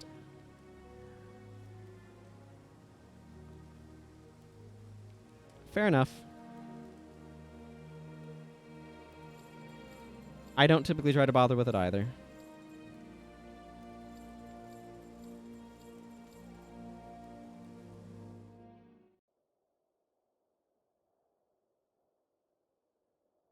Yeah, Chillblains just absolutely does shred enchantments.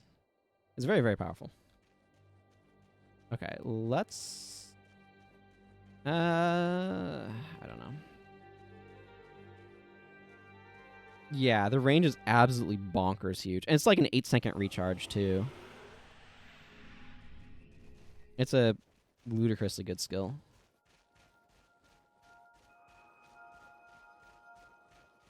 I 100% agree with you, Inigo.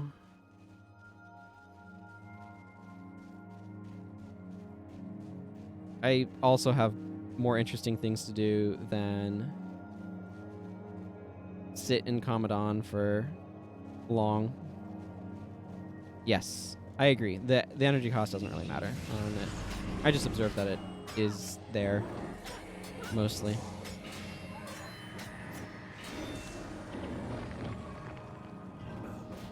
I find it interesting that a lot of the Mersat elites ended up becoming force skills.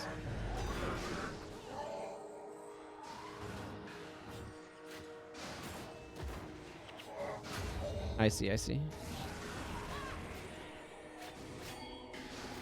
I might try to sell them then, because I don't ever use them.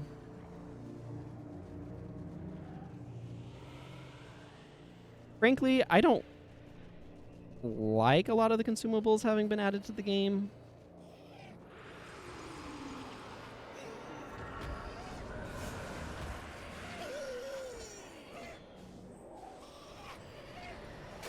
You'd like field spam to be viable in PvE.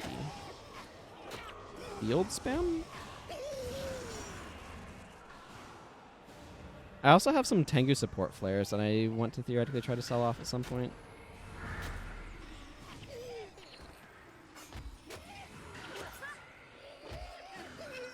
Yeah, I just never think about using them, so it's like I'm better off selling them.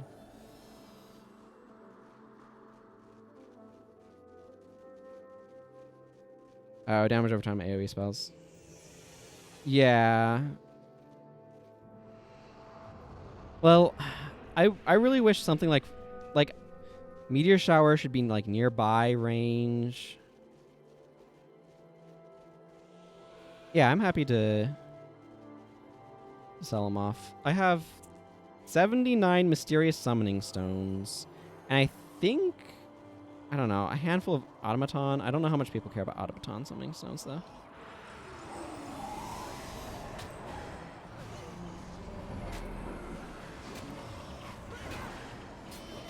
Poor Zenmai.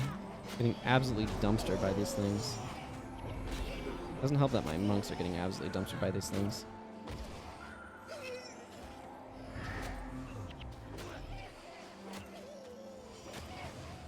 Yeah.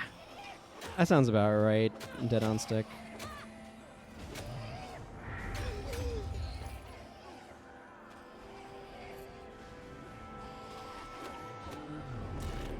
This seems about right. My team is absolutely getting destroyed by ice imps.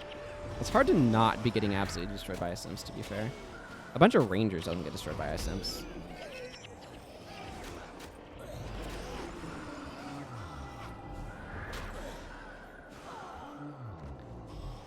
Oh well.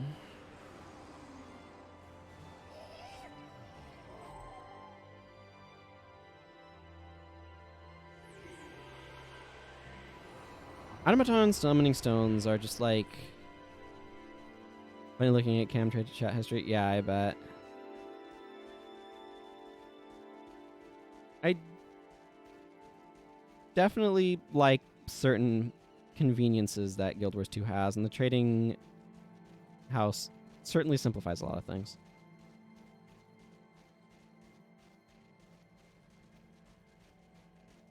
That seems unlikely to succeed. Is a Colossal Pick a popular skin? I don't actually know what skins people like. That feels very speculative.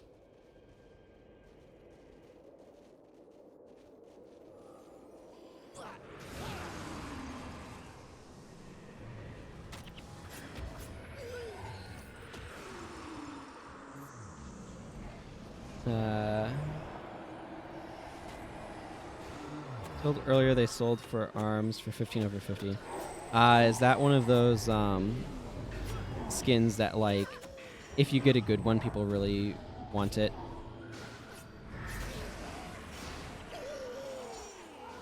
I don't know what skins are considered valuable in this game. I don't really pay attention to it. It's the sort of thing where if they had a better way of, like, managing chat or, like, trade value information, it would be... Oh, I see. Yeah, I can see that. Piercing to get around the slashing damage stuff, and people potentially bringing versus slashing armor. I'll let my team bunch up here. Oh, well, we're fighting some ice imps now.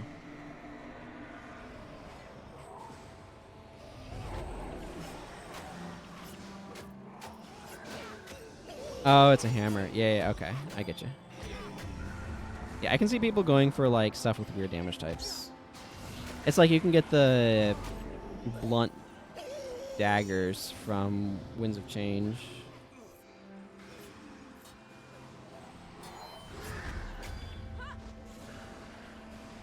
I don't know. Oh, the battle pick is an axe, isn't it? That's what I was thinking of. Oh, yeah, in 2012. I still don't like the overcast mechanic. I feel like it overstrains an already highly difficult, like, an already on-rails profession even more.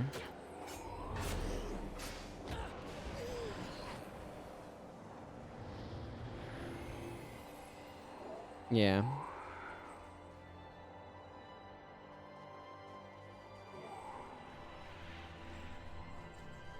Senka Wind is not... Senka Wind is a skill... Like, this is energy management that works for any caster, though. And works really well with high energy sets.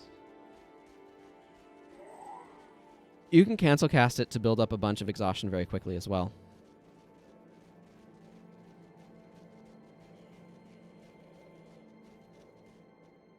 Yeah, I have no idea. I have no idea how they decided to end up doing it. Like, again, my opinion is Elementalist as a profession needs some way to be able to not have to build around attunements. And still be able to, like, use elite skills that aren't energy management.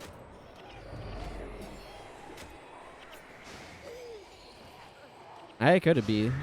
I really don't know what things look like. I'd have to have some insider knowledge. I don't know. Like, Guild Wars 1 is like... It's one of those games where I absolutely love its systems, but feel like it needs so much work to actually be, like, better designed. It's very, it's like, oh man, the design, like, the core design principles are so strong that it overcomes the execution being a bit flat in areas to me. A bit flat in a lot of areas, quite frankly. That's very weird. Anyway, we're at Marhan's Grotto now. Which means I can get rid of this Earth Staff. And this Frigid Heart. Carl, I will talk to you in a moment. Okay, let's drop off some of this wood and this stone. Where is... Here's Varric.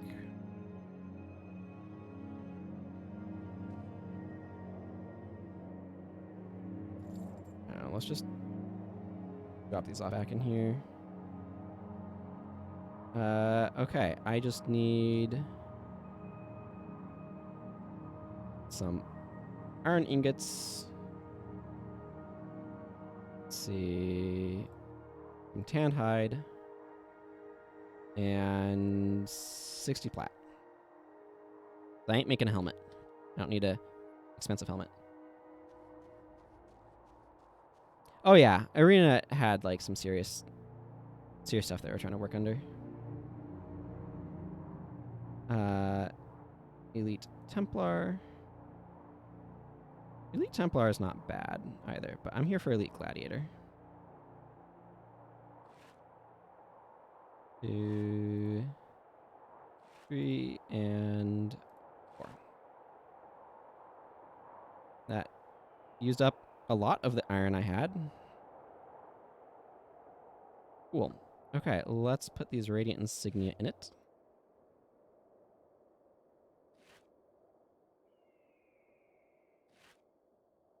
Need to rune it up.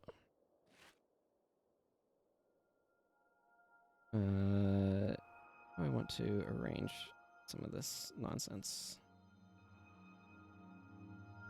Obviously, I'm eventually gonna just get thing. Okay. Right. I want to go back to Mining Center.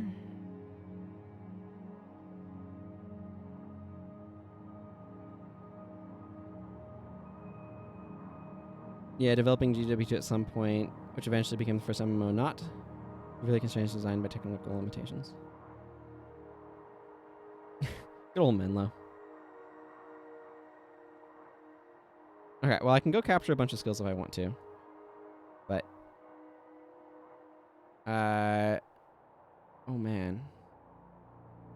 I've kind of, like, accomplished the main thing I wanted to do today, but...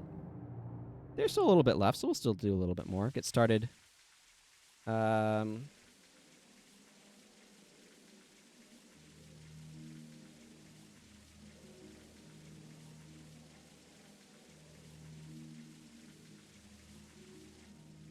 Hit all the spirits with empathy and one-shot him.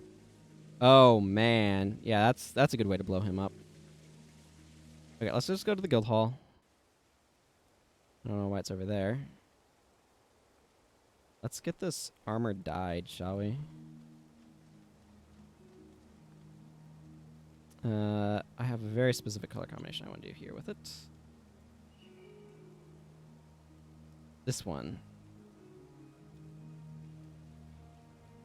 For very specific reasons.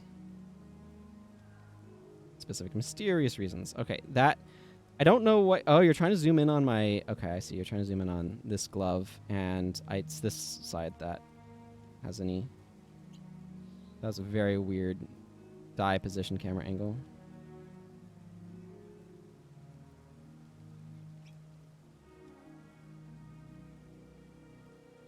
There we go. There we go. Okay, now I just need some runes. Minor strength, soup absorption, tactics, and of course, vigor. Do I still have another major Vig lying around? I do. I'm just going to use that. I don't like spending a bunch on the other thing. Oh, I guess normally I want Stonefist in the gloves, not Radiant, don't I? You know what? I'm not... Yeah, I probably do want to do that. Okay. Give me, like, plat. Let's go. Let's fix my mistake. Pull this Radiant off. I'll have a use for it somewhere. Someone. I had a Radiant floating around there, too. Okay, let's just stick it over here for now. Stonefist. Yes, please. Okay, I need minor strength. Holy shnikes, minor tactics is expensive. And, of course, superior absorption. Okay, so tactics. Do I want to do it that way, or do I want to do it the reverse? That's a good question. I think I'm going to put tactics on the gloves. Still. Strength on there, and that leaves the legs of superior absorption.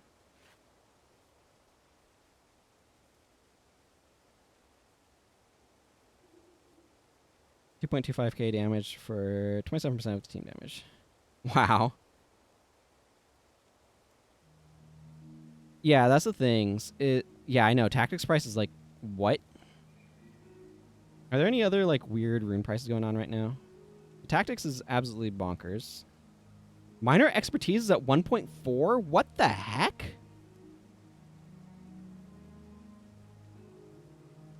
Okay, Monk isn't spiked on anything. Necro's at 1.1 on Soul Reaping, but that doesn't actually surprise me. I should go ahead and pick up a Bloodstained while I'm here, though.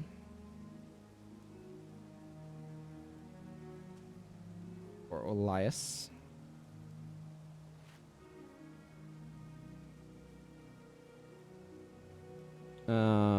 Actually, while I'm here, I'm gonna grab Minor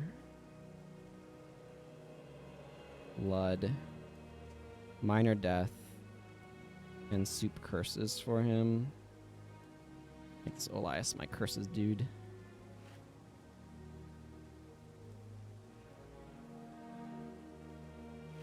I like having a Minor Death sometimes. Let's see. Mesmer, yeah, Inspiration is still really high. Fast casting is still really high. Domination's actually been trending upwards again. And Prodigies is still holding pretty valuable. Minor Fire's at 950? The heck? Who's doing Minor Fire like that? Like, I understand, like, a Soup Rune, but... Critical Strikes is also super expensive. Holy crap. 2.8? I'm gonna grab a couple majors here. And then Minor Deadly, Minor Shadow, and slot these on Zenmai.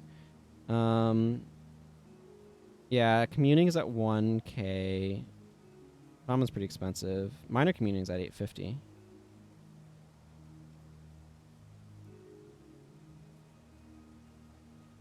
Yeah.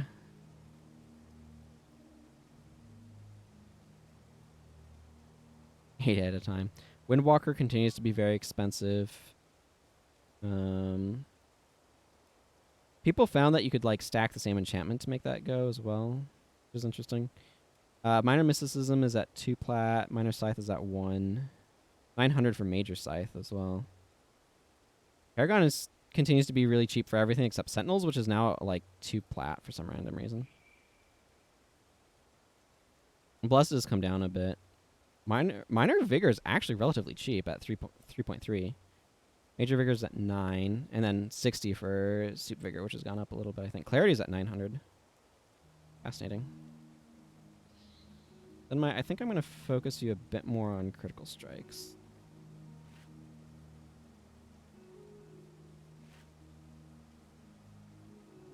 There, Deadly Arts and Shadow Arts for you. I'm just going to drop this book off. Like, this armor is still useful, by the way. It's infused and it's knights. I like having a couple different armor sets available. Okay, yeah, and that's that enchanting mod. Windwalkers was 6 plat.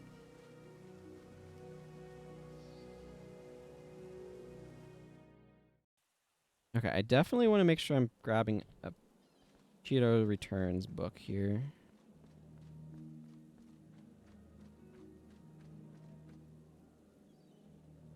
Yes, empty copy of Shido's Return. I wish different parts of this armor died. I wish some of the leather got dyed as well. Oh well. Let's put this over here. Good old Vizuna Square. Actually, I probably want to tweak Olias's bar some. I like keeping him focused on curses, but I'm going to knock that down a few points to give him some death magic. Hang on. Let's go over to the screen. Zenmai. Yeah, I'm going to tweak her too. I like 13 critical strikes. Where does 48 attribute points get me? 9? Ah, that'll work for now. I want to give her a Starburst. I think that's fun.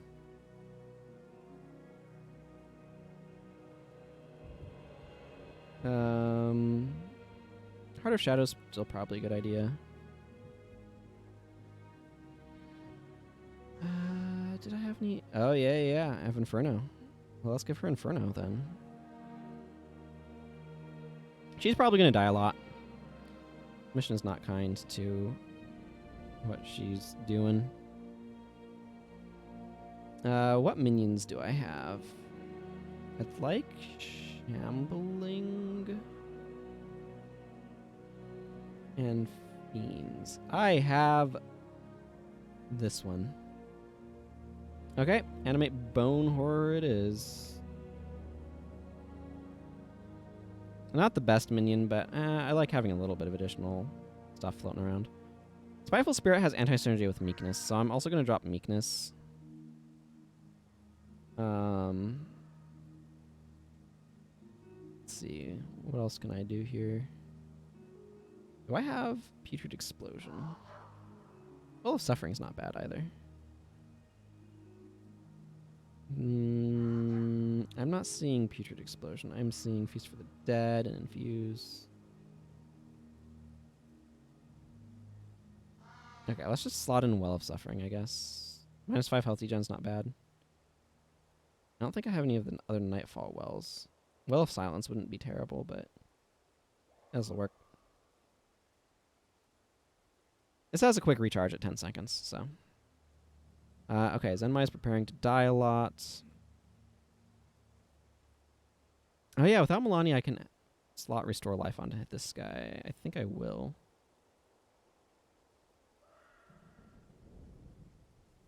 I like having a res there if I can. I do not need Mantra of Frost. Okay, I moved this away prematurely.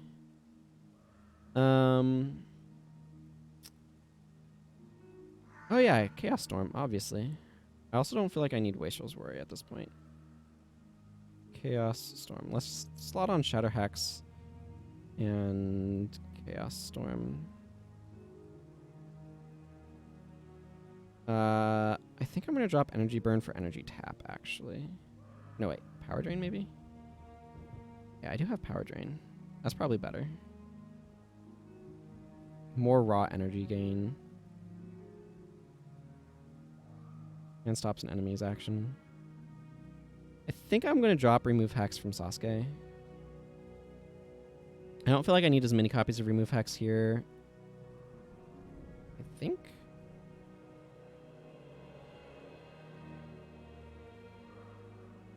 What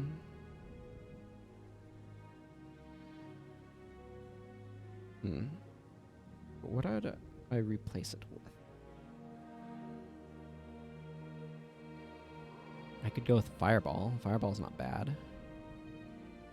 Fireball should have nearby AoE range.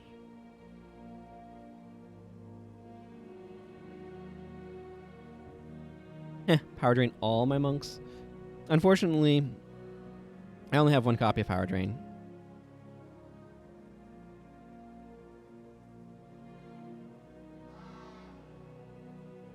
Or that would not... I was certainly thinking about it, trust me. But like I said, I unfortunately only have the one. Meteor is an option. Yes, there is. That's what the number's for. So I have like 4 copies of Inferno, but only 1 copy of Lava Arrows. It makes things interesting. I could also just bring like an energy storage skill. Maybe Aura of Restoration's not the worst idea. Let's just slot in Aura of Restoration here.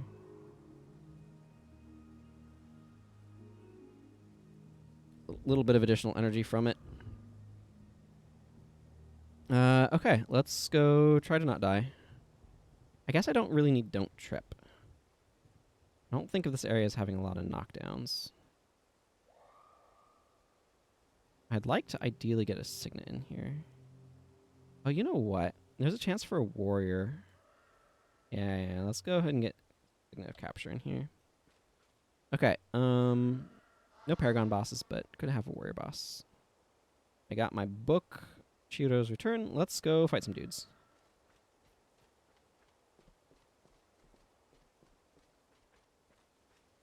Yeah, I like the idea of giving him a cover enchantment for Fire Attunement because the Afflicted do remove enchantments, so... But I like his large amounts of AoE damage that he can deal with Rodgorts.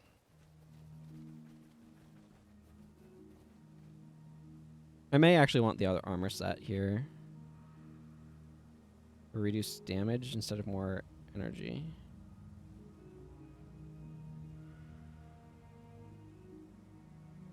Yeah.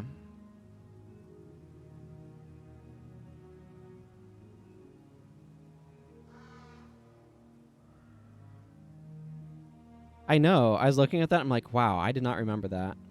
Because my very first character was an Elementalist. I don't have that character anymore. But my very first character was an Elementalist. Way back in 05. But that was when Elementalist was actually kind of OP. I think I probably deleted him after the change. But, yeah, I don't want to go back to 2-second casting time on Tunes either. So, Elementalist used to...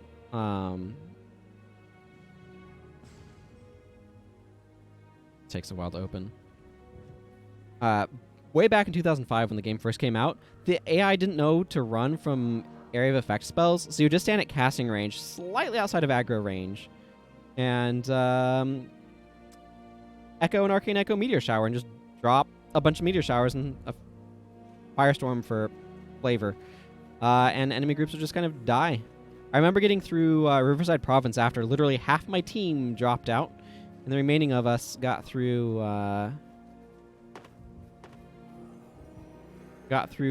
primarily on the strength of like standing back and dropping echoed meteor showers on things. I was super excited to get Meteor Shower when I got to what the heck? I was super excited to get Meteor Shower when I got to the Ascalonian settlement and could finally get access to it. That was very exciting.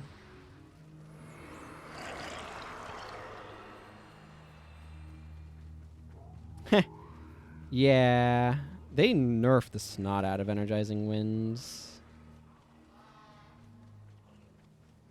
That's actually in... I have the old pre-builds, so if I go to templates, I can go old pre-builds.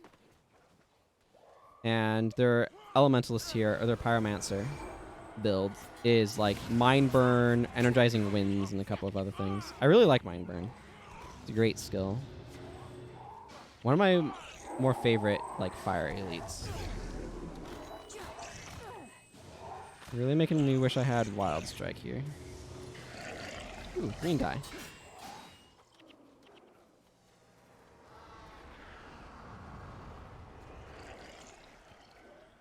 Yep. I also have the old Paladin pre-build from, you know, Healing Hands, Mending, Restore Life, Sever Artery, Gash, Garath / Final Thrust, I think? Something like that.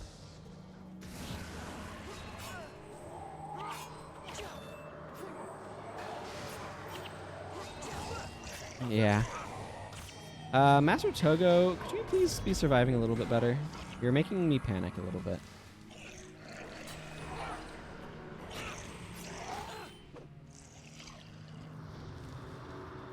%, aptitude offhand with Rolling Stone Inscription. Is that what you're looking for, Inigo, or is that what you just got? Ah. Remain top-notch Mesmer Gear Provisioners. I see, I see. So you just got a really useful offhand. I missed that line.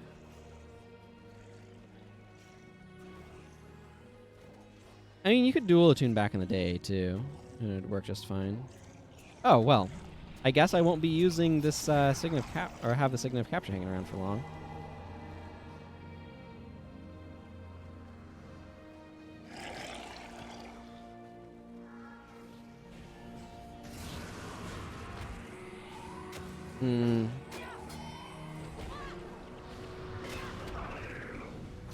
Working on your title track.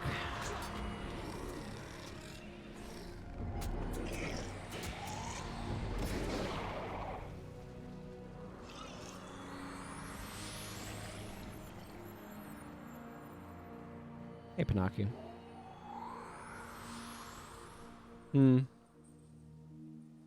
Yeah, title track is crazy. Like, Healing Signet's an alright skill, but... Where is... How... Just please advance the freaking dialogue. Okay, thank you. It can be a really annoying mission sometimes, and I don't feel like advancing it. No, I want the Ritualist, please. Look at the Ritualist with its nonsense. I am a bit worried about energy for my team, but we'll see how things go. This mission can be quite rough.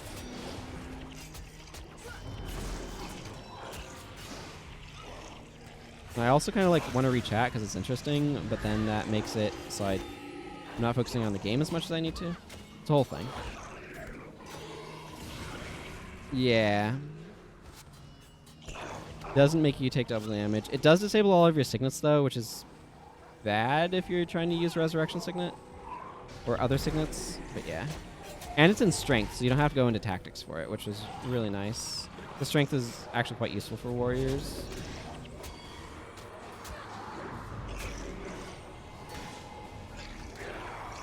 Okay, but like, seriously, less mind burn, please.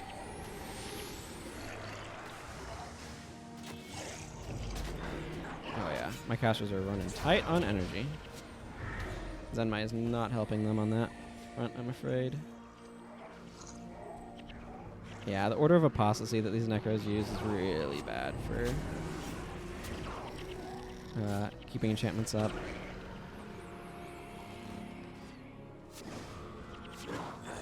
Wicked Miju, you are terrifying. Yeah, Lion's Comfort. Yeah, I remember being pretty excited when that came out. I think Healing Signet is a really interestingly designed skill. Of course, Healing Signet was originally supposed to be like no attribute or something. Or at least that's where they'd placed it in the betas and stuff. I think that would have been interesting. It feels a bit more balanced in that regard, rather than being specifically the warrior healing skill. I think that explains why so many NPCs just like have it as well.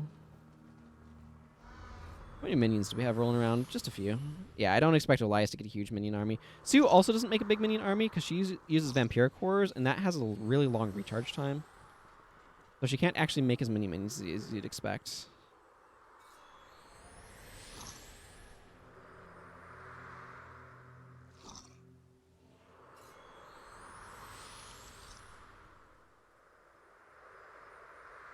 Are you done talking yet, Master Togo and Brother Menlo? Yeah, they do. I think that's part of the reason, is because it was like the generic heal. I think it makes sense, frankly, to have a generic healing skill like that, but I can see why they ultimately just decided against it too, and just gave every profession like their own flavor of healing.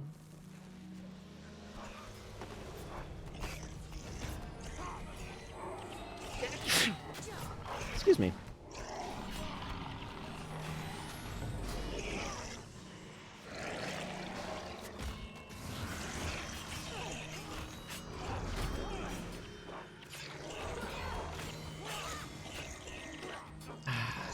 Flashing Blades is so annoying to fight against.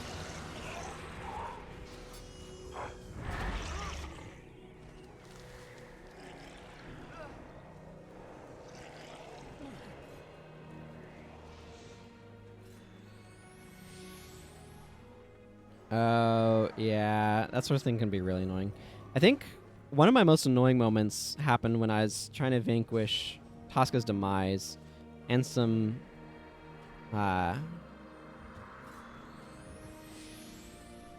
Tengu got caught up on a chest just outside the zone portal where I couldn't get to them. So I was just stuck. I couldn't finish the vanquish, and I had to do it again. That was really annoying. I started it from the Mineral Spring side that time and made sure I could finish it.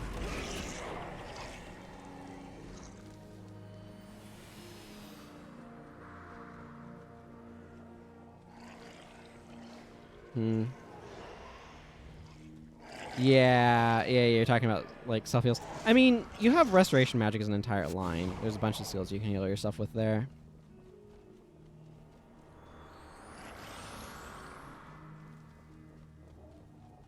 Yeah, Rit's healing line is OP.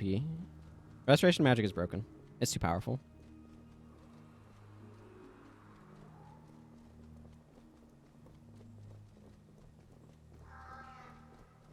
Okay, Brother Menlo is lagged way behind.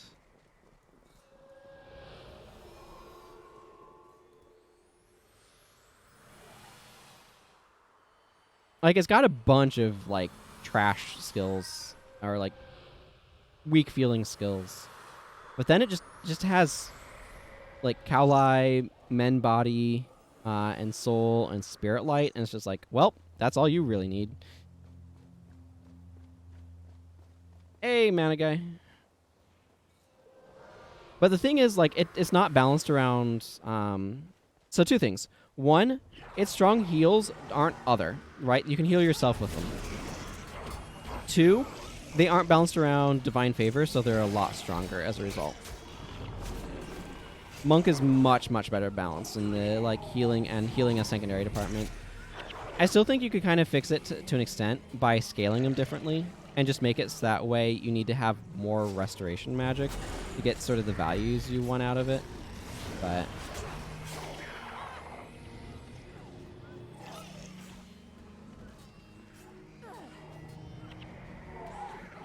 bunch of cat and peasants dying around here. Yeah, Spiritly Shora. Oh?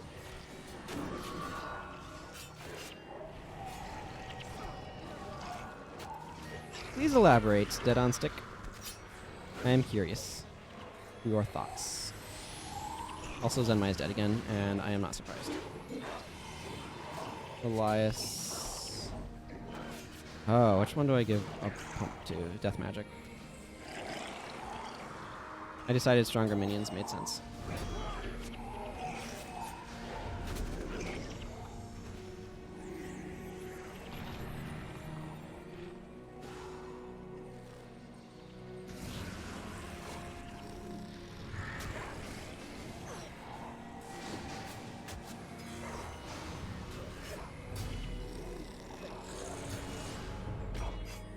Focused on battle, it makes it really hard to commentate. Relax.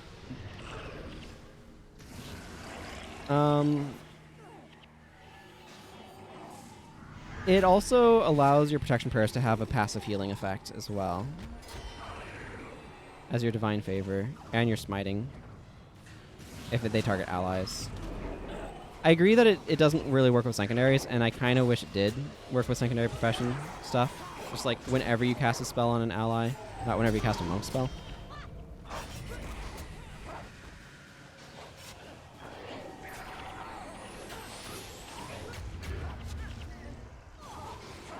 Okay. I need to... My monks are getting really low on energy right now.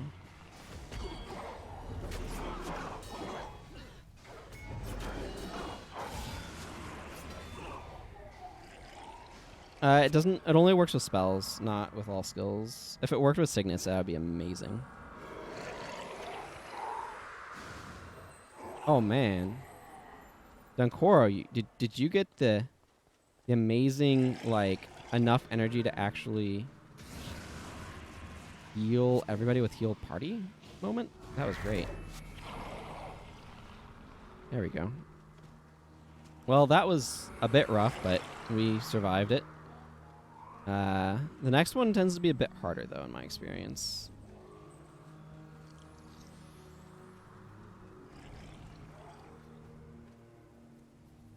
Mm-hmm. Yeah, it does work with... It works with all of your monk attribute lines. Or it works with all of your monk spells.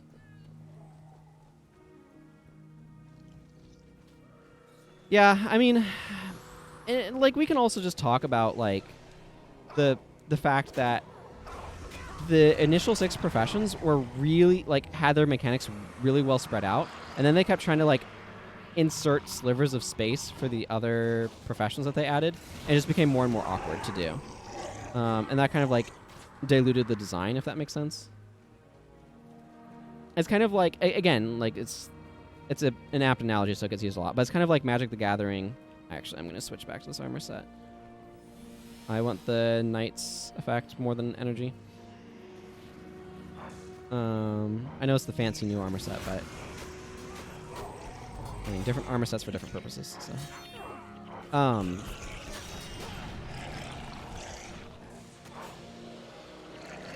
So anyway, the initial 6 professions were just like really nicely spread out in terms of functionality. And so it's like each one's kind of like a color in Magic the Gathering. And adding more colors makes it harder and harder to make them distinct from each other and to not have like overlapping functionality. And it kind of just starts diluting the design because you can't like focus on things as much because it's like, oh, and this is this variety of this thing. Like, it's still one of those things where, as I think about it, I feel like were I with perspective I have now, therefore an incredibly advantageous, like, advantaged position over ArenaNet in 2005, 2006, 2007, were to try to do things with, like, adding stuff. Hang on, I need to go make sure everything's going on okay back here. I would make it so that way, instead of adding new professions, I was adding new mechanics and figuring out how to interact with stuff, kind of like how Magic the Gathering does it. So, for example, with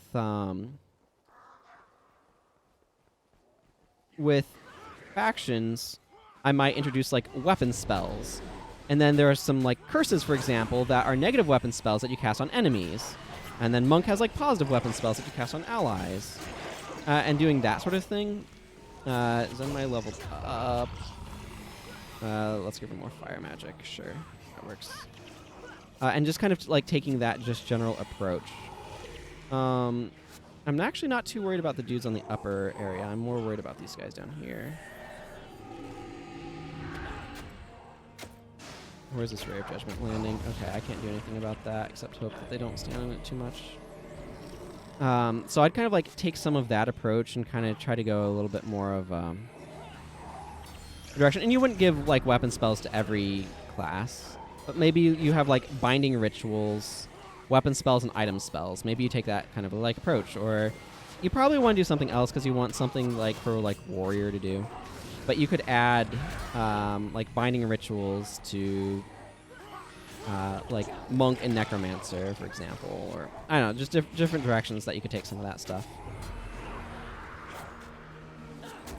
Okay, that's nice, but we need to take care of these things in the middle now.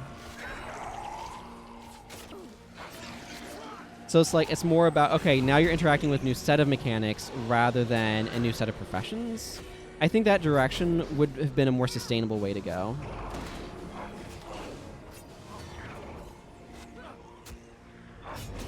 And like, you could add weapons too, potentially. I'm not sure.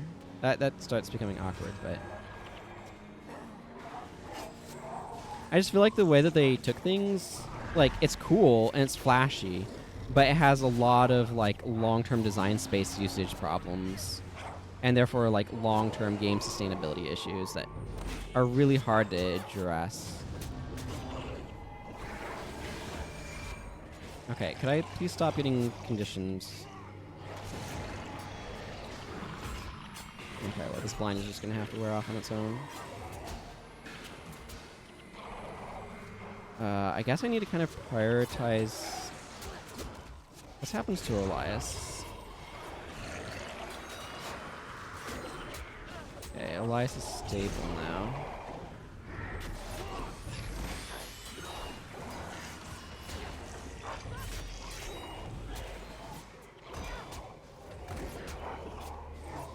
No, not the warrior. I want to get these guys down. Okay, I don't like when randomly dying. Okay, this Mesmer needs to go down. I'm not surprised Zenmai dying.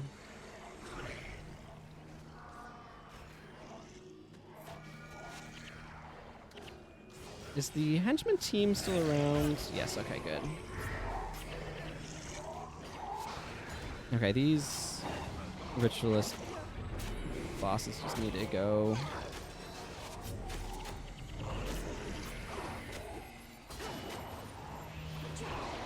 Not ritualist bosses, just ritualists. Did I gain a skill point? What just happened there? Okay. Just an afflicted warrior up here.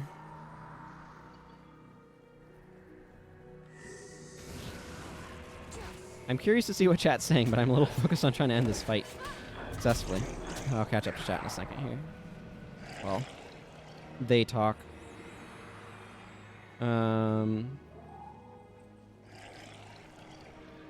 Fair, though you believe the 10 professions split has each profession potentially well defined.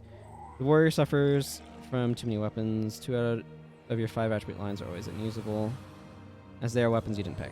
I mean, I don't have too big of a problem with that, but also got to consider if there is a long term to develop for it too. This wouldn't be much of an issue if the warrior had the energy to pick secondary attribute trees instead, but he doesn't.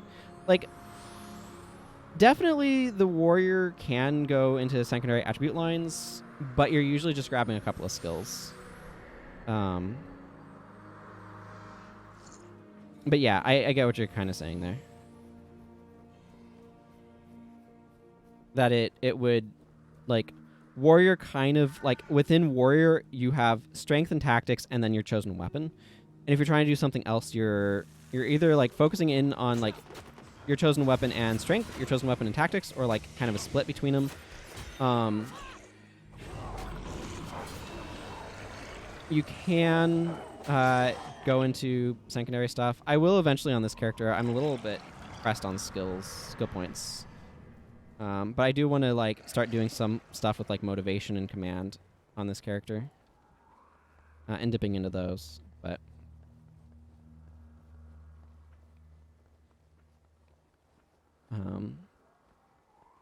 But yeah, like, warrior definitely, like, it would be nice if strength had, like, actually, you know, it would be really, really nice if counterattack here was an adrenaline skill instead of a energy skill, that refunded energy. Because then it would give you a way to try to manage your energy some.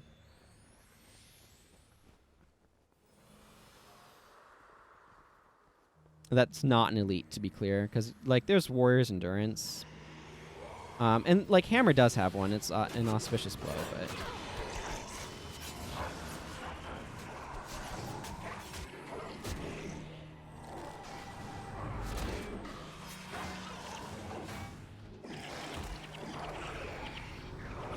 Okay, I just got myself absolutely curb stomped by Exploding Afflicted. But that tends to happen. We got Shuriken Mesmer this time. Hooray! 3 skill points. But you can do, like, all sorts of useful utility stuff. There's some adrenaline skills you can use for support with the Dervish. But yeah, I get what you're coming at. Or where you're coming at from with that. Message from Master Togo and Brother Menlo. They said, meet in Shadow's Passage. Finding the Oracle.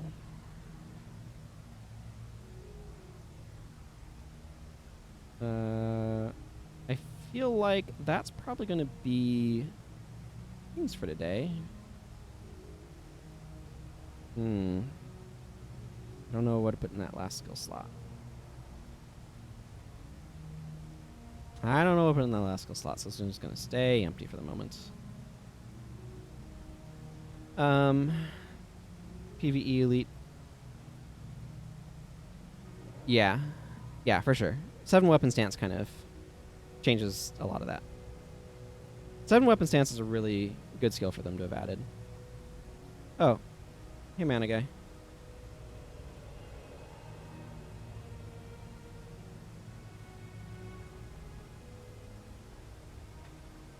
Okay, well, it is actually kind of my normal ending time, so I've been going long a bit lately. I've done what I wanted to do on this character, so I'll be back tomorrow. Do I want to continue on her?